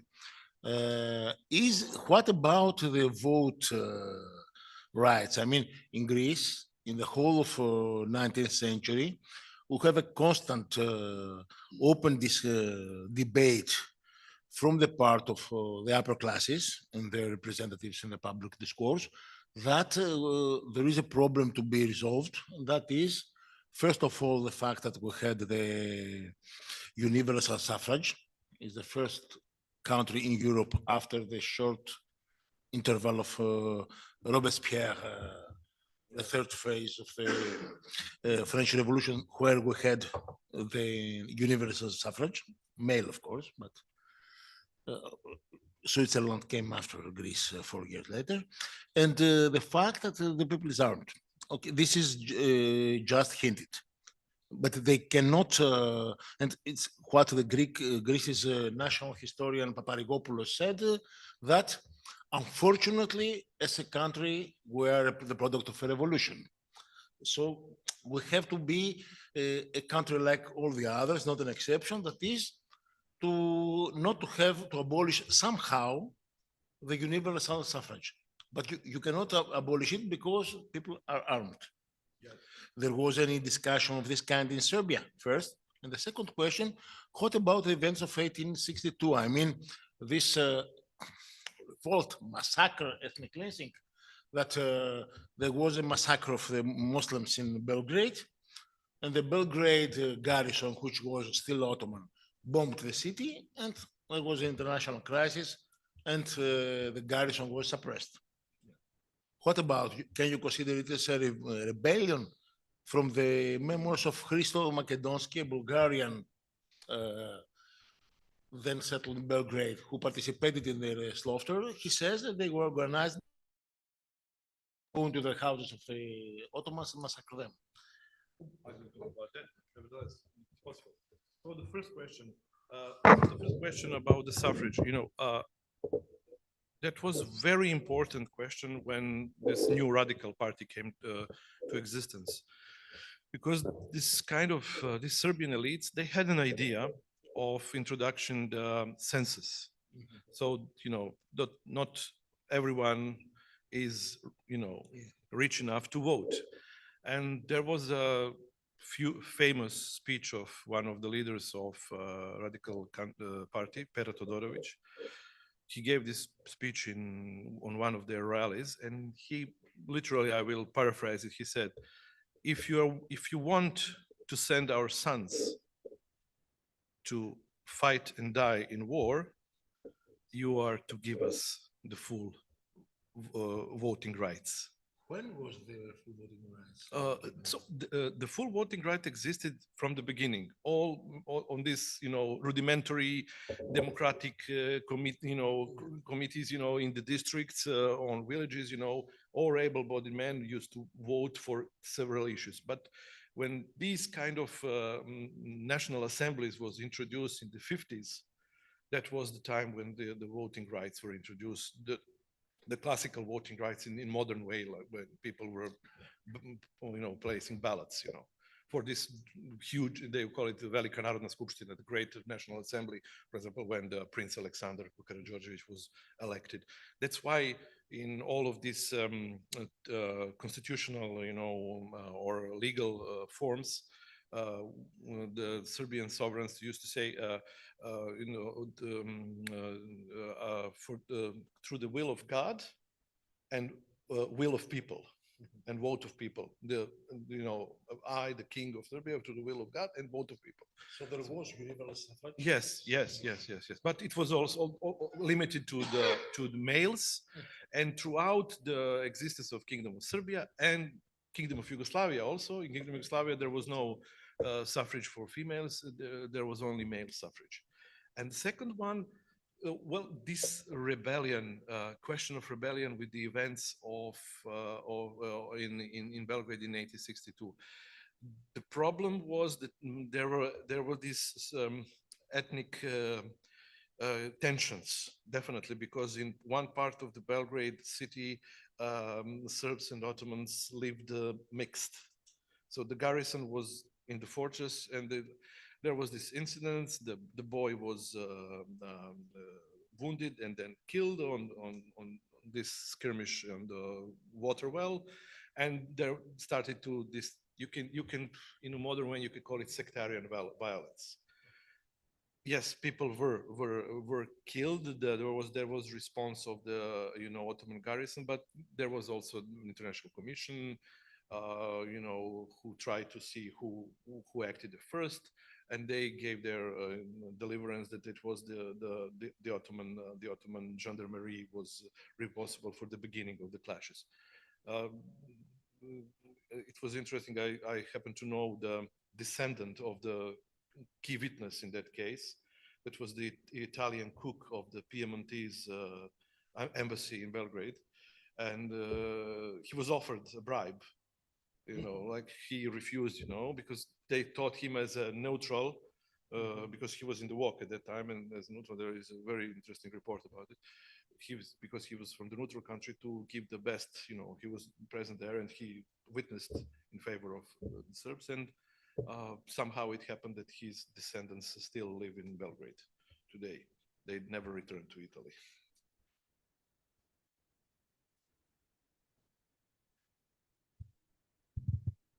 Question is a feature that came out of your presentation, a very interesting one, in comparison with what was presented in the previous panels, was this idea that you have all these militia, so we have something that is inherited from the Ottoman times. In the Ottoman 18th century, you have all this this confusion between militia and the army. I mean, you have militia everywhere, militia and the army is one and the same thing a little bit. So private armies that compose the army at the time of the campaign, so forth and so. And so there is some continuity, and there is an effort to control violence. So to control, this is something that is proper professionalization of the army, control of violence, which is a logic proper to the 19th century. I mean, in a way, the proper of the Weberian definition lays to the 19th century. This idea of the legitimate, the control of the legitimate violence, because in the 18th century's Ottoman Empire, you don't have control, or I don't know what the Weberian state would be to discuss. You don't have a proper control of violence, which is legitimate in a way. To discuss, just thoughts. So, just your reaction on this idea of how successful was this endeavor, what the Serbian state and its efforts towards centralization, Yes. the control. In this particular case, the existence of militia in Serbia cannot be associated with the Ottoman tradition. It can be associated with the Austrians. Because first half of the 18th century, they ruled over the northern Serbia. And that is when these foundations of this autonomy and autonomous regions were made, including the right of local noblemen to raise up militia. When the Ottomans returned, unlike in previous cases, when they resulted to violence, they decided to somehow maintain this in order to, and to delegate, to make this kind of cohabitation with the local elites which existed. So the Janissary outlaws, Dahije, were the one who interrupted the whole process. If they didn't show up, who knows what would be development? Maybe it would be going the Bulgarian way with this resurrection, national resurrection, not in the armed rebellions, So in a way, this was directed, and throughout the 19th century, all attempts of modernization and achieving the as you mentioned, monopole over the violence and the armed forces was done according to the Western model. So this was like there was no compromise about it. And even the first known minister of army in this type of modern Serbia, when they introduced this regulated military army, was a Frenchman. You know, during this incident in Belgrade Fortress, the Minister of Defense today's, or the Minister of Army at the time, was the French officer. So that was something which, and Prussian model. Yeah, yes.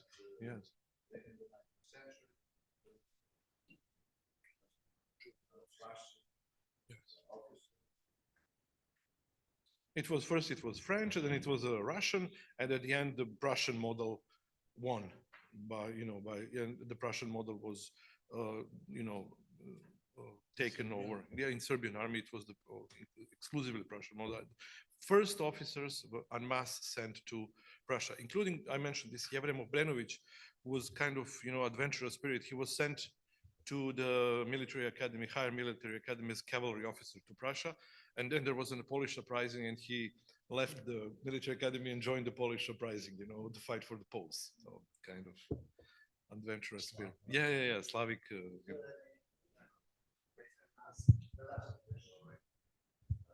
Thank you. Thank you very much. So first of all, I wanted to ask you about the threat that the Jansseries posed to cattle trade with Austria, as you said.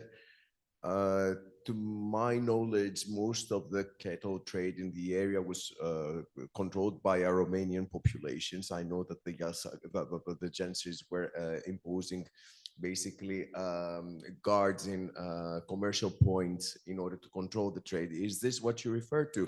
Or do you refer about to Janissary merchants actually going to Austria? No. They're just overtaxating.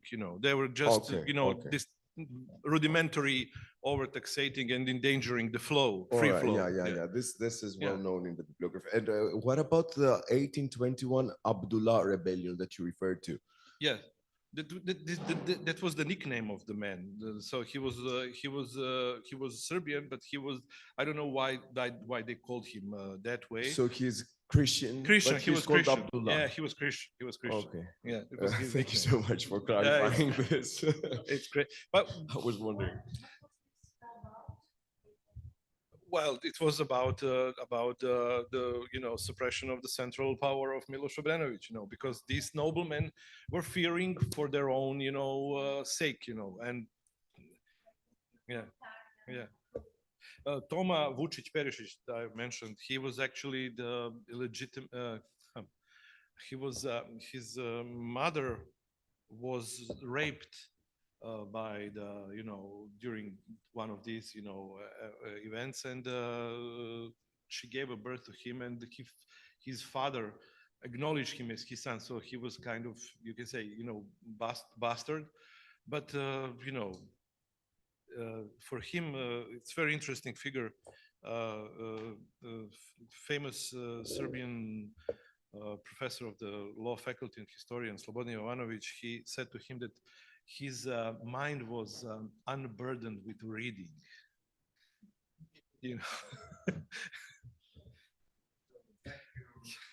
Thank you.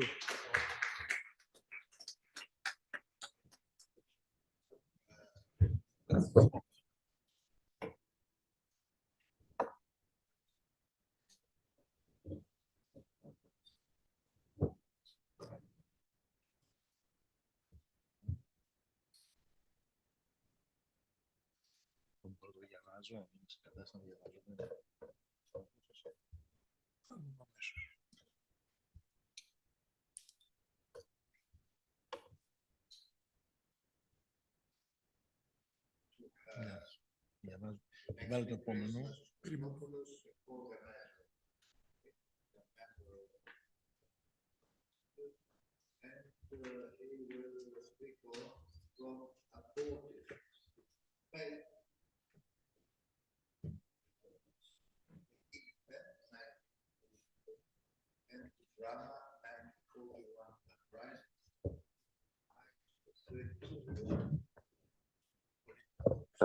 Okay. It's a little bit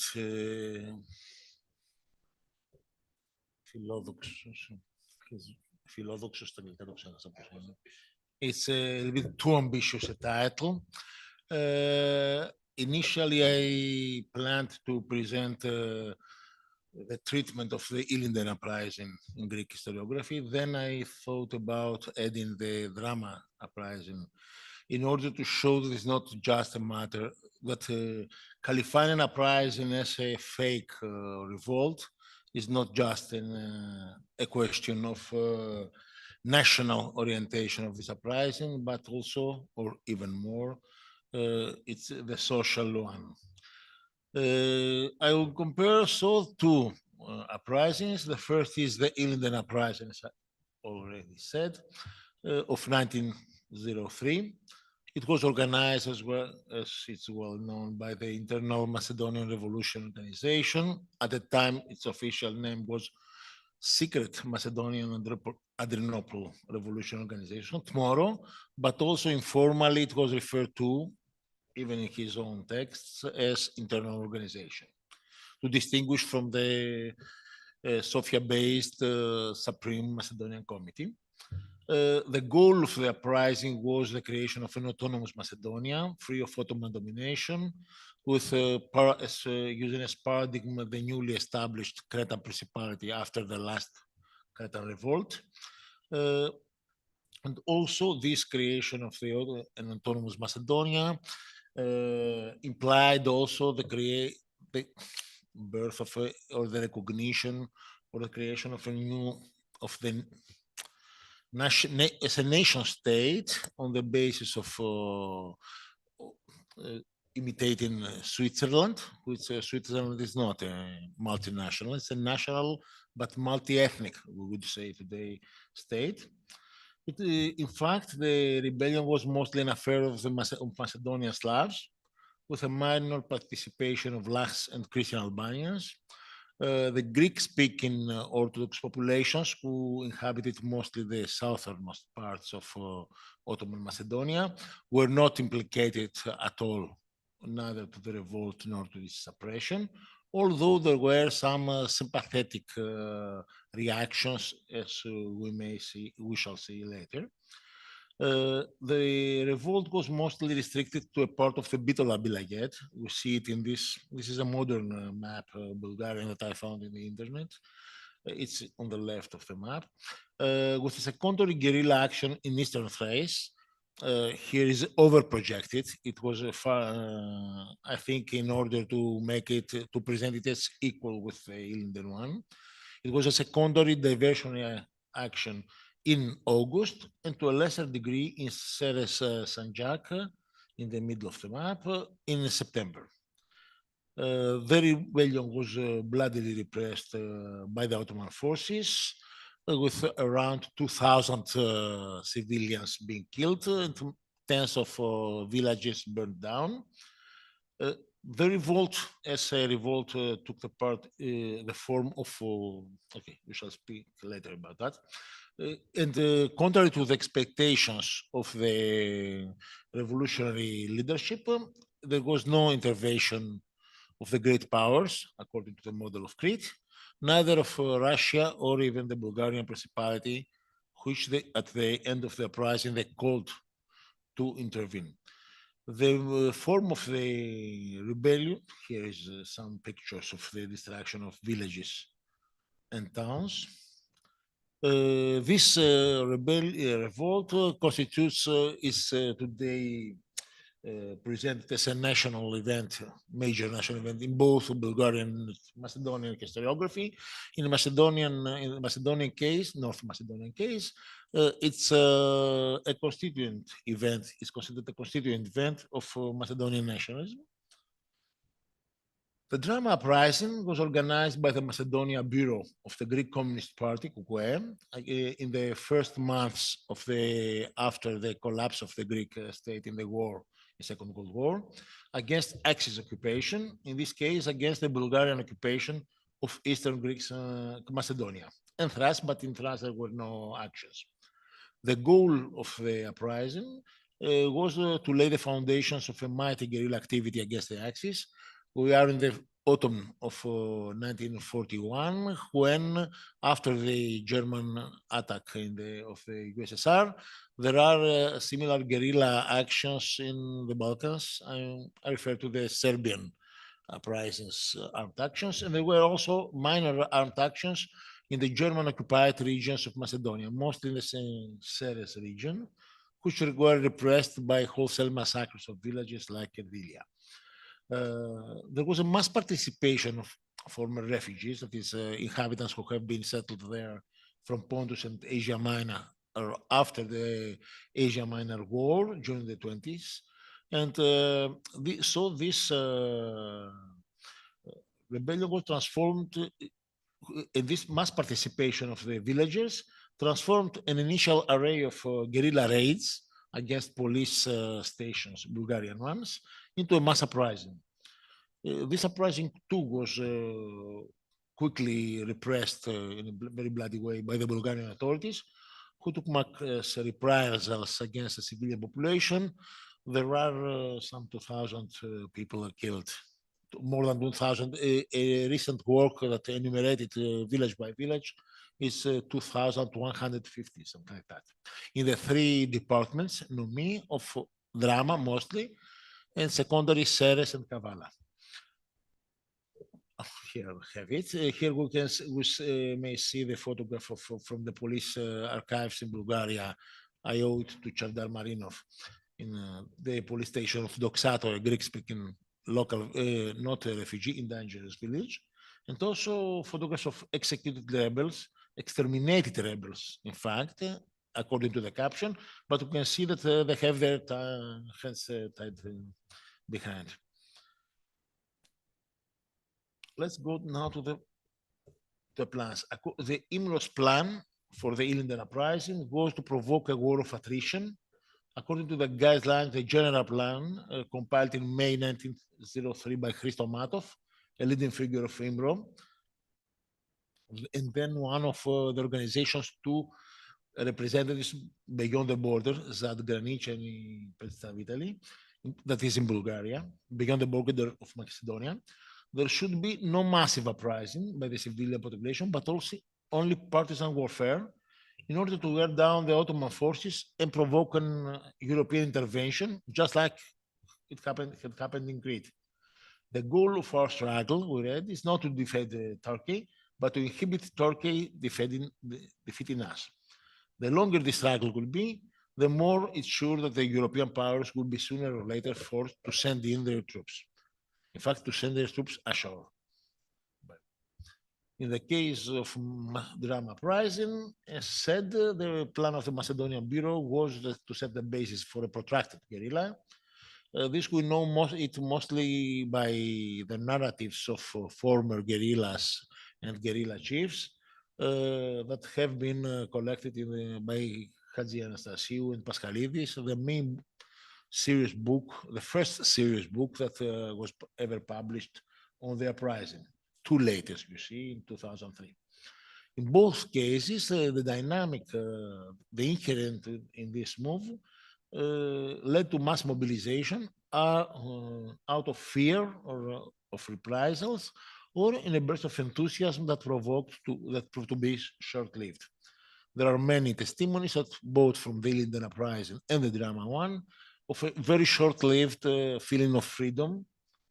And now we shall see the perceptions and the reactions of the Greek state apparatus and what we will say ideological mechanisms of this state. That is the press. Here we see one of the first reactions is Ioannis Iondragoumis. We saw him yesterday. Is the secretary of the Bitola consulate from Greece, and they had one of the two leaders, together with Pavlos Belas, of the nationalist nucleus in Athens, that is lobbying for the Greek intervention in Macedonia, the Antoine. It's 25 July, that is 5 days after the eruption of the revolt. Dear Dad, we have a Slav revolution in Macedonia. This is underlined by him. All the Slav-speaking populations have followed the committee is IMRO, both Orthodox and Schismatics, that is patriarchists and exarchists, most of them willingly also on their land. The revolutionaries are occupying the towns and villages inhabited by Vlach and Albanian speakers. I'm not sure if our reaction to the movement is any more to our interest. The Turks are too incompetent. They do not help us. We see a very interesting concept that the Turks, that are the leaders, do not help us. We are the center.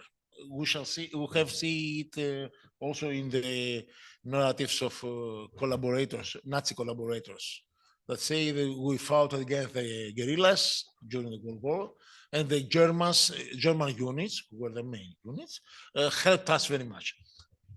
It's a perception that you are the central, the center of this. In the case of Macedonia, we had this. Okay, also. Okay, let's go back. The political antagonism and national antagonism at the time was evolved around the formation of national parties within the different ethnic groups. In the Macedonian Slavs, we had the Bulgarian, the Greek, and the Serbian party. The Macedonian was just appearing. In the Vlachs, you had the Romanian Greek party. The parties are referred to as such in the literature of those days by all parties that are, by all the sides that are implicated. A national party has a nucleus of leaders and firm followers, less dedicated, but usually local adherents around them, and the peripheral clientele that could choose sides for minimal reasons. Here is the scheme of this. And IMRO that tried to overcome this division of population into national parties in favor of a, let's say, a new nation state in the making on the basis of the French model of citizenship. It was the first also hybrid of internal enemy that combined both the national and the social threat to the established order. And in the case of the Greek kingdom, there was also an anti-counterterrorism campaign 1 year before Ilinden, when a nuclei of IMRO were discovered among the Macedonian immigrants in Athens and Thessaly. In Thessaly, they were agricultural laborers. And in Athens, they were usually either workers or petty bourgeois, small merchants, etc. In the case of the Ilinden uprising, the Greek apparatus in Macedonia fought against the revolutionaries. Especially notable is the case of the Metropolitan of Yaycioglu, who was then photographed during the uprising with the Ottoman forces, and had also the head of one of the revolution leaders, Lazar Povtraikov, his region, photographed and had the photograph behind him in his office for the months to come. The origins of the concept of a fake revolt that was to dominate the later years in Greece began with the loyalty declarations by a number of patrician communities that was dictated by the Greek consulate, as we learned by Dragoumis' papers, which denounced IMRO for allegedly forcing by fire the Greek population to not react against its revolution activity, enticing the Greek peasantry to take the mountains in order to expose it against its will to the eyes of the legitimate authorities, that is the Ottoman, falsely presenting Macedonia as participating in this hastily fake revolution. It's compiled, this declaration, by Dragoumis, and we saw the letter to his father that says exactly the opposite. The concept of a non-existent revolution was then a fake one, an imaginary dummy of a Macedonian revolution, φαντασιώδες ομοίωμα Μακεδονικής Επαναστάσεως, was reproduced in the Athenian press of those days, and together with an open support for the Ottoman clampdown against the insurgents. For example, Acropolis, the main modernist newspaper of the time, says that claimed that the Turks do not carry the gospel with them, but their attitude of reconciliation, passion, appeasement, and optimization, βελτιώσεως, cannot be considered as fully evangelical, conform to it. And even the destruction of many Macedonian villages by the Ottoman army was presented falsely in the Greek press as being destroyed by the insurgents. The insurgents destroyed their own villages. And as we learn from the Ottoman documents of the Ottoman embassy in Athens that have been published, they're in French, so I could read them. They're published by the ISIS editions some years ago. A number of such false information was given to the Athenian press by the Ottoman embassy. There is justification of Ottoman army atrocities, both in the Athenian and the peripheral press of Athens. Here we see an article by a Volos newspaper that is near Macedonia, that have a better understanding, that says that they are guerrilla nests, so they must be destroyed in order to save the country. And there was a committee representing 150 students who had already signed with their names, visited the Ottoman embassy, asking to be sent as a sacred company, a volunteer unit of the Ottoman army to fight against the insurgents. It's interesting to see that they are actually the same people who were at the head of the anti-Slav, supposedly anti-Slav, mobilization 2 years earlier against the translation of the gospel into the Demotic. We may also have some kind of German implication, but it's not proved. And we see also this class-oriented perception. A report of Athene, one of the main newspapers from Macedonia, from Bitola, that is representing the opinion of the local Greek leadership in Bitola and party, is that the problem is not so much the Bulgarian raiders, that is Imro bands who have come from Bulgaria, most of them composed by Macedonian immigrants, but from Bulgaria. The main problem are the peasants, the pro-Bulgarian locals who took the arms, who have been disseminated to them, and destroyed the chieftains. This is not seen openly, and these are threatening the town. We know from various accounts, not Greek ones, that actually Ilinden took the form of a modern jacquerie, of a peasant rebellion against the urban centers. For example, Slaveko Arkosov, one of his leaders, said that when they were going to attack the town of Resna, the peasants were extremely happy because they would destroy not only the Ottomans of Resna, if they could occupy it, but also the local Georbages, the local notables, to whom the peasants have been indebted. That is a contradiction between town and peasantry. There were some dissented voices that are completely unknown today. One was that there was a demonstration of some dozens, around 50 or 80, it's said in the newspapers, of people in Patras, of Christian socialists. They were followers of Ioannis Arnelos, a peculiar Christian socialist of the era, with also some kind of this millennialist elements in his teaching, who organized the demonstration asking for the proclamation of Macedonia into a republic. And there was an outcry in the Greek press, in the Athenian press, and they sacked the local prefect and the head of police because they left it happen. We see more subtle reactions. For example, 5 Macedonian vlachs established in Lamia sent a letter to Stefano Dragoumis, the father of Ion, in the archive of whom saying that we have close relatives who came from Bitola and Neves, can say that the problem is not the Bulgarians, as the press writes, but is the irregular Turkish mobs, Başıbucuk, who are going out and threatening, killing, raping, etc. Another document that I discovered in the archives of the Kozani bishopric is that the local high school principal and the local historian, the first man who wrote the history of Kozani as a town on the basis of the different of the metropolis. The periodization was metropolis X, metropolis Z, metropolis bishop, according to each bishop, sent a letter in the end of 93 to the bishop saying that there were sympathies by some people to the revolutionaries, and there were some idiots, very few hopefully, who wanted to recommend it to the ignorant people to Sibansa Thais, because Kozani was a totally, completely Greek-speaking town. No Slavs at all there. And there was a reaction through the schools. Teachers were ordered to enlighten the kids about what had happened.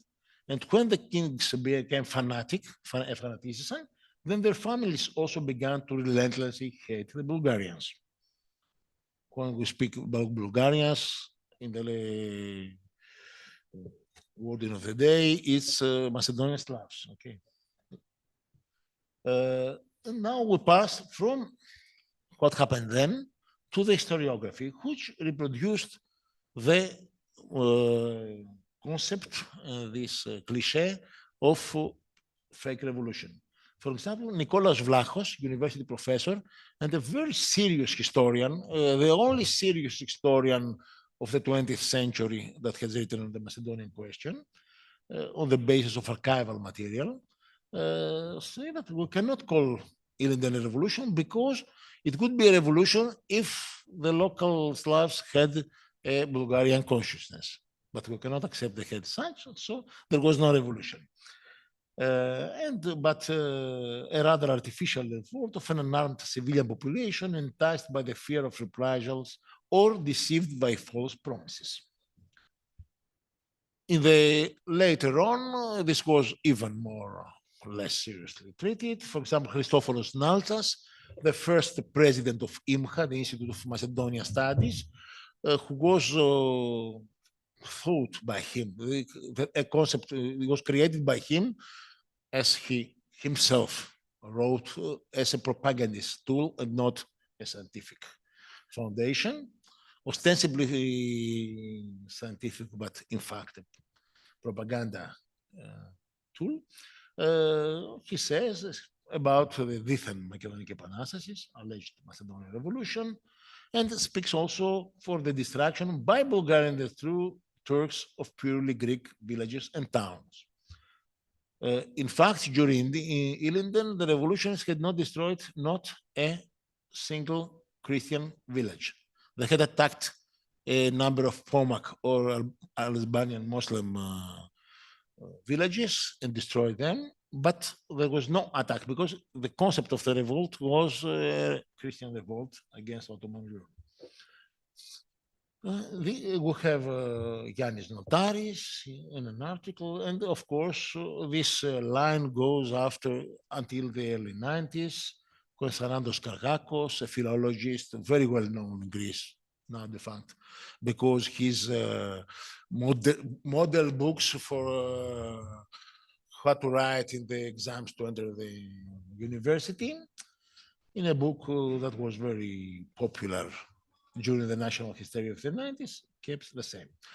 There is a small kind of more serious treatment by Evangelos Kofos, the official historian of Macedonian question, and that worked for the Ministry of Foreign Affairs in Greece from 62 to 95. And he says that it was a regular armed movement, just like dozens of others. And he puts the emphasis on his mythologization by the, but in fact, like Yugoslav historiography has compared it to the American, French, and Greek revolutions. This is not the case. It was the Bulgar-Macedonian right-wing propaganda of late Imro. Ivan Mikhailov has obviously said that clearly, but it's very well to. So, in the public space, there is, of course, no monument in Greece about Ilinden. The only one that could find in the village of Prekopana, an oldest Macedonian Slav village that was burned down by the Greek army in September 1947 during the Civil War. We see this kind of monument that is in general about of the victims of the Comitaji victims, but it refers to a specific incident of Finland uprising when some adversaries of the uprising were killed in its beginning. We arrive, but even at a semi-academic level, we see in 1993, it's the International Conspiracy Against Macedonia. It's one of the propagandist editions of the time. And we see well-known figures of today's academic world, like Vasilis Gounaris, Vlasis Vlasivis, Konstantinos Vakalopoulos, etc., writing there in what you mean. The first time that this dominant perception was confronted was in year 2000, when the material, the archival material of Ion Dragoumis, and especially his personal diary from of those days, were published by Yorgos Petsivas, an amateur, the same man who published the Varda's diary that I presented yesterday. An interest result of this publication is that immediately after the publication of the book, that is some months later, from the official file of the archives of the Ministry of Foreign Affairs that had 6 sub-files, 4 of them were disappeared. Everything that had to do with it. If you go now, you cannot find. Nobody knows what have happened to them. Okay, they were withdrawn. And just only some files survived, one dealing with the Ceres region, but nothing. And the second dealing with some preparations. Let's see now the drama uprising. I have some time. I'm finishing. The initial, okay, I'll finish very fast because I had not the time and the possibility to, okay, less. The initial reaction of the Quisling regime, as we discover from the personal archive of Athanasios Chrysochou, then General Inspector of Greek Departments, Nomi, Γενικός Επιθεωρητής Νομαρχιών Μακεδονίας, sent by the Yaycioglu Quisling government to confront the foreign propagandas, pro-Bulgarian, pro-Romanian, not the occupation authorities, of course, was enthusiasm. Our people in the Bulgarian zone of occupation, from where the Greek authorities were completely expelled, contrary to what happened to the Italian and German zone, where the Quisling structure had been kept in order to rule more easily, our people revolted. They were enthusiastic. The first reports were, okay, that's it. Hopefully, at last, they took the arms. Then comes the repression in a few days, and begins a whole reinterpretation of the event as a provocation that by the Bulgarian, provocatia, that the Bulgarians instigated the revolt in order to facilitate the ethnic cleansing of Eastern Macedonia of its Greek population. Chrysochou, a leading Quisling figure, was transformed during the Greek Civil War into a state propagandist and was the official state historian of the occupation of World War II in Greek Macedonia. And in 2 of his books, he developed the line that everything was not only the drama uprising, but every act of resistance, from dissemination of anti-German leaflets in the University of Thessaloniki, or some of the first sabotage acts in German-occupied Macedonia, were all of them an act of actions instigated by Bulgarian propaganda. And his guidelines to his subordinates found in his archives say that our basic rule is the absolute loyalty to the occupation authorities. Any action that could be interpreted as directed against the occupation authority is immediately exploded by the looming anti-Greek propaganda. So it's and the Germans are the best Philhellenes historically, so it's impossible for them to make injustice to us.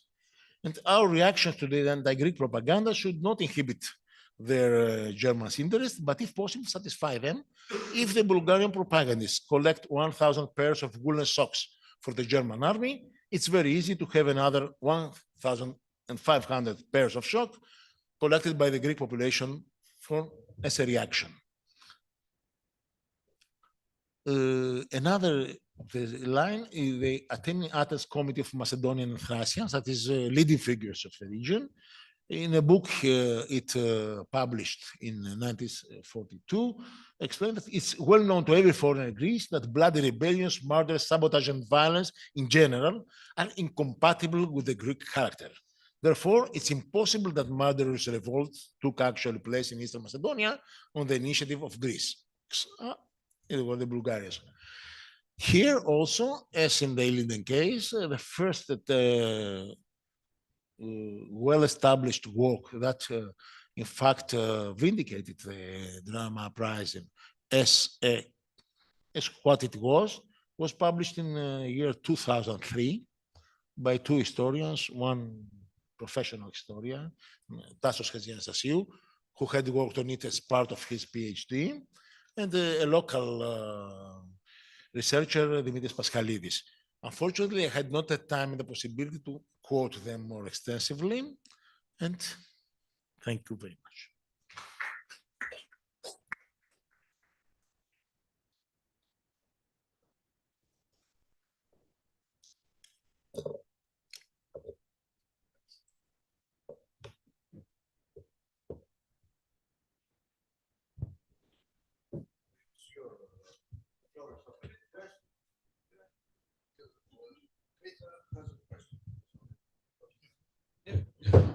Just some, if you can give us detail, because there is this notion that the Macedonian part of the organization was against the uprising, including Goce Delchev, Karev, and the others, and this one Bulgarian was in favor of it. Were there any observation on that point? Because if it's true, actually, because, you know, as we all know, that Delchev was killed just before the uprising. April 20. Yeah. So were there any?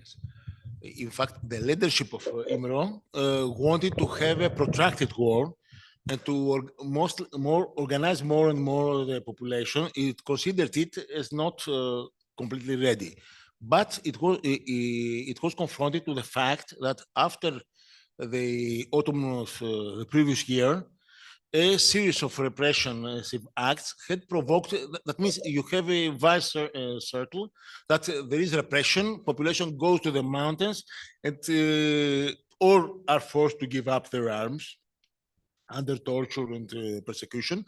So there is a constant fear of destruction of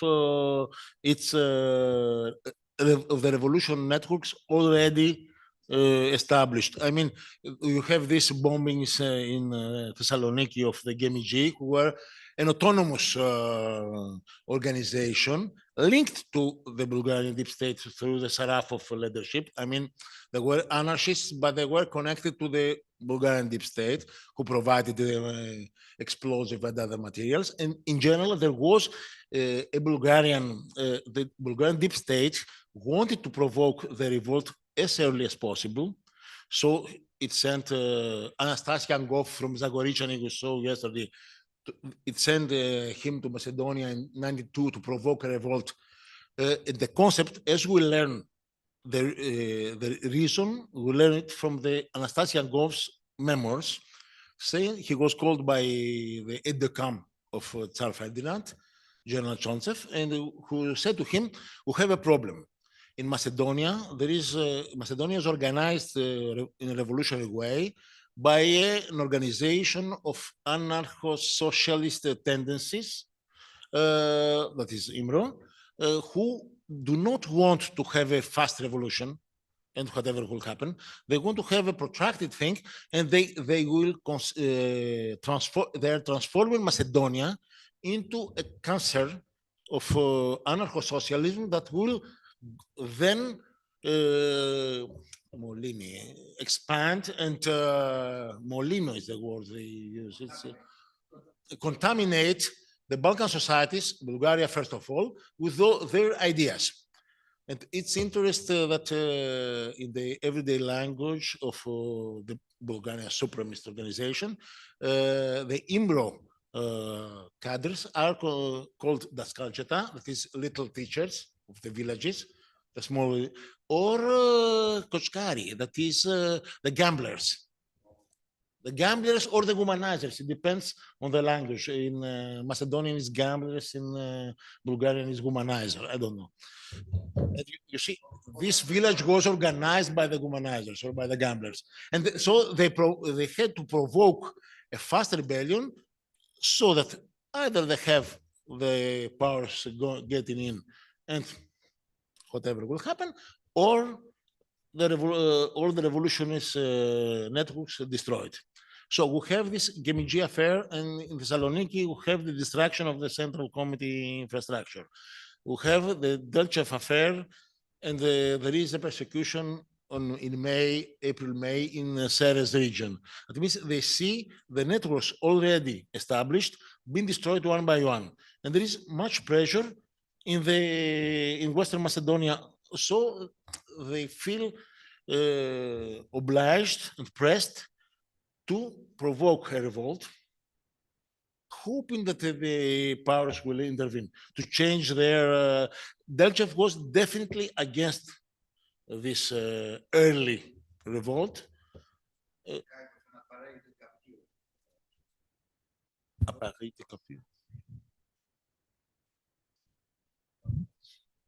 And what is interesting is that after the repression of the revolt, the IMRO was recuperated by the deep Bulgarian state for a simple reason. Its two leaders in Sofia had been heavily personally indebted for the revolt and were in danger to go to prison. And there is a letter of the interior minister, who was the real leader of Bulgaria for the whole decade, Petkov, to the Tsar, saying, we shall buy the organization. We shall give the money to relieve them from debtors.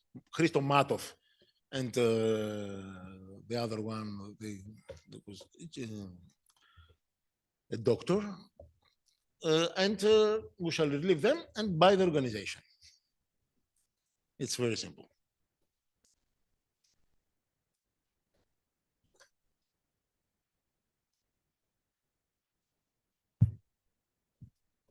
Thank you. Just a very short question about the use of the word provokatia in Greek. What is history? Is it used only today, or was it used for? Yes, it's a communist term, means provocation in order to produce the opposite results. But it's very generalized. Its use is very generalized in Greece, and I don't remember because I did not have the reports of the Chrysochou archive. They're in Salonika, and I thought I had not the time to go to photograph them. If they use the word provokatia, or if they described it as such. But the meaning is this, that is instigated by the Bulgarians. And they create Chrysochou creates a whole array of proofs that are either false, inexistent persons of this kind, or he attributes pro-Bulgarian links to people who were killed fighting during the revolt. It's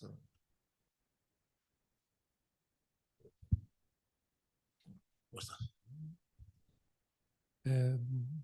We should put raptors too to this historiographical. Of pseudo-revolution. Yeah, because at some point he puts Melas giving a lecture to his band in autumn 1904, describing what happened during Yildiz pseudo-revolution, false revolution, even though back in the day he was nothing. had no idea what was happening over there. But he made a very, very detailed lecture about what happened in the falsehoods of Bulgarians.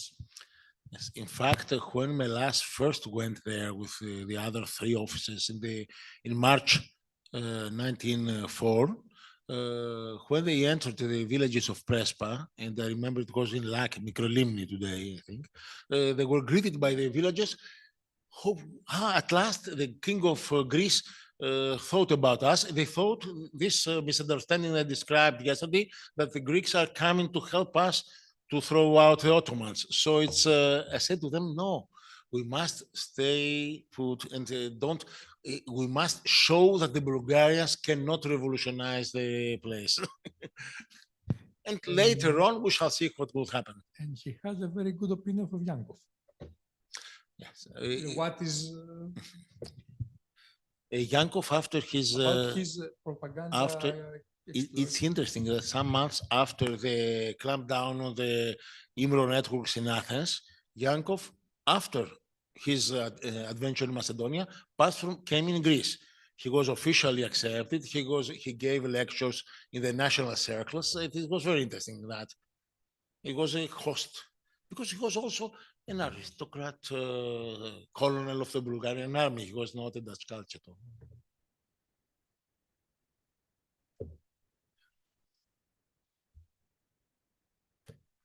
Let's go to the next one.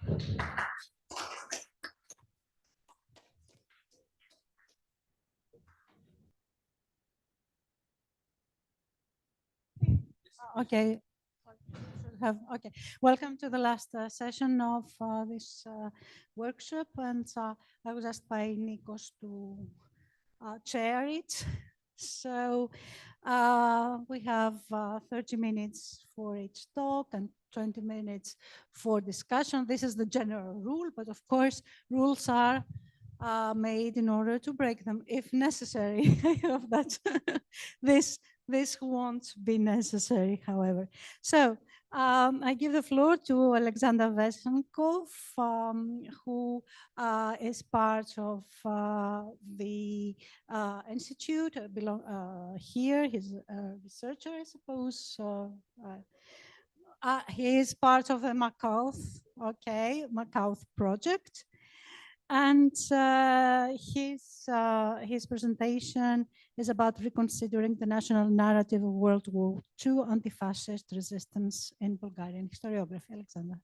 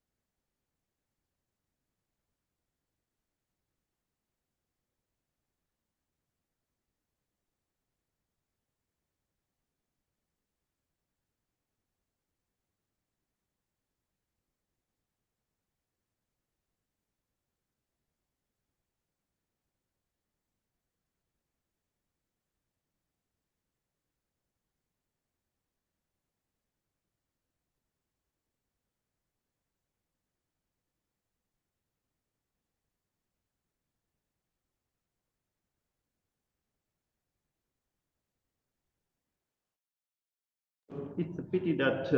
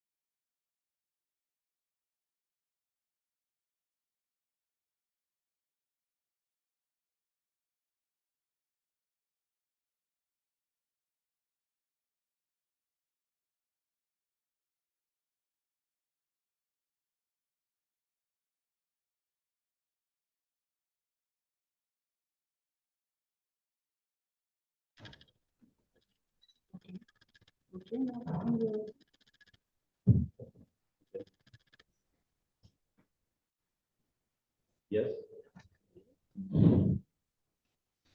It seems it works. Yes.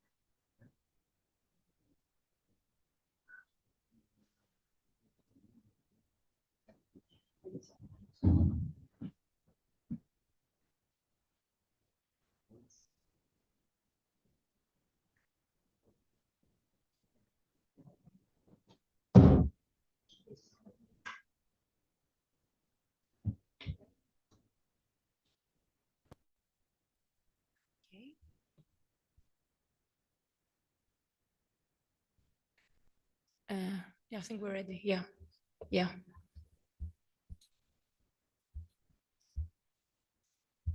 Okay. Thank you very much.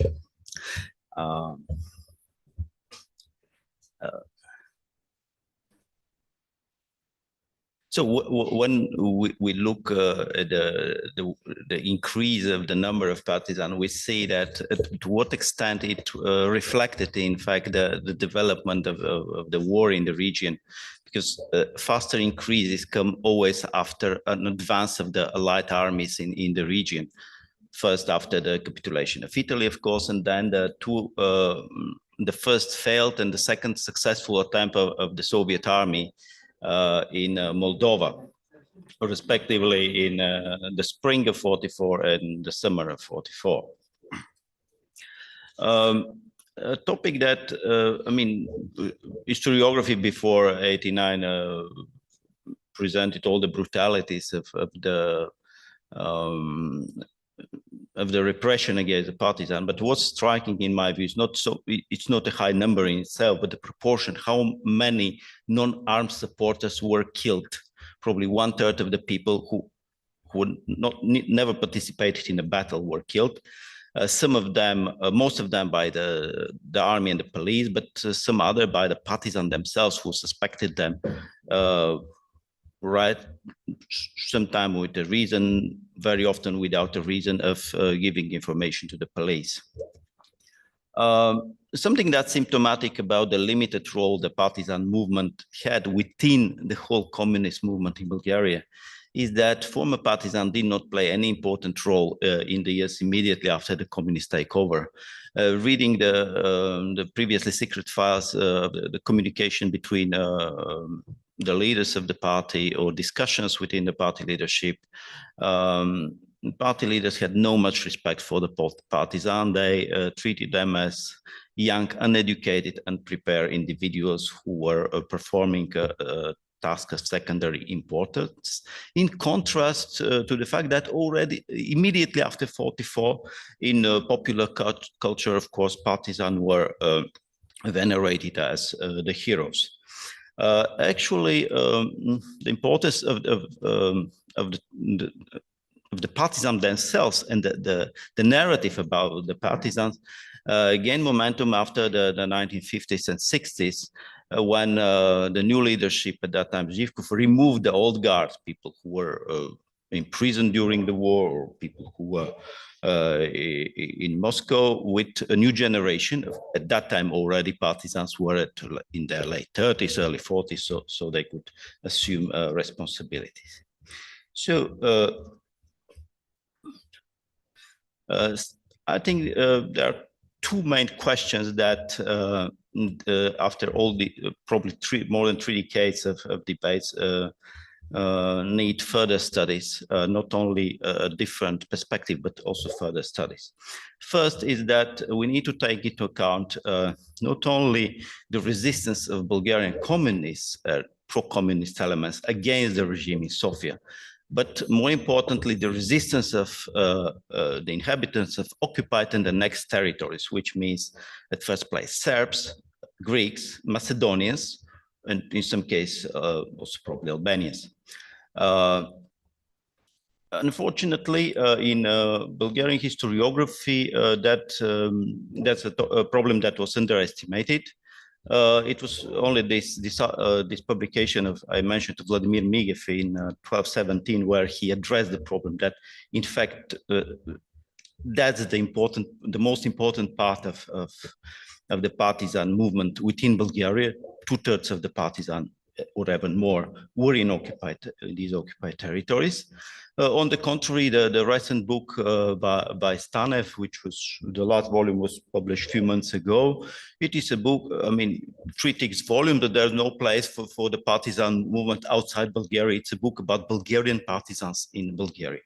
I'll try to explain later why it's so important to take it into account. And the second is the local dimensions of the resistance and the interpersonal relations between guerrilla fighters. What we had till now were mostly studies about the partisan in general that were not taking very much into account the realities on the ground for the individual partisan units fighting there. Actually, I was making also, I mean, this same mistake, or my approach was to think about to systematize information from all partisan units in order to see how how were they organized, how they providing food or arms, how were they communicating with the party leadership, etc. And but in this case, we underestimate the very different conditions in which these individual units were operating. For instance, there are studies who discussed how the partisans spending the winter. In reality, 2/3 of the partisan became partisan after the spring of 44. So during the winter, they were not partisan, and the question is a bit irrelevant. So the first of these two questions, the resistance against Bulgarian occupation forces in occupied and annexed territories. So here I mean territories that nominally were considered part of Bulgaria at that time, because in addition there were Bulgarian troops sent in Serbia and later also in northern Greece to help the occupation otherwise controlled by Germany. So the resistance in occupied territories started earlier. It was by far more active. So within the so-called new lands next to Bulgaria, in these territories were something between 2/3 and 3/4 of all partisans in the country. And also, there were considerably more victims of the repression, because repression of the Bulgarian state, I mean, Bulgarian army and police was brutal, but in occupied territories, it was much more brutal. So, for instance, Tassos mentioned this more than 2,000 victims after the drama uprising. Actually, the number for the 3 years of anti-fascist resistance within the old borders in Bulgaria, the number of people killed by the police and the army is just a bit higher. So really, brutality was much greater in occupied territories. Actually, in historiography before 1989, these numbers, the higher number of partisan and the number of all victims from Greater Bulgaria was used to demonstrate how powerful the partisan movement was.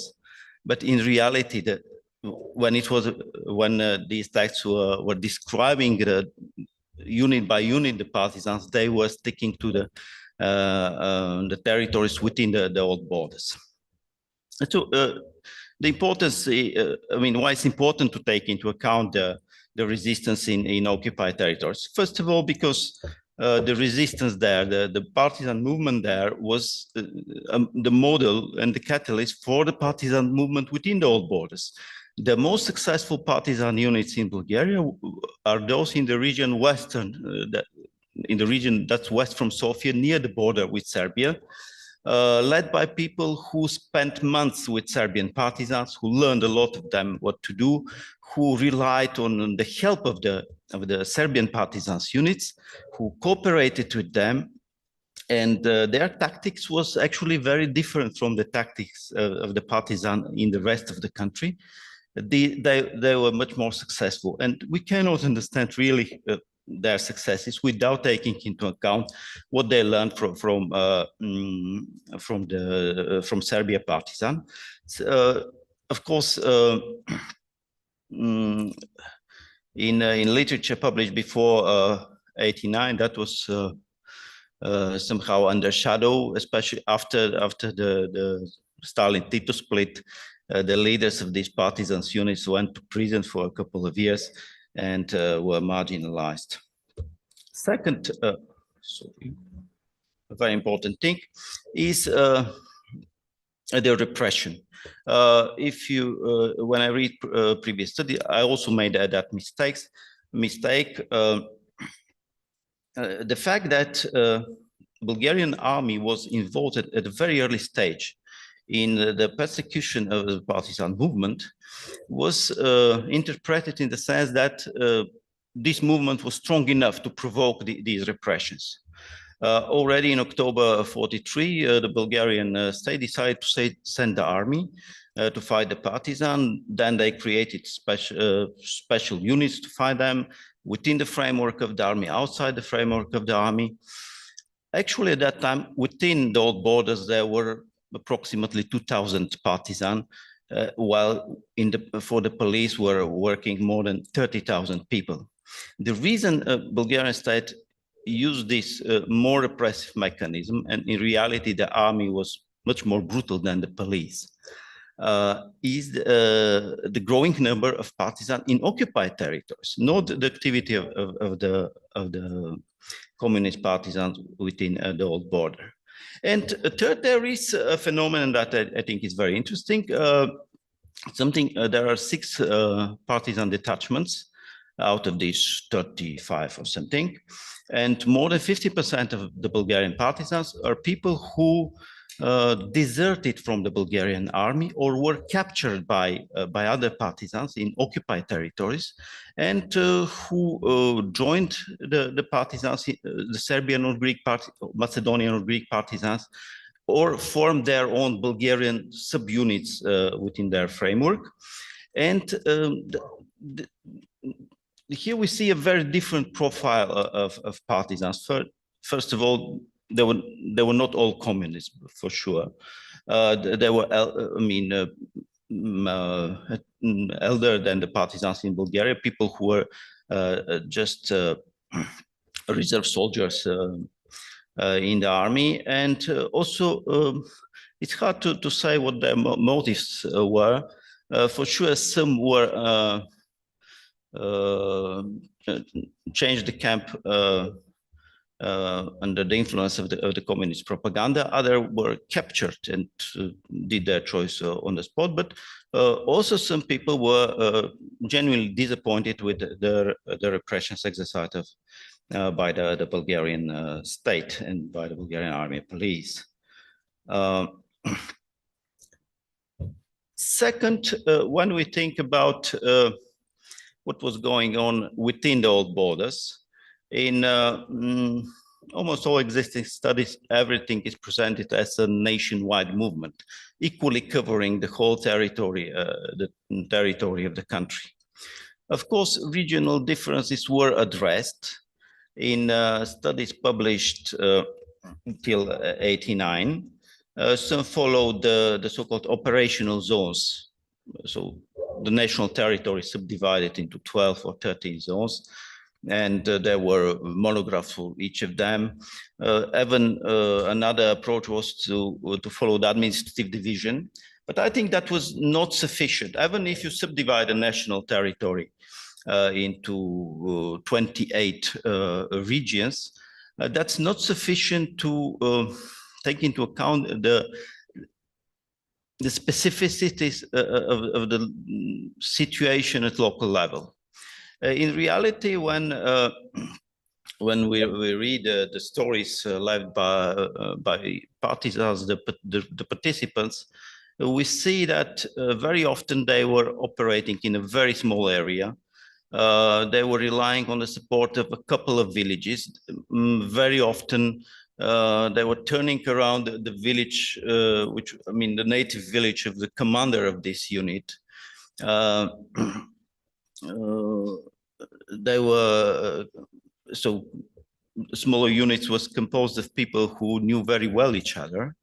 And even, here probably I'll rearrange a bit. So we have smaller detachments composed of people who were connected even before the war, but even in larger partisan detachments, we see the subdivisions. So people from one village are organized in one subunit. They call it chete, and the leadership is someone chosen among them. Very often people joining these units are people who are well connected with those who are already partisan, and on the contrary, communists coming from other parts of the country, because there are so many people who were forced to change residence at that time, had problems. They waited for months before having contact with such a unit in order to join it, though some of them really need it because they're hiding from the police. A very interesting phenomenon are the internal conflicts, and especially the cases when some partisan was sentenced to death, not because they committed some important crime, but because they did some, because that was needed to keep the discipline. And the partisan sentenced to death were, in all cases, people from other regions, so newcomers, outsiders, just executed in order to strengthen the discipline. And personal relations played also an important role in the relations with supporters and enemies. So most of these partisans units were operating in a region where they knew personally their supporters.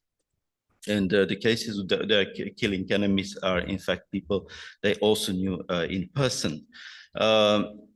So something that impressed me in memoirs of several of the partisans was that, yes, on the one hand, there were figures who had the know-how how to fight, very often coming from outside, who helped organize a successful partisan unit. But at the same time, very much needed were people with connections, people who knew the landscape, who knew the people in the neighboring villages, who knew which village is, in which village there are supporters, and to know personally these supporters, and which village is they call it entirely fascist and reactionary. So people who know the terrain, I like the term terrain. And the area of activity of these partisans units is very restricted. So in the cases, we see partisan units trying to participate in some, at a longer distance from their normal area of activity, that usually was leading to a failure. So that is the reason also why smaller units had to cooperate, because at least one of the units had to have people familiar with local conditions. And of course, there were also tensions between partisan units in neighboring areas. So in conclusion, why I think these two problems I think are so important to address. First, this national framework, and this play between Greater Bulgaria and the present-day borders. So of course, it's clear that nationalist narrative always tend to talk about Greater Bulgaria, but in certain cases, it prefers the old borders or the present-day borders, and especially in cases when are discussed problems related to repressions during and war crimes during the First and the Second World War. Because in this case, it's easy to present everything that happened, to discard everything that happened outside the present-day borders. For instance, we have during the last decades vivid debates in Bulgaria about the deportation of the Jews. The Bulgarian state deported Jews from occupied territories and did not occupy those living within the old borders. And that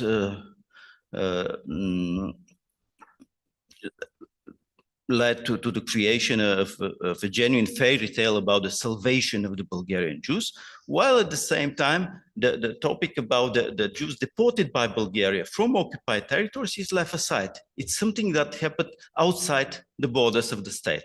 And in this case, of course, we cannot understand what happened nor with the repressive measures and the whole repressive mechanism, but also in this case, we see with the opposition against the state repression, armed or unarmed. And the second problem is that the history of the anti-fascist resistance, the history of an anti-fascist resistance in Bulgaria is written following a template. I mentioned the participation of these fictional writers who helped the former partisan to rewrite their memoirs. So these writers are people who were familiar with, on the one hand, with the story of the Soviet partisan. They were also willing to invent stories that would match what was known about the partisan movement in Yugoslavia. And also they were somehow imitating the narrative about the anti-Ottoman resistance that was already popular in Bulgaria.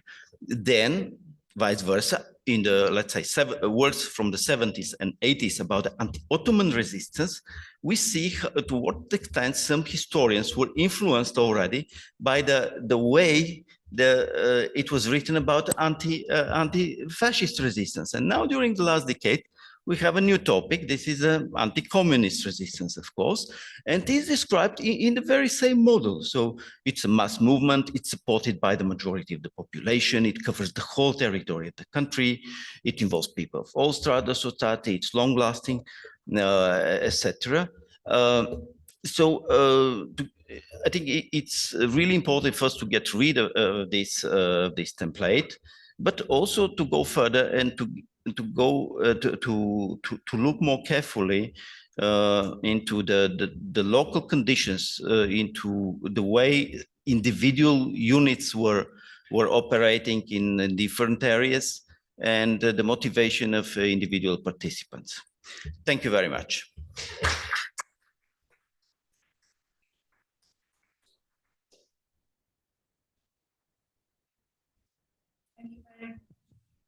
Thank you very much, Alexander, also for keeping the time. And the floor is open. Tassos.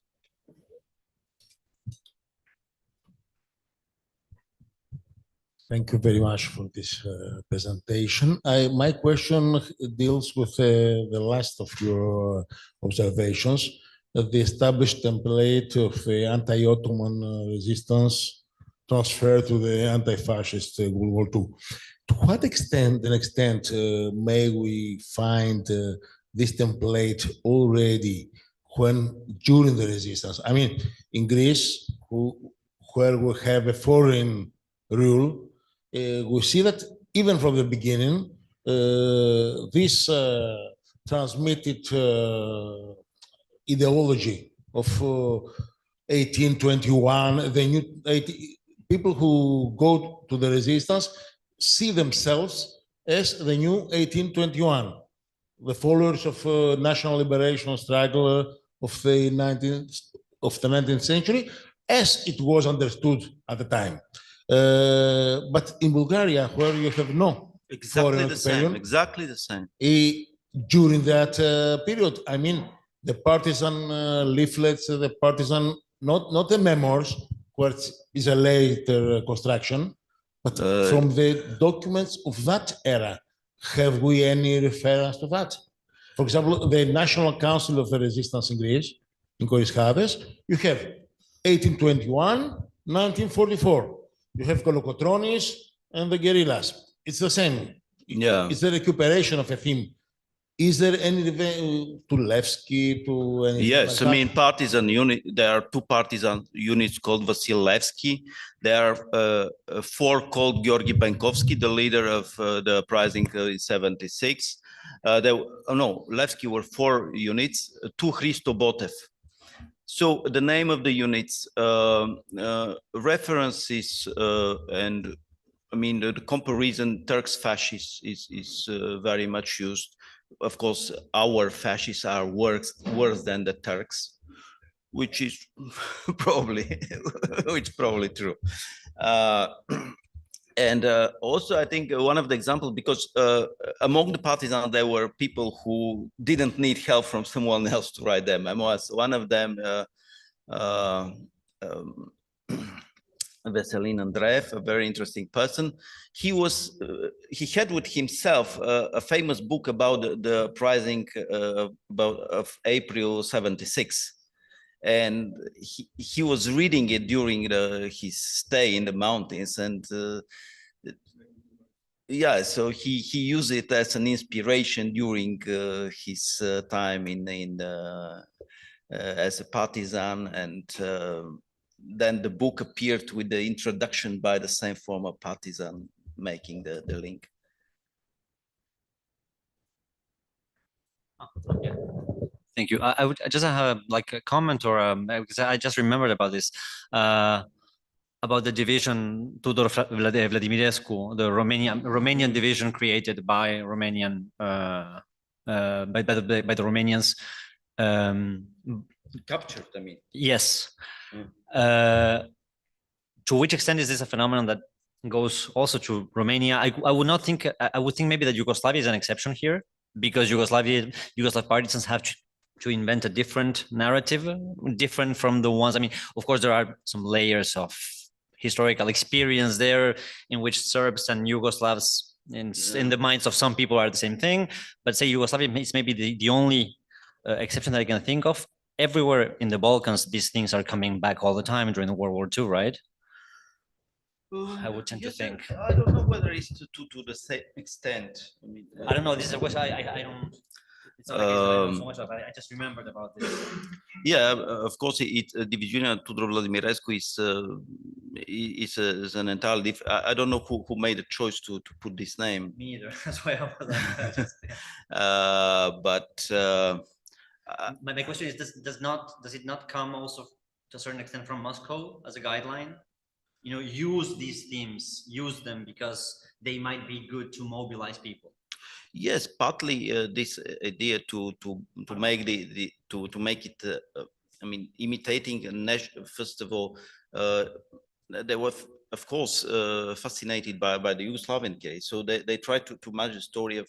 I mean, we are first of all fighting against occupation. Bulgaria is not occupied, but they use it. Yeah. It's resistance against ourselves. And also to make it I mean, if it's a liberation movement, if it's resistance, it must sound national. Yeah. But I think also on the ground, without being instructed, they couldn't invent something better than using what's already popular. Yeah.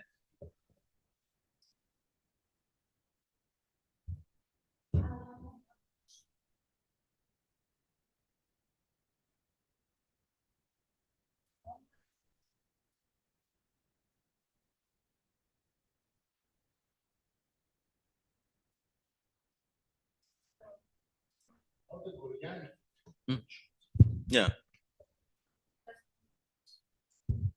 A little bit more clarification about the Goriani and how this narrative. Goriani were wild strikes and sabotage acts. The Goriani. Yeah.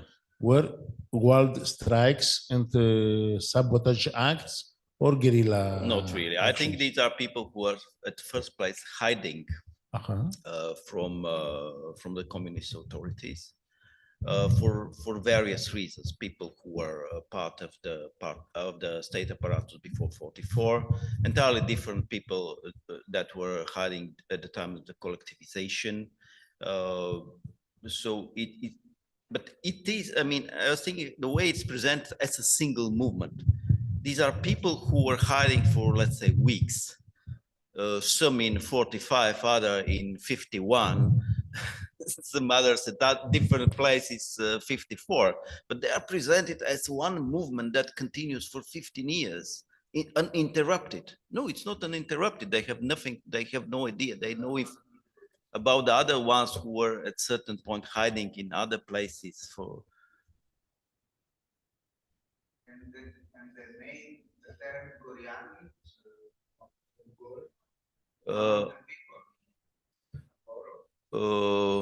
Well, I mean, Gora is mountain in Old Slavonic. In present-day Bulgaria, that means rather wood.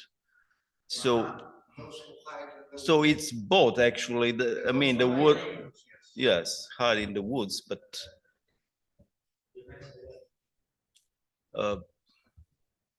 double meaning, like between mountain and woods.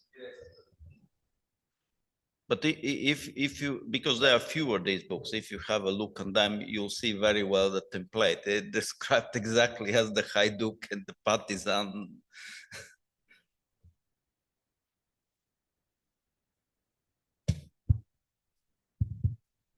So thank you. Thank you very Are much. there other questions? No? Okay. Thank you very much.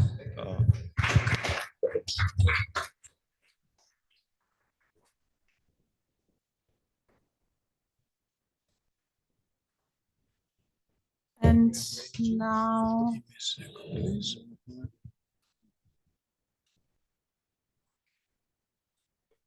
to arrange yours.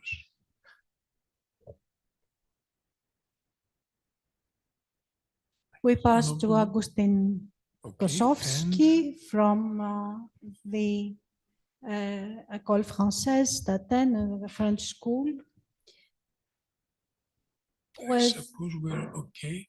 Just With a presentation entitled From the Mountains to the World, Veliko Vlahovic and the Refashioning of Revolutionary Tradition in the Balkans.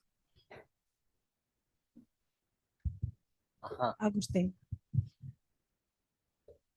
Okay. No, the thing is that, yeah, the screen is actually surpassing, so I cannot see the window that I'm gonna have to go to. It would just be a matter, you know what I mean? But, no, I know what I have to do. I just don't see it very well because it's outside the frame of the screen. But it's okay. It's here. Don't worry. I just found. Yeah, it's here. Don't worry. I think I got it. It's there. It's there. Yeah. Don't worry. It's the same thing. Don't worry. I think it's I just forget about it. It's okay. I think it's okay. I think it's okay. If it isn't, I will tell you.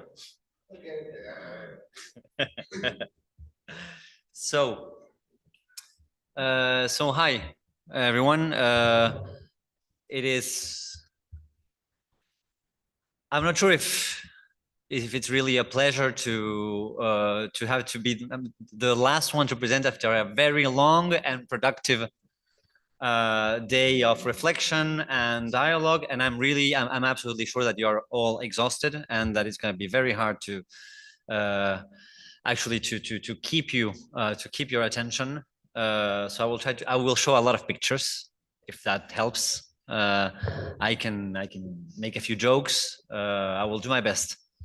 But we are talking about history, so it's not that exciting because most of these people are already dead. So I need your enthusiasm. My name is Agustin Kosowski. I know many of you. We've met already. I'm a historian. I was originally trained as a scholar of Yugoslavia, and with the years, my interests have gone a bit further in the Balkans and in the world. I've been working on the Cold War period since the end of my dissertation. My dissertation was about the crisis of socialist Yugoslavia. And then in the last couple of years, I've been going mostly to the 1950s and 1960s. And I've been working mostly on the Cold War and on the history of the non-aligned movement through the perspective of Yugoslavia, but crossing and connecting with other archives, Cypriot archives, Greek archives, Latin American archives, trying to connect different bodies of literature and trying to find transnational connections that are, to me, a window to a vantage point to the history of the non-aligned movement. So today I will be talking about the life of an individual that you see here, who has been one way or another at the center of my research in the last couple of years. It's Velimir Veljko Vlahovic, who was a Yugoslav military officer, a leading figure of the Yugoslav socialist regime, and a very important character in the history of non-alignment. And in the last couple of months, I've become more interested. I've taken an interest in his biography and in his life course, because I believe that in his life course and trajectory, we can find many layers of experiences that one way or another shaped his worldview and his modes of action as an agent of non-alignment and of Yugoslav non-aligned policy. So in my presentation today, I would like to talk about Veljko Vlahovic's life through the angle, trying to keep with the theme of today's meeting, through the angle of what I see as three different revolutionary traditions or cultures that are closely entangled in his life course. The first tradition or culture, and I will talk about my choice of terms here. The first tradition or culture or political culture that shaped Vlahovic's life was, let's say, to a certain extent, inherited. The pre-war revolutionary tradition of the Čete, the armed groups, mostly irregular, that played a central role in the long history of national struggle for independence, as many of our colleagues reminded us today, in the Balkans, and for the creation of national states in the Balkans during the 19th century. This is a history that, through family tradition, shaped Veljko Vlahovic's life. And I will talk about this in a minute. The second tradition or political culture that shaped his trajectory was chosen, not so much inherited as chosen. And it is the communist revolutionary culture of the interwar period, especially in the context of resistance against fascism and foreign occupation. And the third political culture or tradition that I will talk about today is the one that he contributed to creating and to making himself, which is a global political culture of anti-imperialist and anti-colonial global politics through the non-aligned movement and through Yugoslavia's endeavors in the third world. Just a comment before I start talking about Veljko Vlahovic's life course concerning the use of these ideas of tradition, political tradition or political culture. I am not sure yet what would be the appropriate term here, the appropriate concept here. Both seem to apply not interchangeably, but in different moments of my reflection, both seem to apply to what I'm thinking here, to the kind of object that I'm trying to grasp here. When I say tradition, I usually tend to think about a vertical and diachronic transmission of ideas, values, and sets of political practices, which I believe in the Greek paradoxy we see very well in terms of transmitting something vertically maybe.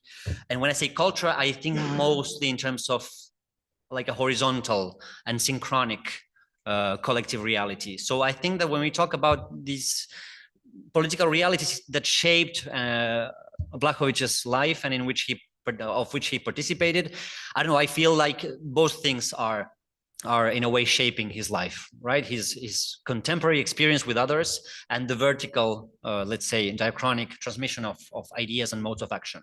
And I will talk about this more in my conclusion. But again, if you have any comments as to these conceptual questions that I'm asking, please go ahead. Any feedback you have or any reflections. This is the first time that I talk about this, and this is the first time that I'm systematically starting to think about this. So I would be very much appreciated. Let me go just to where is this? Is it here? Yes. Okay, so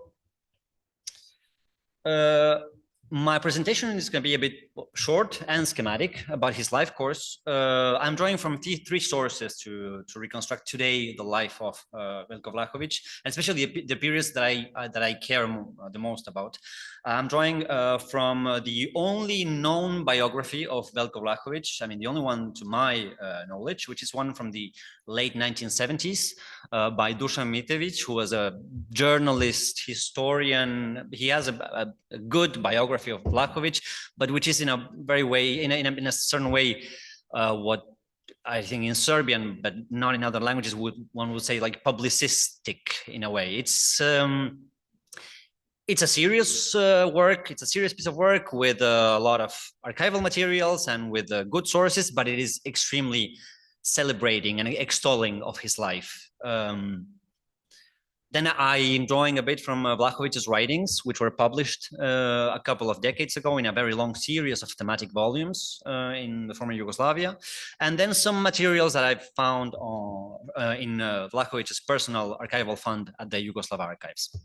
So Veljko Vlahović was born in September 1914 in Trmanje, a very small mountain village of Montenegro, about 1,200 meters above sea level and some 45 kilometers away from the city of Cetinje, which was the old capital of the Kingdom of Montenegro before Podgorica at the time of his birth. His origins and family background are meaningful for several reasons. The first one being that he himself wrote a lot about this, about his childhood in Montenegro, about the Montenegrin, let's say, mentality, as he put it in his writings, and about what it meant to him to be Montenegrin. As some of you might know, you probably do, this is something that is very commonly said, even a bit jokingly in the Balkans, that Montenegrins have a very strong pride in their identity as Montenegrins. And Vlahović, in his own writings, talked a lot about this. He reproduced many of these stereotypes. He has an interesting piece called The Burden of Birth, saying that as much as he traveled all around the world, he always ended up coming back to Montenegro, and that the land was both a curse and a gift, with people who were in love with freedom at the same time that they were obsessed with the history of past struggles, and that became sort of a neurosis for them. And he said that all of these stories of a land full of bandits and heroes had strongly shaped his childhood and his worldview in later years. And the second reason why his background and his family background especially are very important is strictly related to his family. Veljko Vlahović was the descendant of a true dynasty of military leaders and warriors that had played an important part in the later history of popular and national resistance against what very non-objectively we could call the Ottoman yoke, but which was seen as such at the time. So his grandfather on his mom's side, I think most of you probably heard and remember very well Dmitar talking about Toshko Vlahović. I'm going to mention him now. Veljko, I mean, on his grandfather on his mom's side, Bećo Zuletin, was an important Montenegrin commander, decorated both in Serbia and Russia, and he was also a member of the parliament, of the Montenegrin parliament in the early 20th century. And most importantly, Veljko's life was very shaped by the image of his father and his uncle, who were heroes of World War I and members of the Toplica uprising, which was one of the most important revolts during the First World War. Veljko's father, Milinko, was one of the main leaders of the Toplički ustanak, the uprising, and his uncle Toshko, about whom again you've heard a lot. And I remember the first time that I heard about Toshko was actually when I listened to Dmitar in Athens. I didn't know about this character before. But I know 2 years ago I had no idea that he existed. So both the shadow of Milinko and of Toshko were quite important actually to Veljko, at least according to his writings and his memories throughout, in different moments of his life, when he recalled some of these family episodes. So all throughout his life, he was in a way reminded of these noble origins that he had. Many knew about the deeds of his father and uncle, and he was often identified by others as the descendant of these national heroes. He talks about being in primary school and having people coming over to him and saying like, "You're the son of Miliko, who was in Toplica, and things like that, like things that one way or another shaped his childhood. So his father also, this is another important thing, his father being a member of the military, Veljko spent much of his childhood going around different places in Yugoslavia, following his father's postings in Banja Luka, in Požarevac. In Požarevac was when in Serbia is where actually they settled for a long time, and when he started having his first contact during high school with progressive politics. He started entering circles of students of the later years of high school who were sharing political materials. And then, of course, when he signed up for studies at the University of Belgrade, he entered into contact with, directly with what I see in this presentation as the second political tradition that shaped his life, which was the communist movement, and especially through the lens and through the experience of the students' movement in Belgrade. He rapidly entered the youth branch of the Yugoslav Communist Party, and in very few months he became an important figure, and in very few years he became one of the leading figures of the students' movement in Belgrade.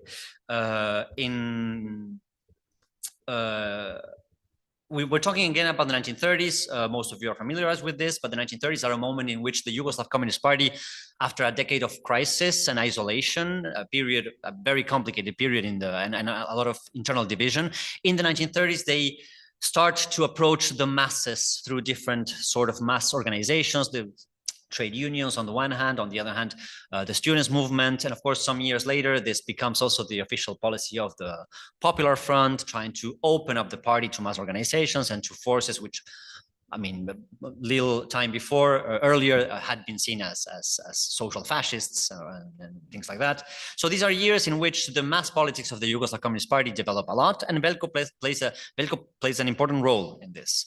And even in 1935, he's even sent, because of his very central role in the politics of the students' movement in Belgrade. He's sent to a prison camp in 1935 in Bosnia together with many others who will eventually become leading figures of the Yugoslav Communist Party, such as Ivo Lola Ribar and Svetozar Vukmanović Tempo. Many of these people he met as students, and then they became, all of them, important figures of the Yugoslav Communist Party in later years. So in 1936, he was suspended from the university, and he went to Belgrade. This is the only picture that I found of the Yugoslav house. It's a modern one, of course, but it's where most Yugoslav students in Prague were housed during the 1930s. Veljko went to the Jugoslavensky Dom in the 1930s, and he met some of his comrades of the party who had also left Serbia because of police repression. And they started to organize cells of Yugoslav students abroad to sustain the activities of the Yugoslav Communist Party from the outside. The most important endeavor that they invested themselves into was definitely the organization of a group of students, of Yugoslav students in Prague, to go to Paris and cross the frontier to enter Spain and fight with the Republicans against the rebel side of the Spanish Civil War.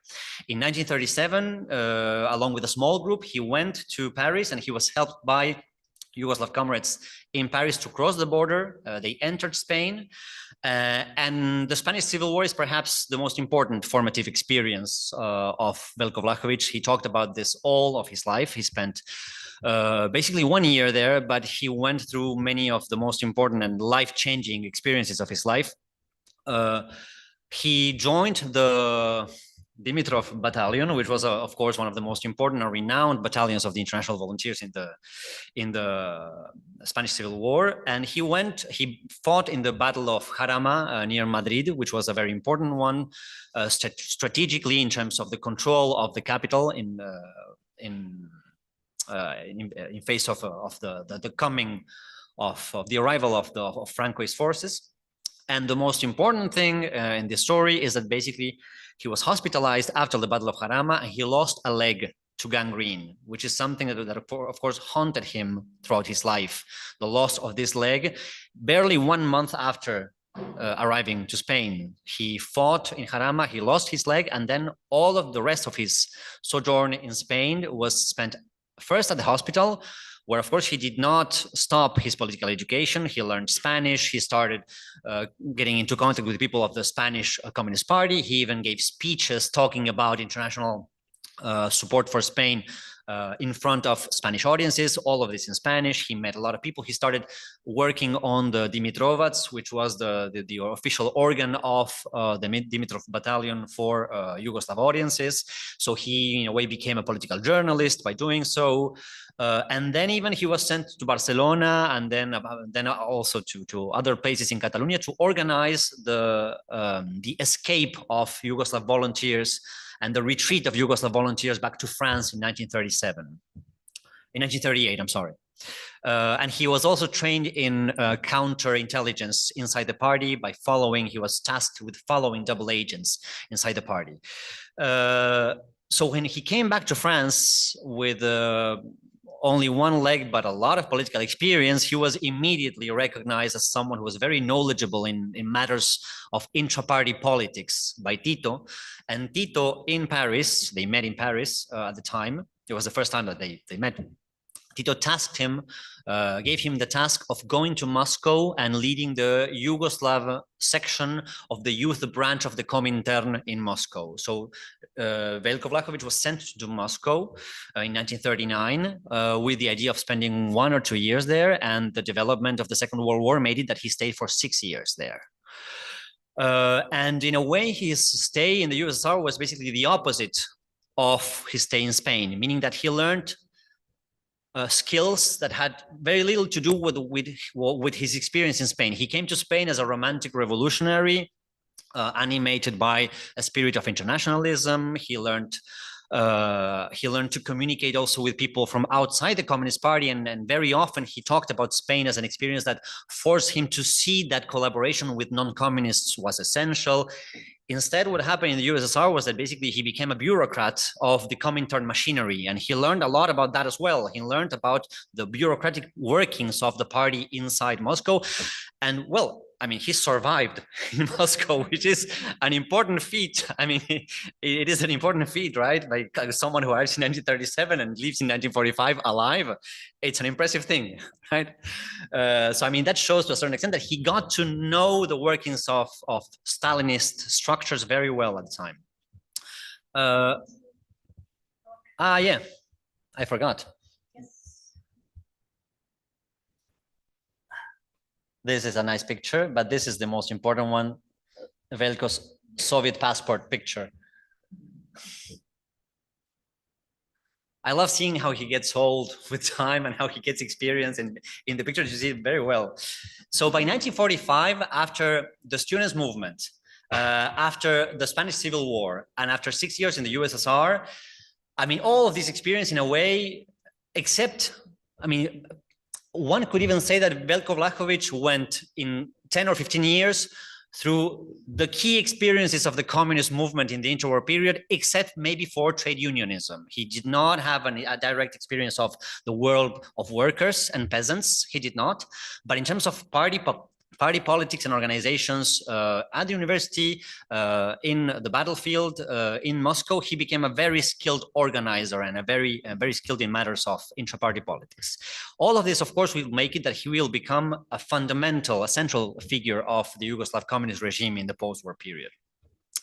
In the post-war years, he occupied many major places, all of at the same time, of course, many major positions, many major postings in the power structure of the Yugoslav socialist regime. He was Deputy Minister for Foreign Affairs for some time.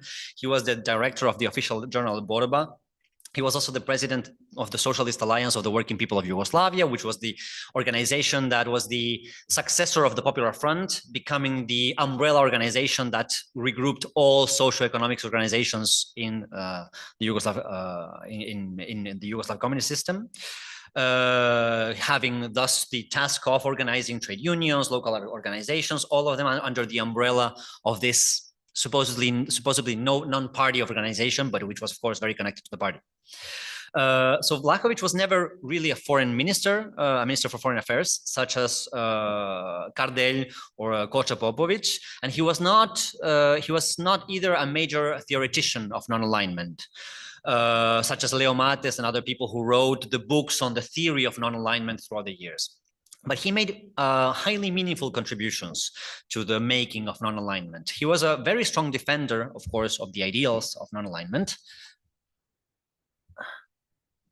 I remember seeing this when he had a fight with Morgan Phillips from the British Labour Party, accusing him. I mean, the British Labour was accusing Yugoslavia of being too authoritarian because of Yildiz, and then they responded as they usually did. And what are you doing in Cyprus?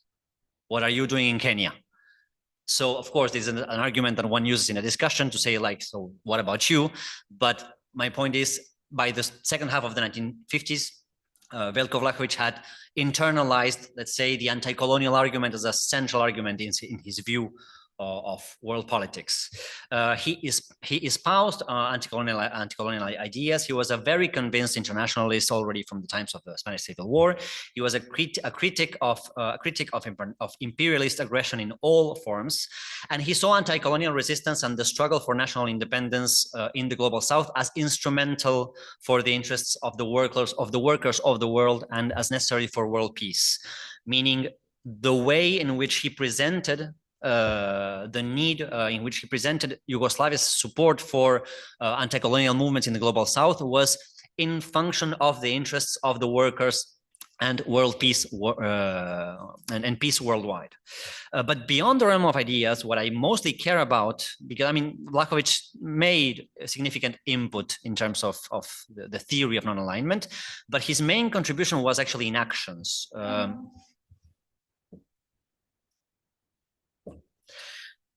Throughout the 1950s, as president of the Socialist Alliance of Working People of Yugoslavia, Vlahović was tasked, among many other things, with the mission to develop relations with progressive parties and movements abroad.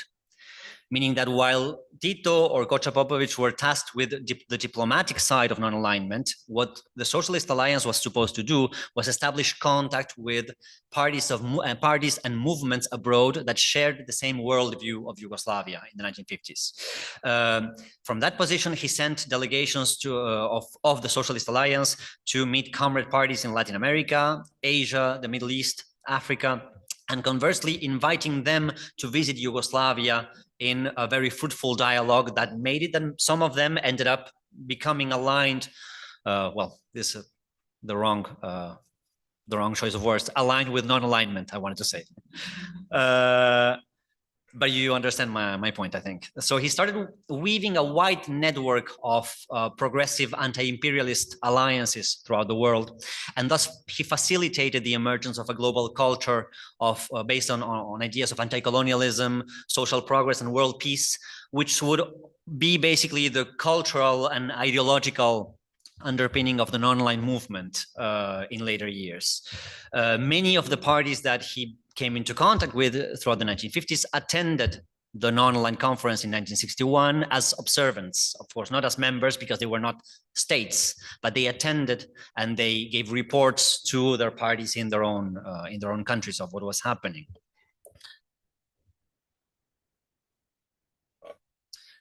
So when the first conference of the non-aligned took place in Belgrade in 1961, Vlahović was not so much under the spotlight as Tito or as Kocha Popovic or as many or as Kardelj or many of the leading and most visible figures of the Yugoslav regime, but he was there and he had played an essential role in the years leading up to that meeting. And you see him there sitting behind Tito and Kardelj, sitting peacefully because he was part of the delegation, even though he was, of course, attracting much less attention than the others, right? So I basically told you about 3 moments or 3 stages in the life course of Veljko Vlahović, which I presented linearly, successively. But I feel that these moments should not be thought of as stages in a linear story, but rather as layers of experience that in one way or another, they interact one with another all the time. They never cease to interact. And I'm saying this in 2 senses. The first one, in the sense of meanings and symbols and ideas and imaginaries, elements of his family's past were often recalled by Vlahović in his writings when he wrote about his own political experiences throughout different moments of his life, as if he had embarked and gone through these experiences under the shadow of what his forefathers had done in terms of national emancipation and concretely military struggle. And at the same time, it is hard to imagine that all of these lived experiences of internationalist struggle during the 1930s, especially, did not fashion, to a certain extent, his politics in the Cold War period. Of course, one should say this about the communist movement in general and about the left in general, meaning that those experiences of socialist internationalism in the 1930s were part of, let's say, the symbolic heritage of the left also in the Cold War period. I remember that when he was writing about the Spanish Civil War, for instance, he was saddened and angry by the fact that Moroccan troops were supporting Franco in the battlefield. And what he said that struck me as interesting was they could not free their own country, so they have decided to help enslave Spain. So how much of these experiences also one way or another shaped his thinking on anti-colonial resistance and on anti-colonialism, on support for decolonization in later years? I think that's a question worth asking. And the other sense, much more concrete, in which these layers of experience are entangled in his life, is related to the successive and interconnected political networks that he participated in over the years. Many of who later became major figures of the Yugoslav communist regime were also in Spain, such as Kocha Popovic, Aleš Bleber, Vladimir Popovic, Rodoljub Čolaković, and even Vlajko Begović, who was his successor as director of Borba, of the journal Borba, had been both in Spain and in Prague with him, meaning that many of these people kept reappearing in his life throughout the years. Spain was also the place, for instance, where he met Palmiro Togliatti or Nehru, Indian later Prime Minister Nehru, people who he would then see many times once and again throughout the years of the Cold War. So in other words, these stages of his life were also mutually entangled by certain people who recurred in his life, who crossed through many of these stages and who shared and shaped his life in successive key moments. So there's this notion, there's this Kozelek's notion of the contemporariness of the non-contemporary to designate the idea that layers of meaning from different temporalities are entangled in history, experiences from the past, perspectives of the future become entangled in the present, and in a way they create meaning and they create the density of historical experience and of historical semantics. So history is always, the past is always present and entangled with the future in Kozelek's perspective. I think that a similar thing about this notion of the contemporaneous of the non-contemporary, at least makes me think about these successive and at the same time contemporary layers of experience that shaped Vlahovic's action and worldview until his last years. So thank you very much.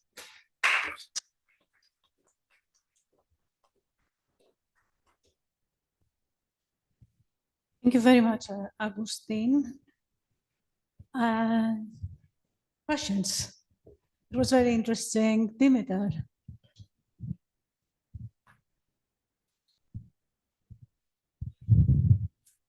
Thanks, Augustine. This was really inspiring. I was wondering one thing, because I personally didn't read his memoirs or anything. Does he address the national question in Yugoslavia as such, both between the wars and after the war? And just one remark about these Spaniards, we used to call them Španci. I think that they didn't reappear in each other's life. They were very bonded together because they had their own section within the Veteran Association of Partisan Fighters.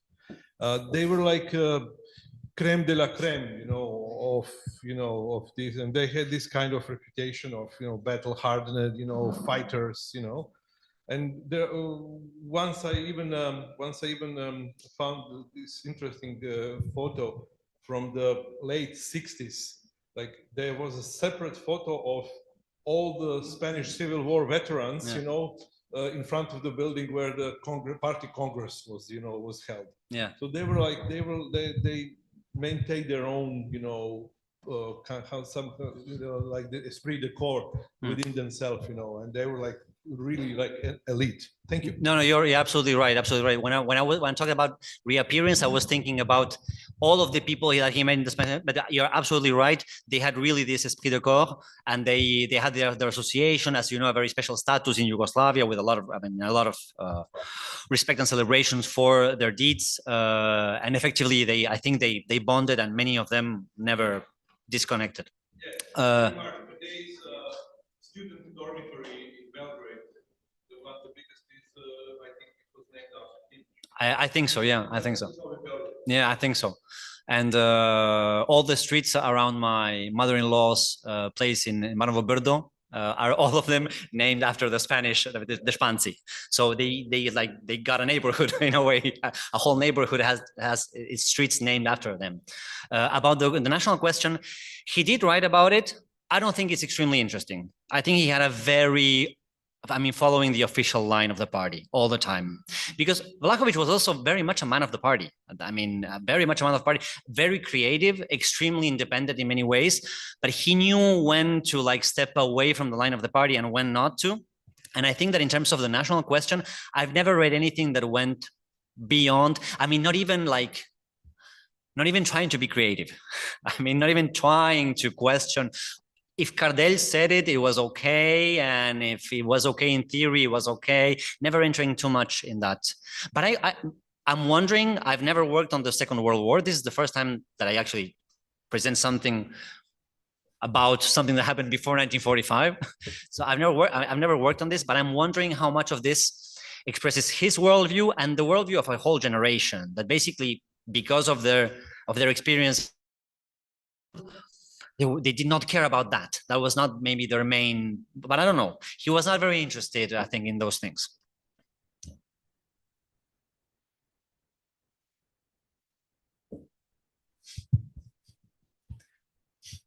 He was not in a monastery. He never went to a monastery. No.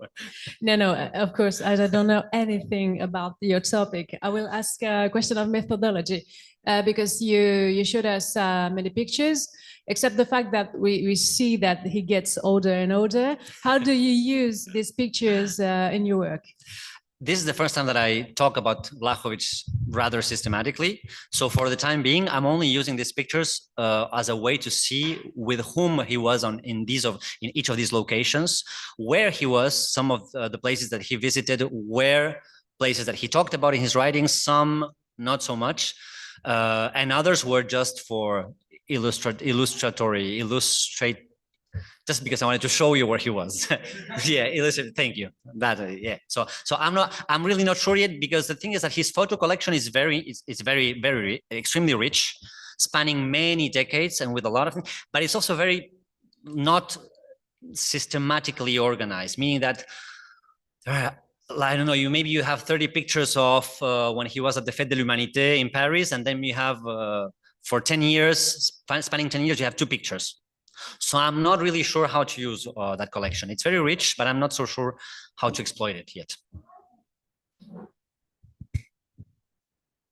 Other questions?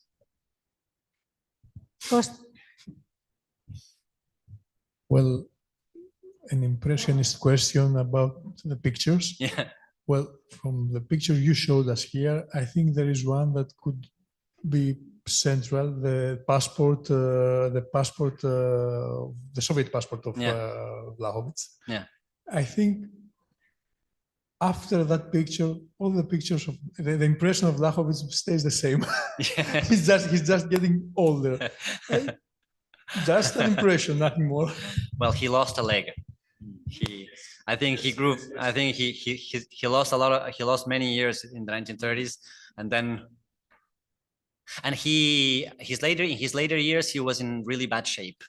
He had, I didn't talk about his later years. It's very interesting also how he stepped aside from Yugoslav politics, because he was part of a whole generation and of a whole political generation from which many people were marginalized with the liberal reforms of the 1960s. He was not a liberal, so he could have easily be identified as Rankovic and many of the conservatives in the faction, but he managed also to escape that.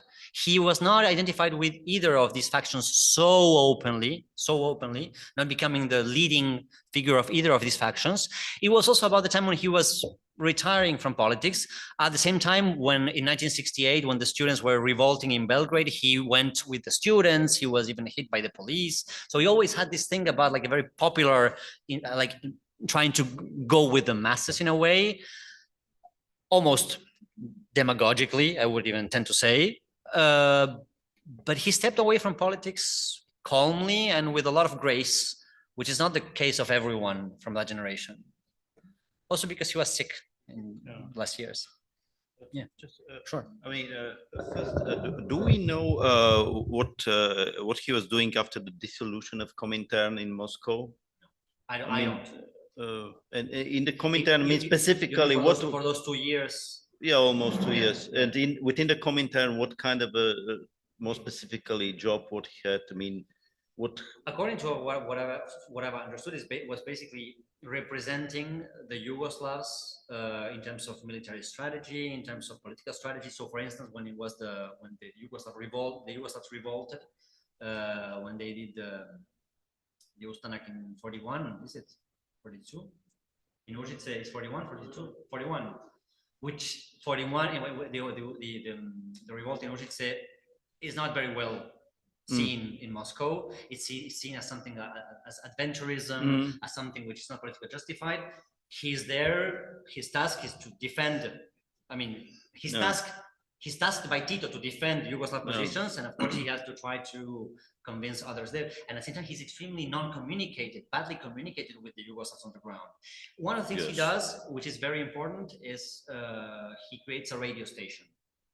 A radio station to communicate to the people in the USSR of activities happening on the ground in the Balkans. Yes. So maybe propaganda. He does a lot of propaganda. And that is also why he becomes very much specialized in this propaganda journalistic thing. And that's also why he becomes the director that's of makes sense. I mean, this and second, to what extent was it his choice to move toward this diplomatic activity? That I don't know. Was he inclined, or he was simply sent like? That I mean, when he was sent in the early 1950s, he was a really top official. So maybe he was sent just because this is after some. He's sidelined? No. When he's sent, no. I mean, when he's sent to different places in delegations, he's sent as a representative of the Yugoslav regime, as really one of the top officials of the Yugoslav regime in those years. So I don't know if this has to do also with the purges after the break with Stalin, that he gains a larger ground in the party or what. I don't know when he decides to. He becomes deputy minister for foreign affairs in 1952, which is basically the moment when he starts becoming more involved in international politics. I don't know what or who decided to put him there. Yeah, because I imagine the Yugoslav case is different because it was so important, this non-alignment movement. But in other cases, you see people who lost credibility were exactly sent to diplomatic work in this direction. This is not at all the case, because Yugoslavia, because in Yugoslavia, in Yugoslavia, it's even the opposite. I mean, it's a very. I mean, it's the thing about about foreign policy in Yugoslavia is that many agencies are involved.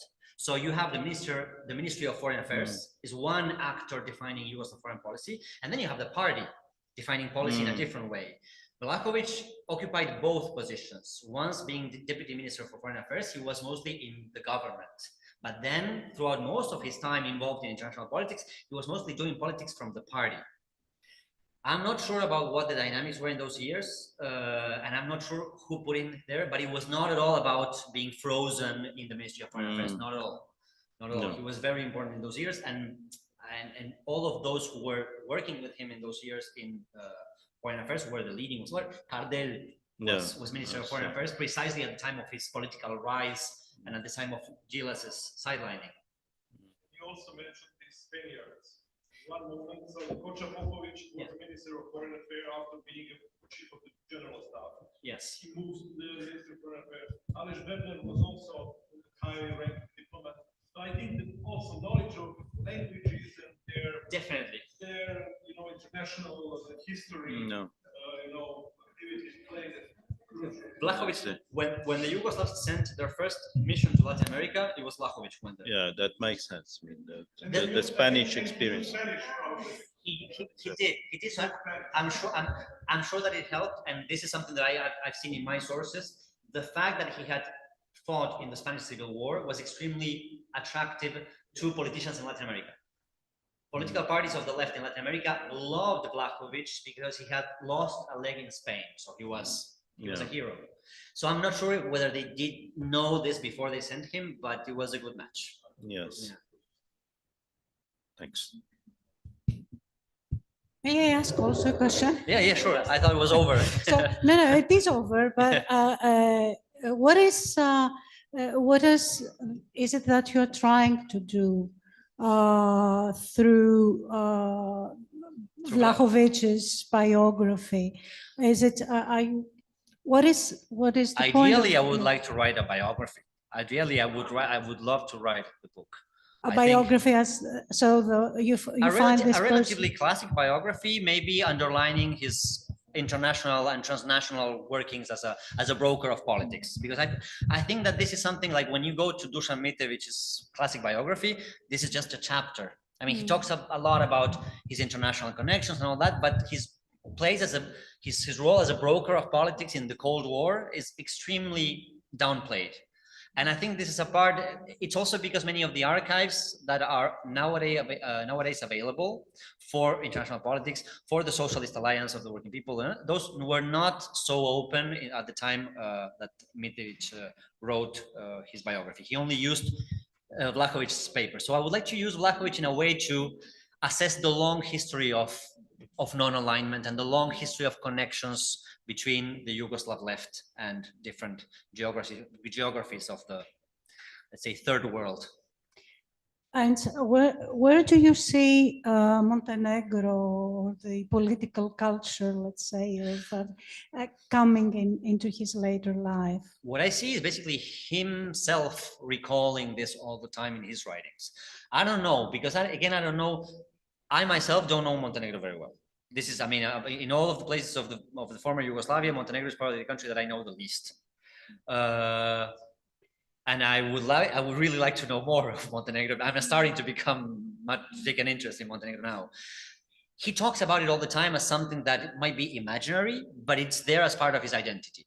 The rest, I don't know. Is it something that you see in all his writings? So throughout the writings, throughout different moments of his life, he has personal writings in forms of memoirs. He doesn't really have like a memoir, but he has a lot of personal writings, and he has writings from the 1930s, from the 1940s, from the 1950s, or even later, talking about this, talking about his experiences in Montenegro.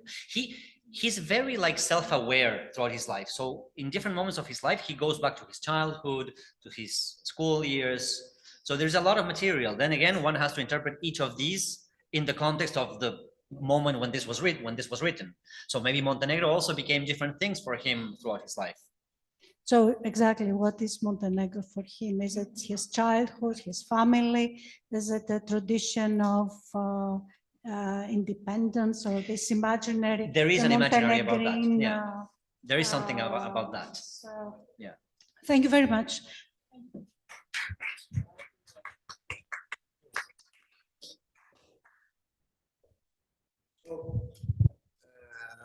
thank you all for being here, for your contribution. We reached the end of this workshop, and I would like just to say how much to thank the people that helped with the organization, as Katerina Stafi,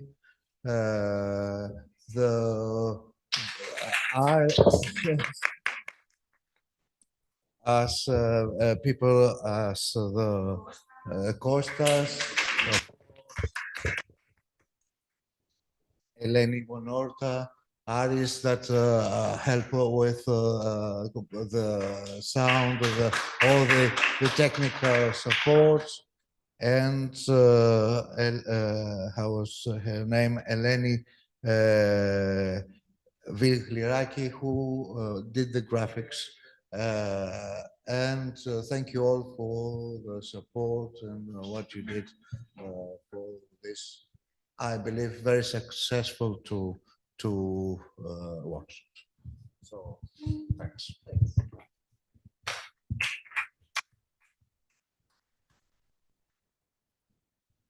We have Katerina.